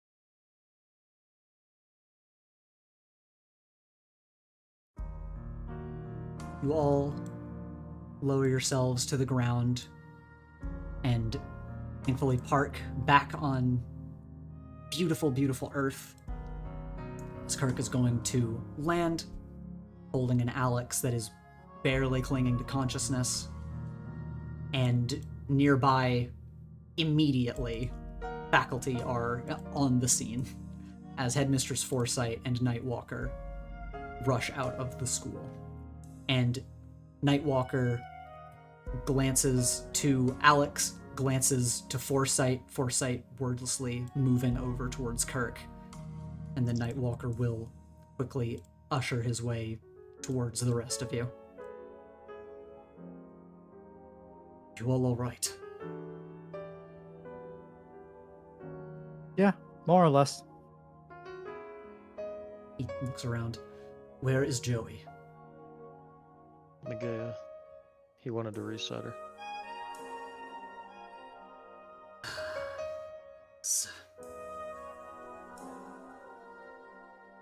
Okay.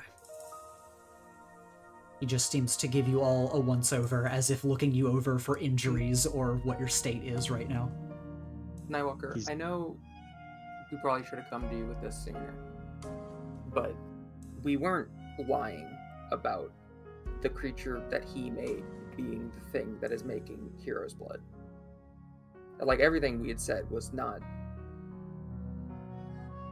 a lie. And you don't just randomly RNG your way into making a creature that bleeds a highly addictive substance that gives superpowers. That I find that hard to believe. I don't think he can just shrug and go, huh, who knew?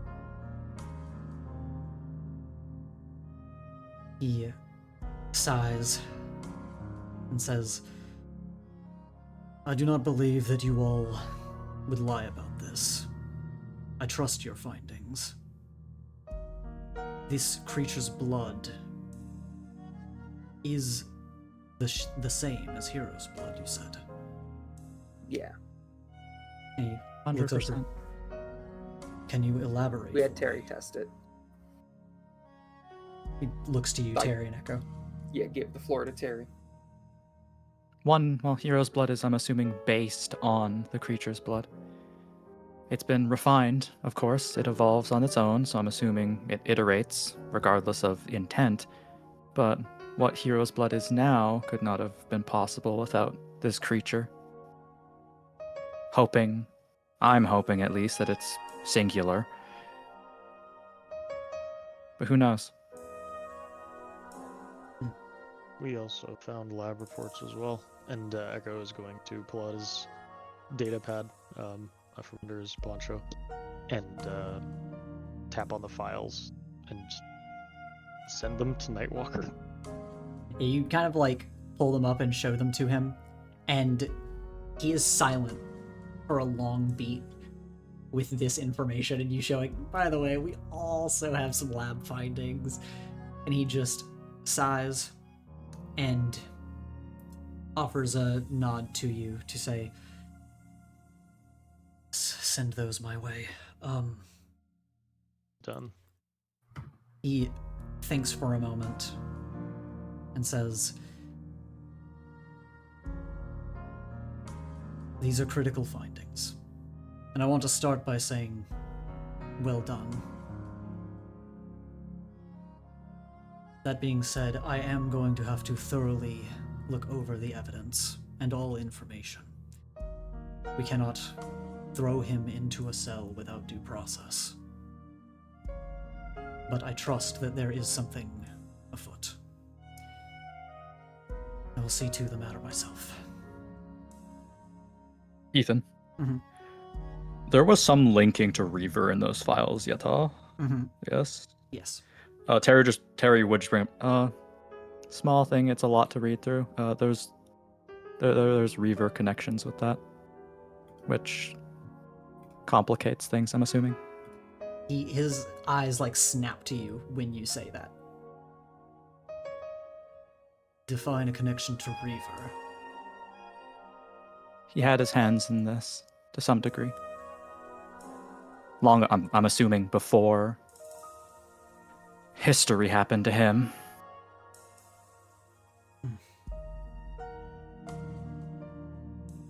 He glances over at Foresight and Kirk as Kirk has set Alex down gently against a wall, and he has his arms crossed, and they're clearly bickering.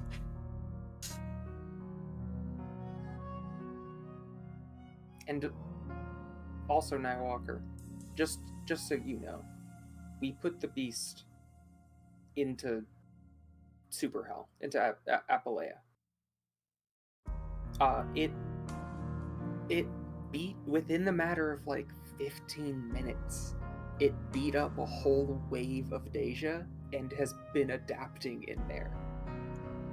You cannot let him let it back out because he will not be able to beat it. I don't know who could if the Deja couldn't.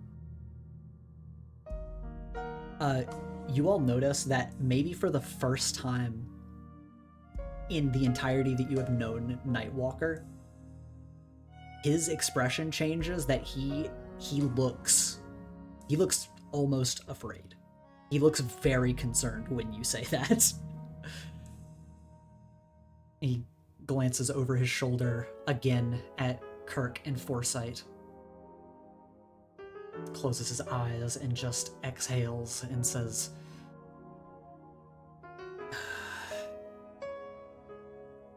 "This is not going to be an easy solution." Yeah, and I would expect Weston is going to want to get at it.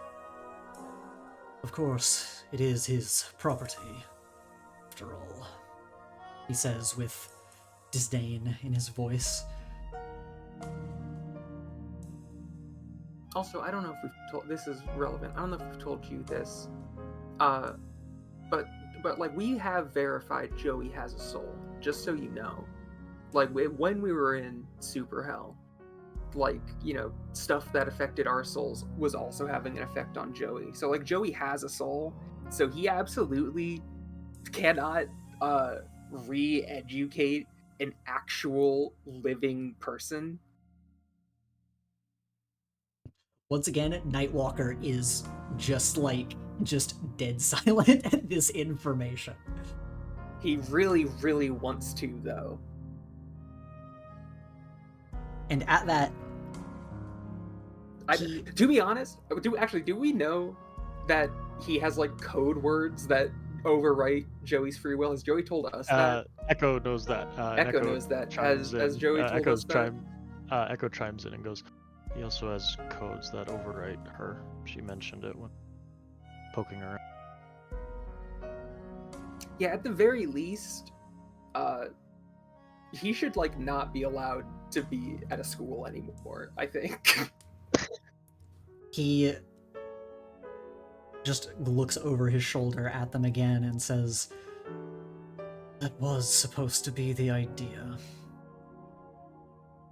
And he's going to turn on his heel and start walking over to Foresight and Kinesis.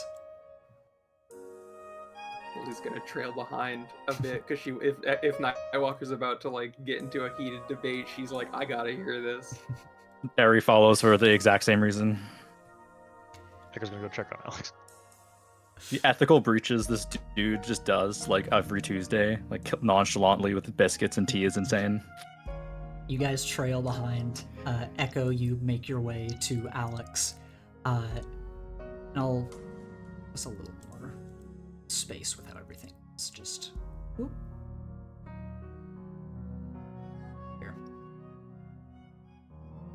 But Nightwalker walks over, and Lily, you can see his fingers twitch in a way that you're like, oh, he's really losing it. Because he's always so refined, always so composed. But he walks over, and Kirk and Foresight are interrupted mid-argument as he just says, "I'm sorry, can I help you, tall, dark, and..." And he kind of just like looks over your shoulder, or looks over his shoulder to see students are following him, and just kind of bites his tongue. Nightwalker says, "You have quite a lot being lobbied against you at the moment. Would you care to explain?" Explain about what exactly? There's kind of a lot going on here. Let's start with Joey. Yes, let's start with Joey. That's part of what I was talking to your headmistress here about.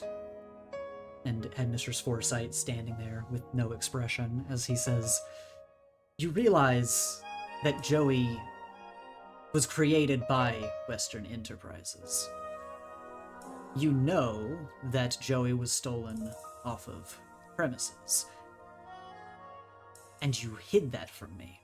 I let that slide for a very long time, by the way. I found out some time ago.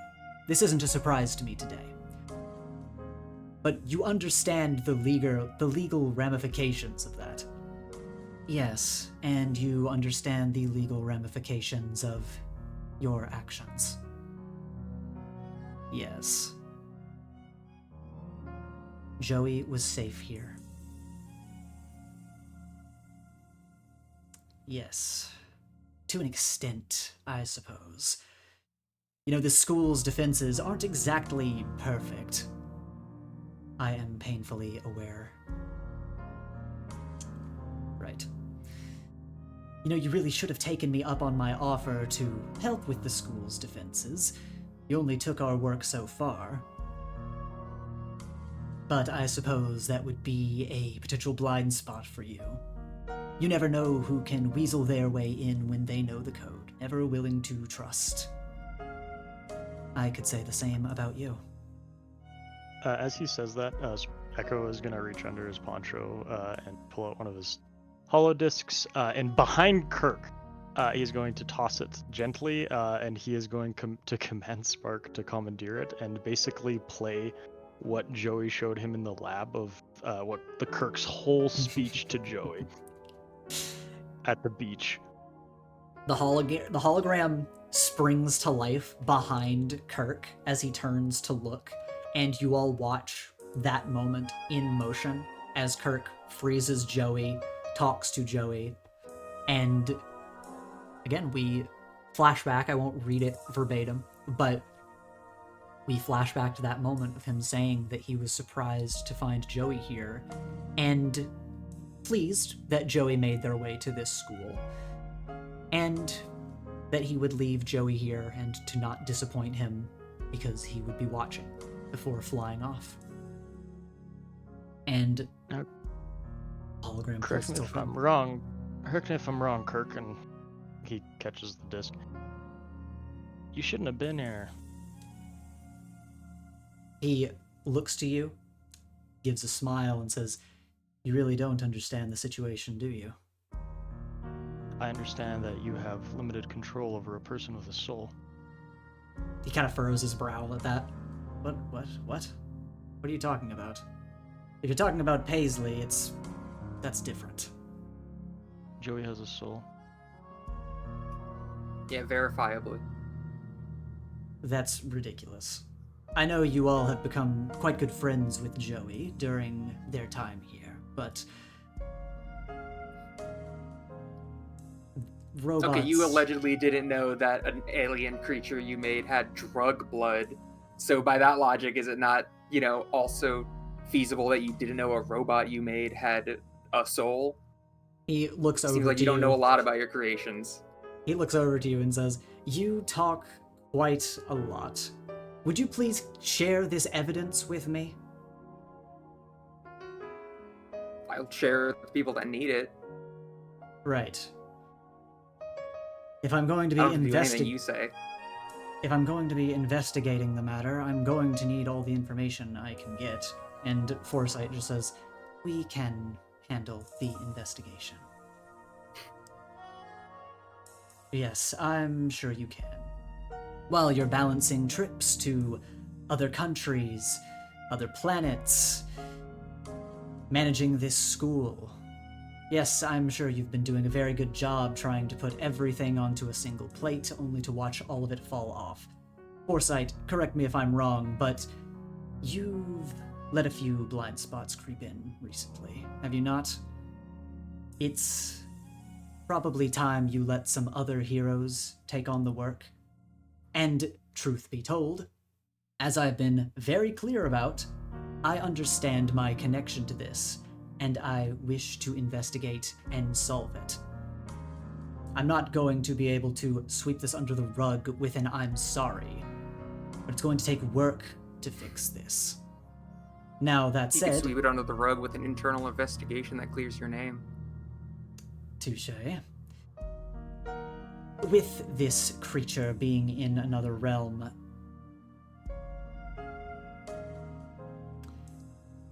I'll have to come back around on it.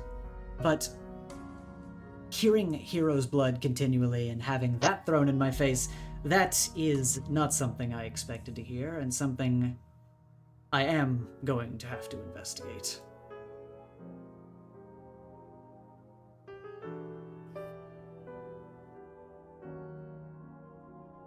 Foresight speaks once again and just says, "Your hands are tied. On the contrary, Foresight, I believe yours are. You know what the others think of this. Regardless, we'll have that conversation another day." He looks to the rest of you and says, "I don't suppose you're all going to tell me where Joe went. That would be too easy. So, I will take my leave for the day.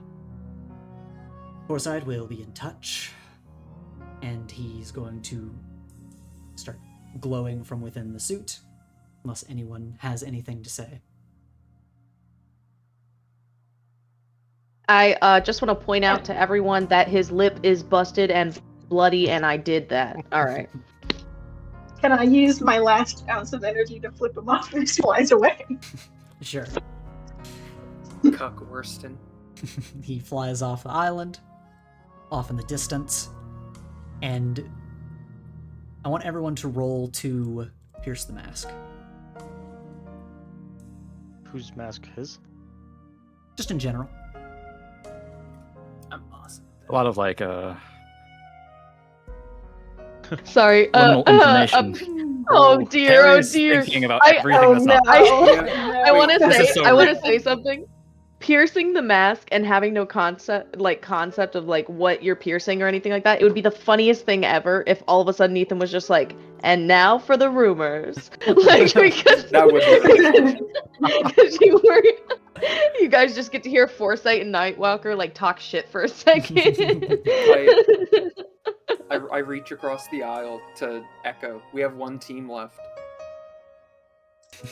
We do. I don't know. We do. We join heads and pierce the mask together, so that one of us gets a Both 7. squint. Teamwork. You're both kind of evaluating this situation from two different sides.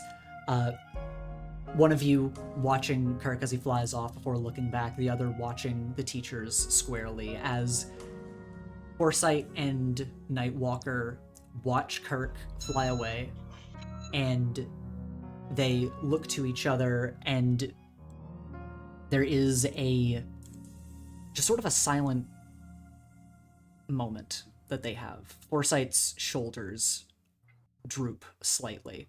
Nightwalker's tense up slightly.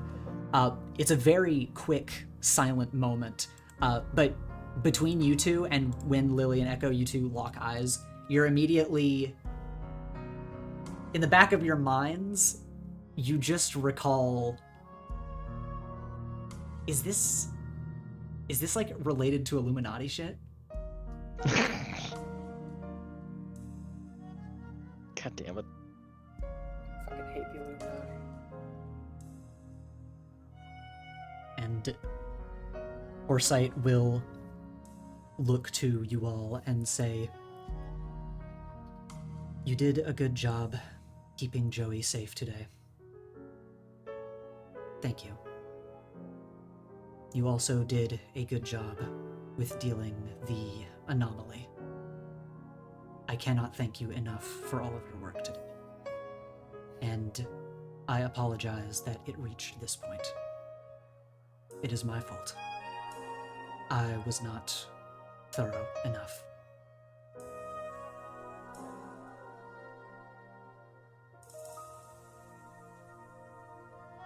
As much as I'd love to shit on, I don't know, not take no blame myself. I mean, I do think, to be fair, I think maybe the fight, I just thought Joey was gonna get 1 or 2 punches in. I think maybe that went a little far. We could have probably we could have probably told Joey to relax. We could have tried to talk to Joey. Joey is in a very bad headspace. I mean, understandably so. To be clear, justified in what Joey was doing. I fully believe that. I just think maybe it went a bit far. Foresight nods. Like if that guy has the ability with a word to overwrite someone's free will, he keeps coming to make, or I guess at least once, made a private visit to like intimidate a student, and it like, can he just not be allowed on the premises? Yes. Yeah, I think we should be able to ban him. Yes, this is going to be a difficult matter. But there are many conversations to be had. Or at the very least, get Joey a restraining order. Foresight nods and says, "It was my job to protect Joey from Kirk." And she turns to you, Echo, and just says, "I would like to know if Joey is okay. You do not have to bring them here. I just wish to know soon. At your earliest convenience." I can open a portal to her right now if you want. She thinks for a moment and says, "Go to the other side yourself. Check and return. Please." Okay. Echo opens a portal, kind of does a little back step and closes. Okay. Going to disappear into the other side. Was there anything anyone else was saying as Foresight sends Echo off to do this? I'm not like gonna tell you how to handle Kirk or anything, and I'm not gonna try to imply even that he should necessarily be behind bars unless he did in fact make a creature that is making an addictive drug substance with its blood. But if your frame of view for Kirk is that he is someone you needed to protect students from, that's not really how you describe a hero. What is that guy doing, and why is he being allowed to get away with it if that's how he's viewed? Foresight is silent for a moment after this, and she nods and says, "This situation is complicated. Not so complicated that I am willing to overlook this. However, the new information that has come to light has only added layers to what needs to be done. Kirk Weston is..."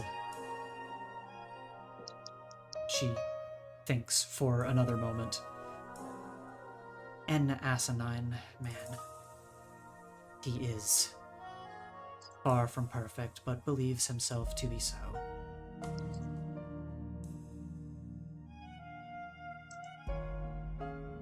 Yeah, sounds about right.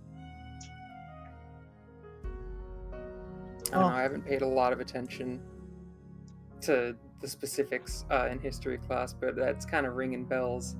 I feel like how long was situation with Reaver considered complicated and he's not a perfect man before we finally got to acknowledge he was, evil?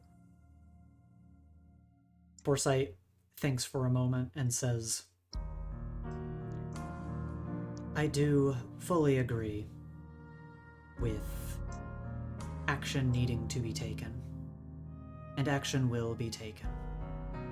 I also do not agree with much of what Kirk Weston has done in his tenure as a hero. Sadly, I also cannot say that I believe he is an evil person. Not intentionally. Many are not, but he is extremely misguided. That is more dangerous and more complicated to stop."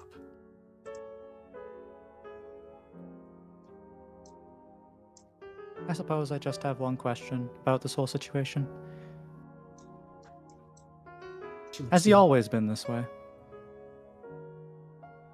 She thinks on this and says, there has been a deterioration. With this new information, I believe it started earlier than... And she stops for a moment before continuing and saying, I did not expect him to be at this place at this time. That is also my own shortcoming.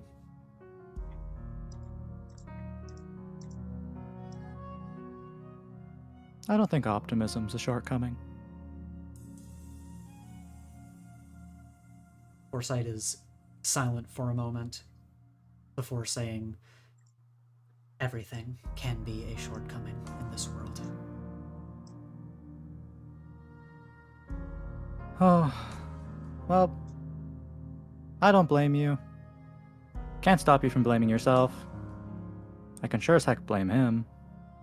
But we'll deal with that together. And I'll let Nightwalker explain it, more fully to you, but just want to also say to you that he absolutely under no circumstances can be allowed to open the portal to get his creation back. Like, if that happens, his misguided nature, it won't be any different than full-blown supervillain shit. Yeah, when you say that, Yeah. Forsyth simply raises a hand up to chest level and says, I do not need to know any more information. I appreciate the information you have brought forward. And then she lowers her hand. And you can tell those words were very carefully chosen. Because she already knows, or is she just like, I'm done talking? You could roll to pierce the mask if you want to. That felt rude. Am I crazy? You need to stop making me roll this damn mask. Brain jar. Nightwalker taught me bad on purpose. Yeah, you get the feeling that there was some second meaning to what she said, but for the life of you, it just sounded like she was being rude. Yeah, Lily kind of raises a hand offended to her, just like, what the hell? And looks to Nightwalker.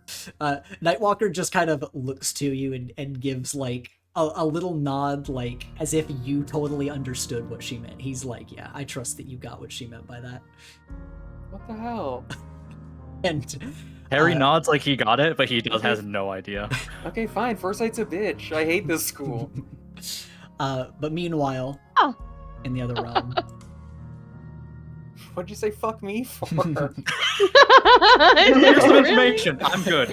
Stop talking to me. Am Yeah, I think I've had enough information. Alright, fuck. No more for you. Alright, I'll go back to hiding everything from the staff. Damn. in the other realm, Echo, you are by the ruins of your house, and Joey, you are a silver puddle. You are not able to pull yourself together, and you are able to talk, but the longer you are in this state, the more you are being pulled towards sleep. You are slowly losing consciousness in this form. This just feels wrong, the state that you are in. This is not right. Echo. Hey. Please don't step on me. I'd like what's left of my dignity to stay on the other side of the stand. Doing okay?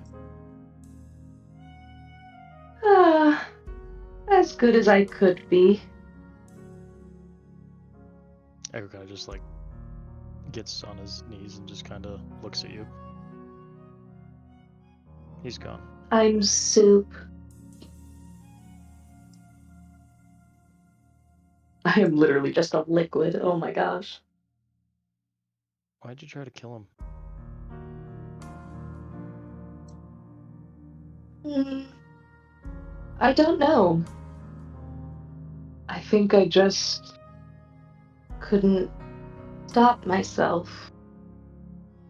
And Death and I have an odd relationship. We meet often, but never stay together long. So I wasn't afraid. But now I'm afraid.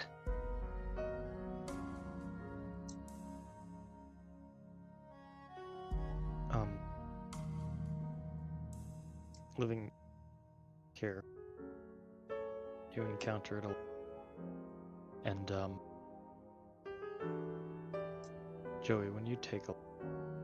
Speak up a bit. Joey, when you take a life, that's not something you can come back from.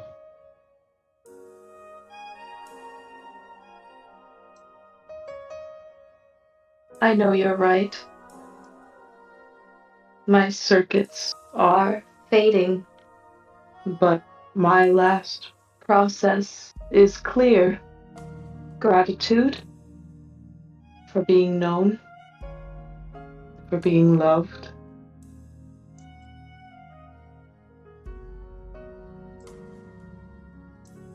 You're dying? It feels that way. There's nowhere to turn to within myself.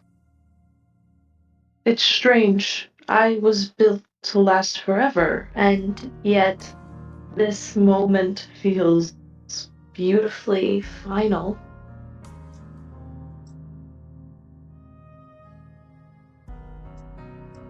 Ethan. Mhm. Is Joey's core around here? You don't see a core anywhere.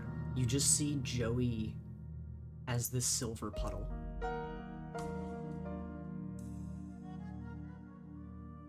Where's your core, Joey?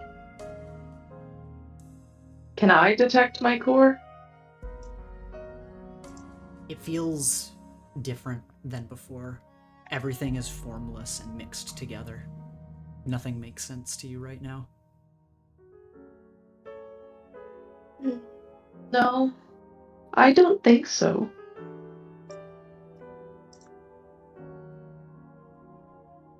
Don't worry. There is no final act for me.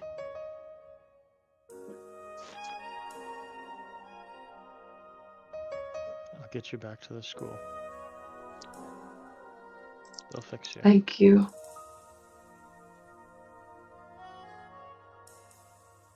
Tomorrow, I will awaken again.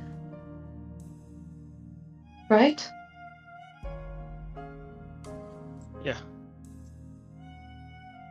Yeah, you will.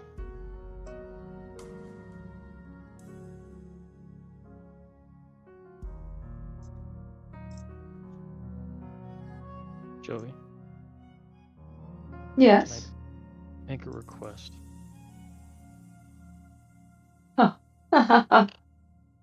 Sure. Please don't kill him.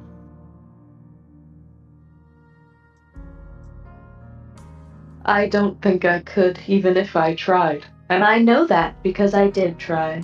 And I failed.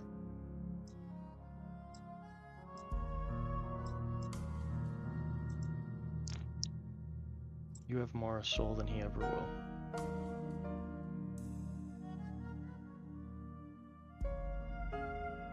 I think that is true. I think that is correct. I should have embraced my new brothers and sisters.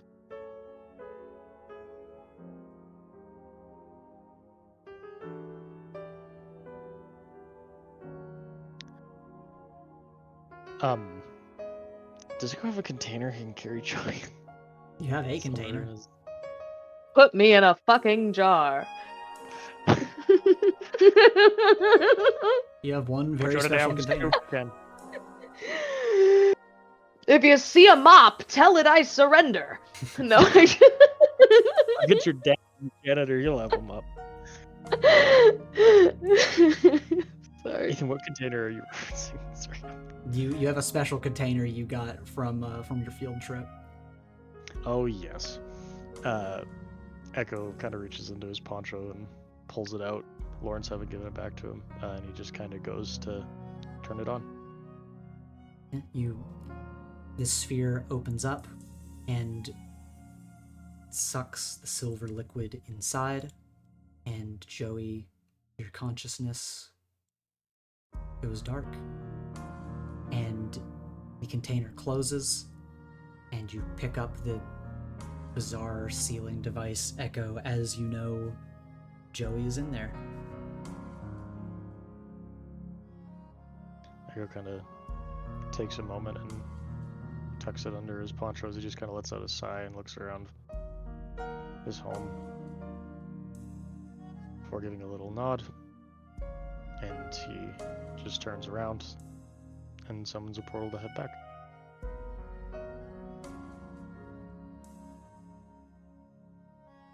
You appear from a portal just a short time later. As conversations are still going on, you can see that Headmistress Foresight has stepped a bit away from the group and is talking on comms to some other faculty, and Nightwalker has stayed nearby in case any of you wish to talk. But as you come out from the portal, Nightwalker will move over to you. Just say, "How's Joey doing?" Not good. She's a literal puddle, and he goes and pulls out the device from his poncho and offers it. Nightwalker tentatively takes it, says, "But they will... Were they not recovering?" No.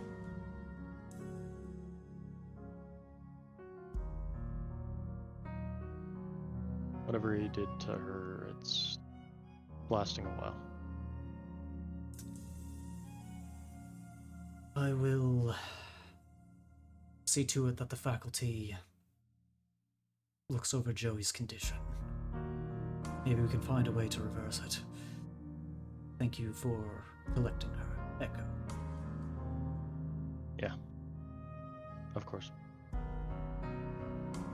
I apologize that you had to see a close friend in such a state.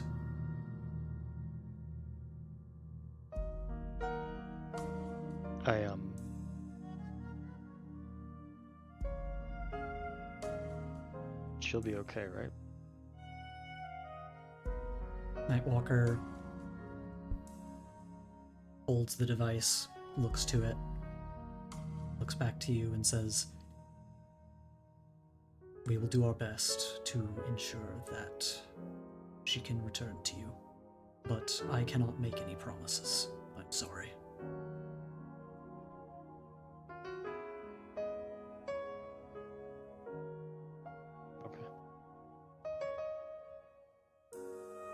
Nightwalker looks to you, Alex, and kneels down and says, "You're right, Miss Cruz." I think I am. I just hope Joey will be okay. He nods and just says, "You are waking up quite quickly. A tough one you are." I like to think so. Good. Come to me if you need anything. Understand? Thank you. He nods and stands up. And, you make your way over to Foresight. She on the phone? Seems like she is communicating with someone, and as you walk over, she turns to face you. Agar reaches under his poncho again and he pulls out his data pad and just offers it. She takes it after a single moment, and I assume you're showing her the information that you had collected. Yep. I'm sure Nightwalker would have told you, but it's easier if I just give it to you directly. Since she doesn't have eyes or a face, it is very hard to even tell that she's looking at it. But she swipes a few times and offers a nod hands the tablet back to you, and just says, "You have done excellent work, Echo."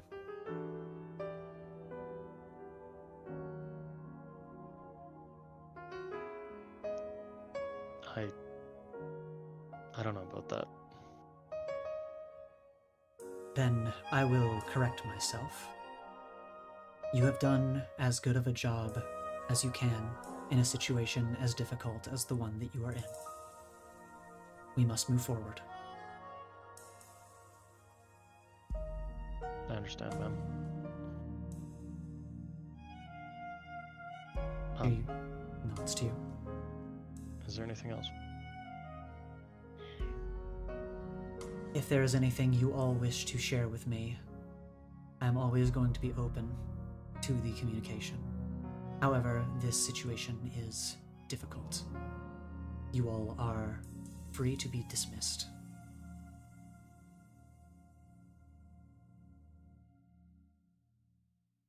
All right. I'm gonna go grab something to eat and I'm gonna lay down. A lot to think about now.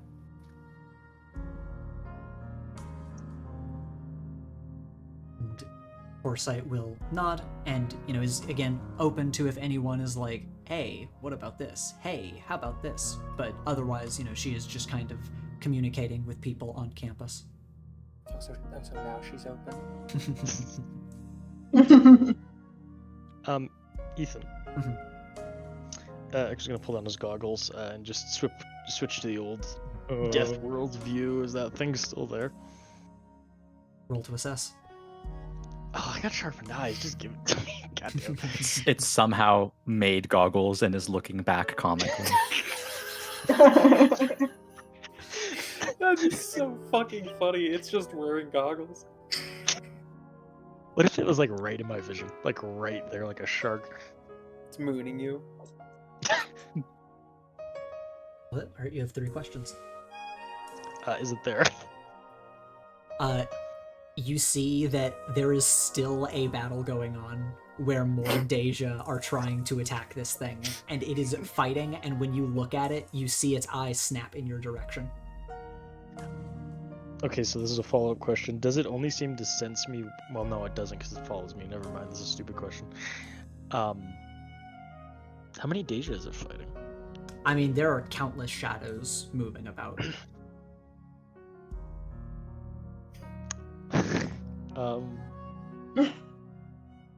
How has it changed? You see its form is becoming thinner. You almost kind of see the bones that are within the creature, which is surprising to you that there are even bones in there to begin with, but there are. You see faces appear and disappear against its skin, and its eye is gaining definition, as if milky and clouded over. Now it is starting to gain color. You see an iris without a pupil staring back at you. Is it looking more like humanoid now? No, not more humanoid. Okay. Echo just kind of lets out a little sigh and raises his goggles as his face goes pale again, and he just kind of shakes the thought out of his head. And I'll give you one bonus bit of info. As you turn off the goggles, looking into the other realm, Spark gives you an alert. What does it say?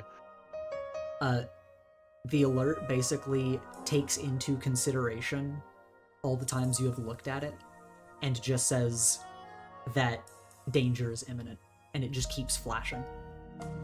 And nothing happens, but it keeps flashing. Echo's gonna kind of walk over here and just go, "What do you mean by that?"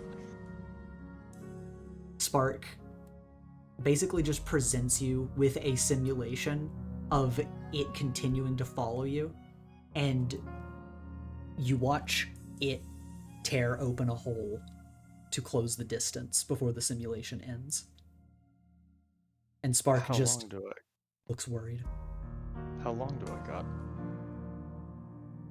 Spark tries to simulate the time and then just gets an error, as if Spark can't even understand this end point. 8 minutes. 8 minutes is all I can spare. So basically, Spark is saying, "Oh, hey, it'll tear a hole into reality, anyways." Is that what Spark was basically saying? Mm-hmm. Okay. But it's following me. Mm-hmm.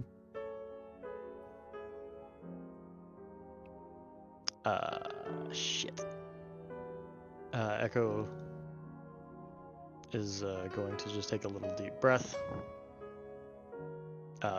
Turn to Nightwalker. There's been a development. Oh.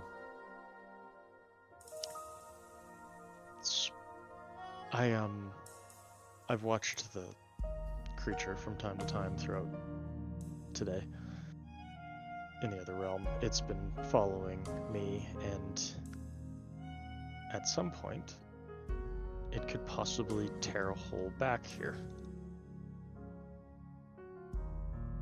Nightwalker has another moment of blanched silence as you say this. Do we hear this? Yeah, he's speaking to everybody. He's not keeping a quiet. Hell, Foresight could hear him if she Yeah, wanted. Foresight also immediately pivots to look over at you. Oh, now you want the info. Do you say that to her? Lily says that, yeah. She just kind of looks at you, Echo, and says, "This simulation, do you have an estimated time of arrival?" Spark couldn't predict it, no. Foresight thinks on this and says, "We will cross-reference our data soon then. This evening." Yeah, I was hoping just, I don't know, positive thinking would manifest that this wouldn't happen, but admittedly, as soon as we started talking about it, I did think that it could, because I learned how to rip portals because I was in contact with some of the Dacia's energy. So I realized that was a possibility. Foresight thinks on this and says, "Suppose it should not be that much of a surprise. The Dacia need access to all realms in order to do their work." Okay. So that's really bad, because if it can mutate to get abilities in the same way that I was able to use the Dacia's power to get abilities, then it can actually just do anything. It could see the future. It could decide to give itself superpowers at a whim, and I don't know if it has the downside of that leading to a quicker death, because I don't know if they have a Dacia that could kill it. Foresight considers this and says, "The fact that it is a man-made creature would lead me to believe that it does not." She thinks on this for a moment more and says, "It needs to be either contained or destroyed as soon as possible." And she nods to herself. And if it's ripping holes because it mutated to do that, I think that takes containment off the list, doesn't it? Yes. She thinks for a moment once again and says, "Possibly," as if to correct herself. Well, it does seem to want back, and we don't know how long we have, but I can at least, if I do open a portal, I can assume it will be coming through, so we can be preemptive. Why are you walking towards me? She walks over and says, Echo, will you allow me to read your mind? Sure. Why? I wish to gain as much information on this creature as possible in as short of a time as possible, so I will see it from your perspective. Sure. Take what you need. She nods and says, "Rest assured, I will only take what is necessary." And Make sure you include the train fight. she gives a dry chuckle You at could that. do without that, but maybe it was more fun from other perspectives. And Foresight is just going to, as she's standing in front of you, small, almost sort of glow from her dome, very subtle, as Echo, something silent ebbs into your mind. You might even believe that if she hadn't told you about this, you wouldn't have been able to tell that she was doing this, but because she said it, you're like, okay, is this feeling her reaching into my mind? Am I making things up? But after a brief moment, she nods and says, "I will speak to the faculty. I will begin coming up with countermeasures for this creature." And she just looks to you all and gives a nod again and says, "Thank you very much for your service. For heroes in training, you are amply qualified." And she's going to turn to head into the school immediately after feeling around in your mind, Echo. Echo, like a shiver runs down his mind. She's like, did she do it? Is she done? I think she's done.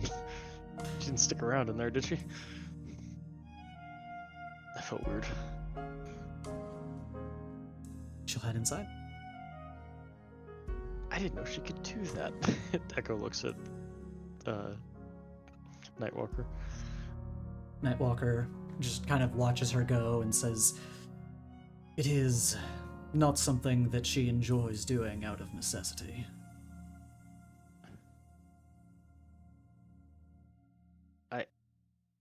Yeah. I'm gonna go try to sleep, knowing that a monster could rip through a portal and attack me at any moment. Nightwalker just gives you a solemn nod. Spark, do we have an estimate of how short it could be? Would you ask how short it could be? Just imminent danger, imminent danger, imminent danger. Echo kind of just like Call leans me. over and just holds Call me his if head. anything happens. Yeah, sure. I like to imagine we'll hear it. It's not exactly a subtle creature. Why do I want to run away? Tara, when you say that, I want you to roll to pierce the mask real quick. Terrifying. That's such a scary pierce the mask.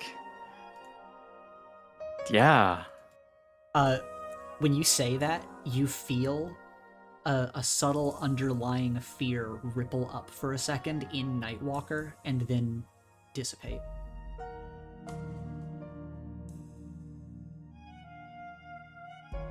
Huh.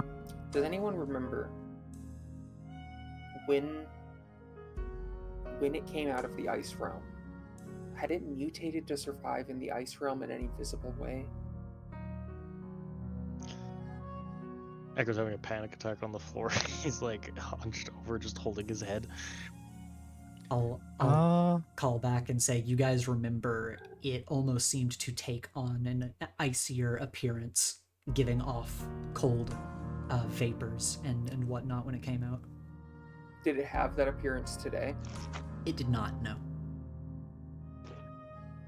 Maybe it needs to stay in the environment it adapts to in order to keep the adaptations. So if it came and attacked us, would it lose that over time? Maybe it can't help but keep adapting, even once it's already reached a state that's beneficial to it. Maybe. In which case, Perhaps it could also acquire maladaptive traits if we were to use our big brains and think of something. What if Put we in the gave it a ice soul? Do you realm, think? and then once it adapts an icy exterior, dunk it into some magma from the lava realm? Yeah. I mean, any idea we come up with has to go through the gauntlet of how long does it take for it to lose adaptations, because once it shows up from Super Hell, we're going to be fighting the Super Hell mode version of it for however long it takes until it loses that, because it wasn't just I didn't have the ability to open portals. I could like visualize a person and open a portal to go exactly to them. That's how I went to my mom. So if it wants to fight us, we won't be able to hide or outrun it. It can just keep opening a portal to arrive where we are and to continue the fight. So we would have to do that until it loses that ability, and I don't know how long that would take. Do Deja have an intrinsic weakness? Perhaps it adapts its drawbacks as much as its benefits. I mean, no, we tried to fight them in the court, and you guys couldn't do anything until I forced ghosts into you.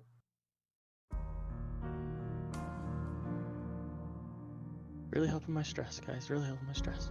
I'm not trying to help your stress. I'm trying to work it out because I'm hoping that if I talk for long enough, I'll figure something out. Echo Nightwalker. like stands up, his body shivering as he just looks to Nightwalker as Nightwalker is about to say something. Yeah, Nightwalker comments and says, "These are very valuable observations. Though sadly, as you mentioned, we would be working against the clock with its newly adapted form. And the longer it is in that realm, the more it is going to change to become whatever it needs to be, I suppose. I have to wonder if this thing even has limits, but at this point, assume not." And then he just shakes his head as he grits his teeth a bit and just says, "I need to examine the information you all found further. Kirk having his hand on this is bad enough, but Reaver as well makes this exceptionally frustrating." You said Spark says it's imminent danger, right? Can it all... Could it, like, already open a portal? Is it choosing to stay in there? Does it understand that it's making it stronger being there? Or maybe it's just waiting for Echo to fall asleep. Thanks, Terry. That's what I would do. Lily's, like, Thanks. kind of, like, looking into the ground, holding her head, as she's, like, thinking about it more. Nightwalker will look to you, Lily. Look back to you, Echo. Clear his throat a little bit and say, "This situation is beyond difficult. There's not a word to be put to the situation that we are in now. But we are in the situation regardless. We will take on all information that we have found, all information we can muster. Take as much time as we can to consider the options. If we do not see any, then we must merely do our best when the time comes. I am not well suited to blind optimism, and I will not lie to you all and say that I see an easy way out of this, if there is a way out of this at all that is adequate. But regardless of this, if it is imminent, if this is something we cannot avoid, there is no sense in us holding on to fear. Fear is good to an extent, but we must make it our weapon. For all of you, I do not wish for you to be a part of this fight, but regardless of that wish, you will be dragged into it. I'm not blind to that. I will speak with Headmistress Foresight on her plans. We will rally what heroes we can. And by the end of this, We will do our best to save you. I promise you at least that much. And with those somber words of not quite encouragement, but trying to keep you all anchored. Alex, as you hear this, what do you feel? How do you respond?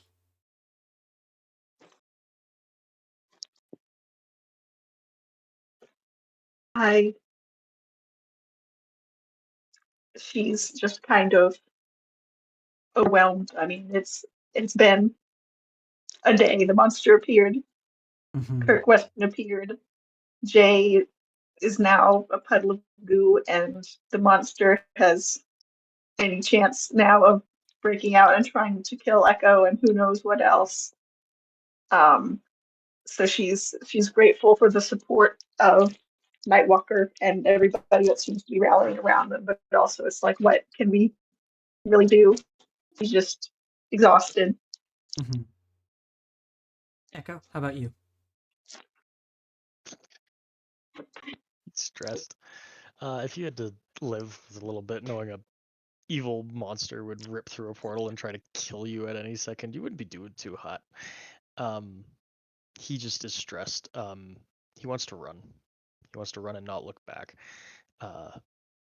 Because it's what he does in these situations sometimes. He looks to his bike, and then looks to Nightwalker. Can I just go for a flight real quick and clear my head, or do I gotta stay here in case, you know? I would like for you to stay close by, but I suppose that even that poses its dangers. Take a walk, if you would. Can I go to the beach? You may. Thank you, sir. He nods. Thank you, Mr. Nightwalker. He kind of makes like a half little laugh as he just kind of walks away. Just takes off his gear as he puts it on his bike real quick. And then puts his poncho over his head as he kind of walks off, looking paler than usual. Blood wounds still on him from earlier. Lily, what's going through Lily's head after what Nightwalker said in this whole situation? I think Lily would want to take Nightwalker's words to heart, but I also think, she just spent how long to beat the Deja, and it was such an ordeal for her, and now she's being told this thing we just shoved in there is like soloing them, is just Doom Guy mounting on top of their corpses and just going insane. And like realizing that it is mutating to get the powers that she had. Like when she's thinking she's ordering it in like a tier list. When she had powers, she struggled to beat any Deja, but could sometimes. The Deja seem to be struggling to do anything, and in fact are afraid of the beast that they put in there, and they got that way like 10 minutes into it showing up, and it's been there for longer and evolving for longer, and now Lily doesn't have powers, so she's like doing the math, and is like, if it was fighting Joey and Alex with just as much intent as it is now chasing Echo, so it seems like it just hates us. So if it came through, it could kill Echo, and at some point she would be on the list. So so as much as she would want to take Nightwalker's words and feel better about them, she is too in her own head, and is like just continually trying to think about it as if she'll come up with some solution. Makes sense. And Terry, how do you respond? To what? To what Nightwalker said, this situation, where is your mental at the moment?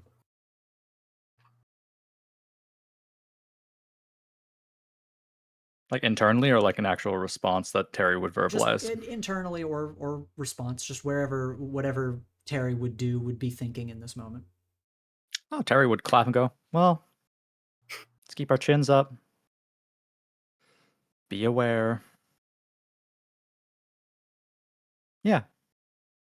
But really, though, I am kind of tired. Can we go now? Can we disperse? Any other important information to pass around? He just nods to you and says, "You are dismissed." Thanks. He wouldn't move. Nightwalker will just offer a nod and then turn to walk into the school to follow Headmistress Foresight. And Joey, wherever you are, I hope we see you again. As that is going to be where we end today's session. I'm on the I was fucking right. moon. I'm on the moon. I'm in the air. I'm everywhere. Moon's coming I'm in down, the guys. It's sky. coming. No. I'm in the clouds. Oh my god, a meteor hurling towards Alex? I'm gonna catch a ride on this thing. That'll get me back way faster.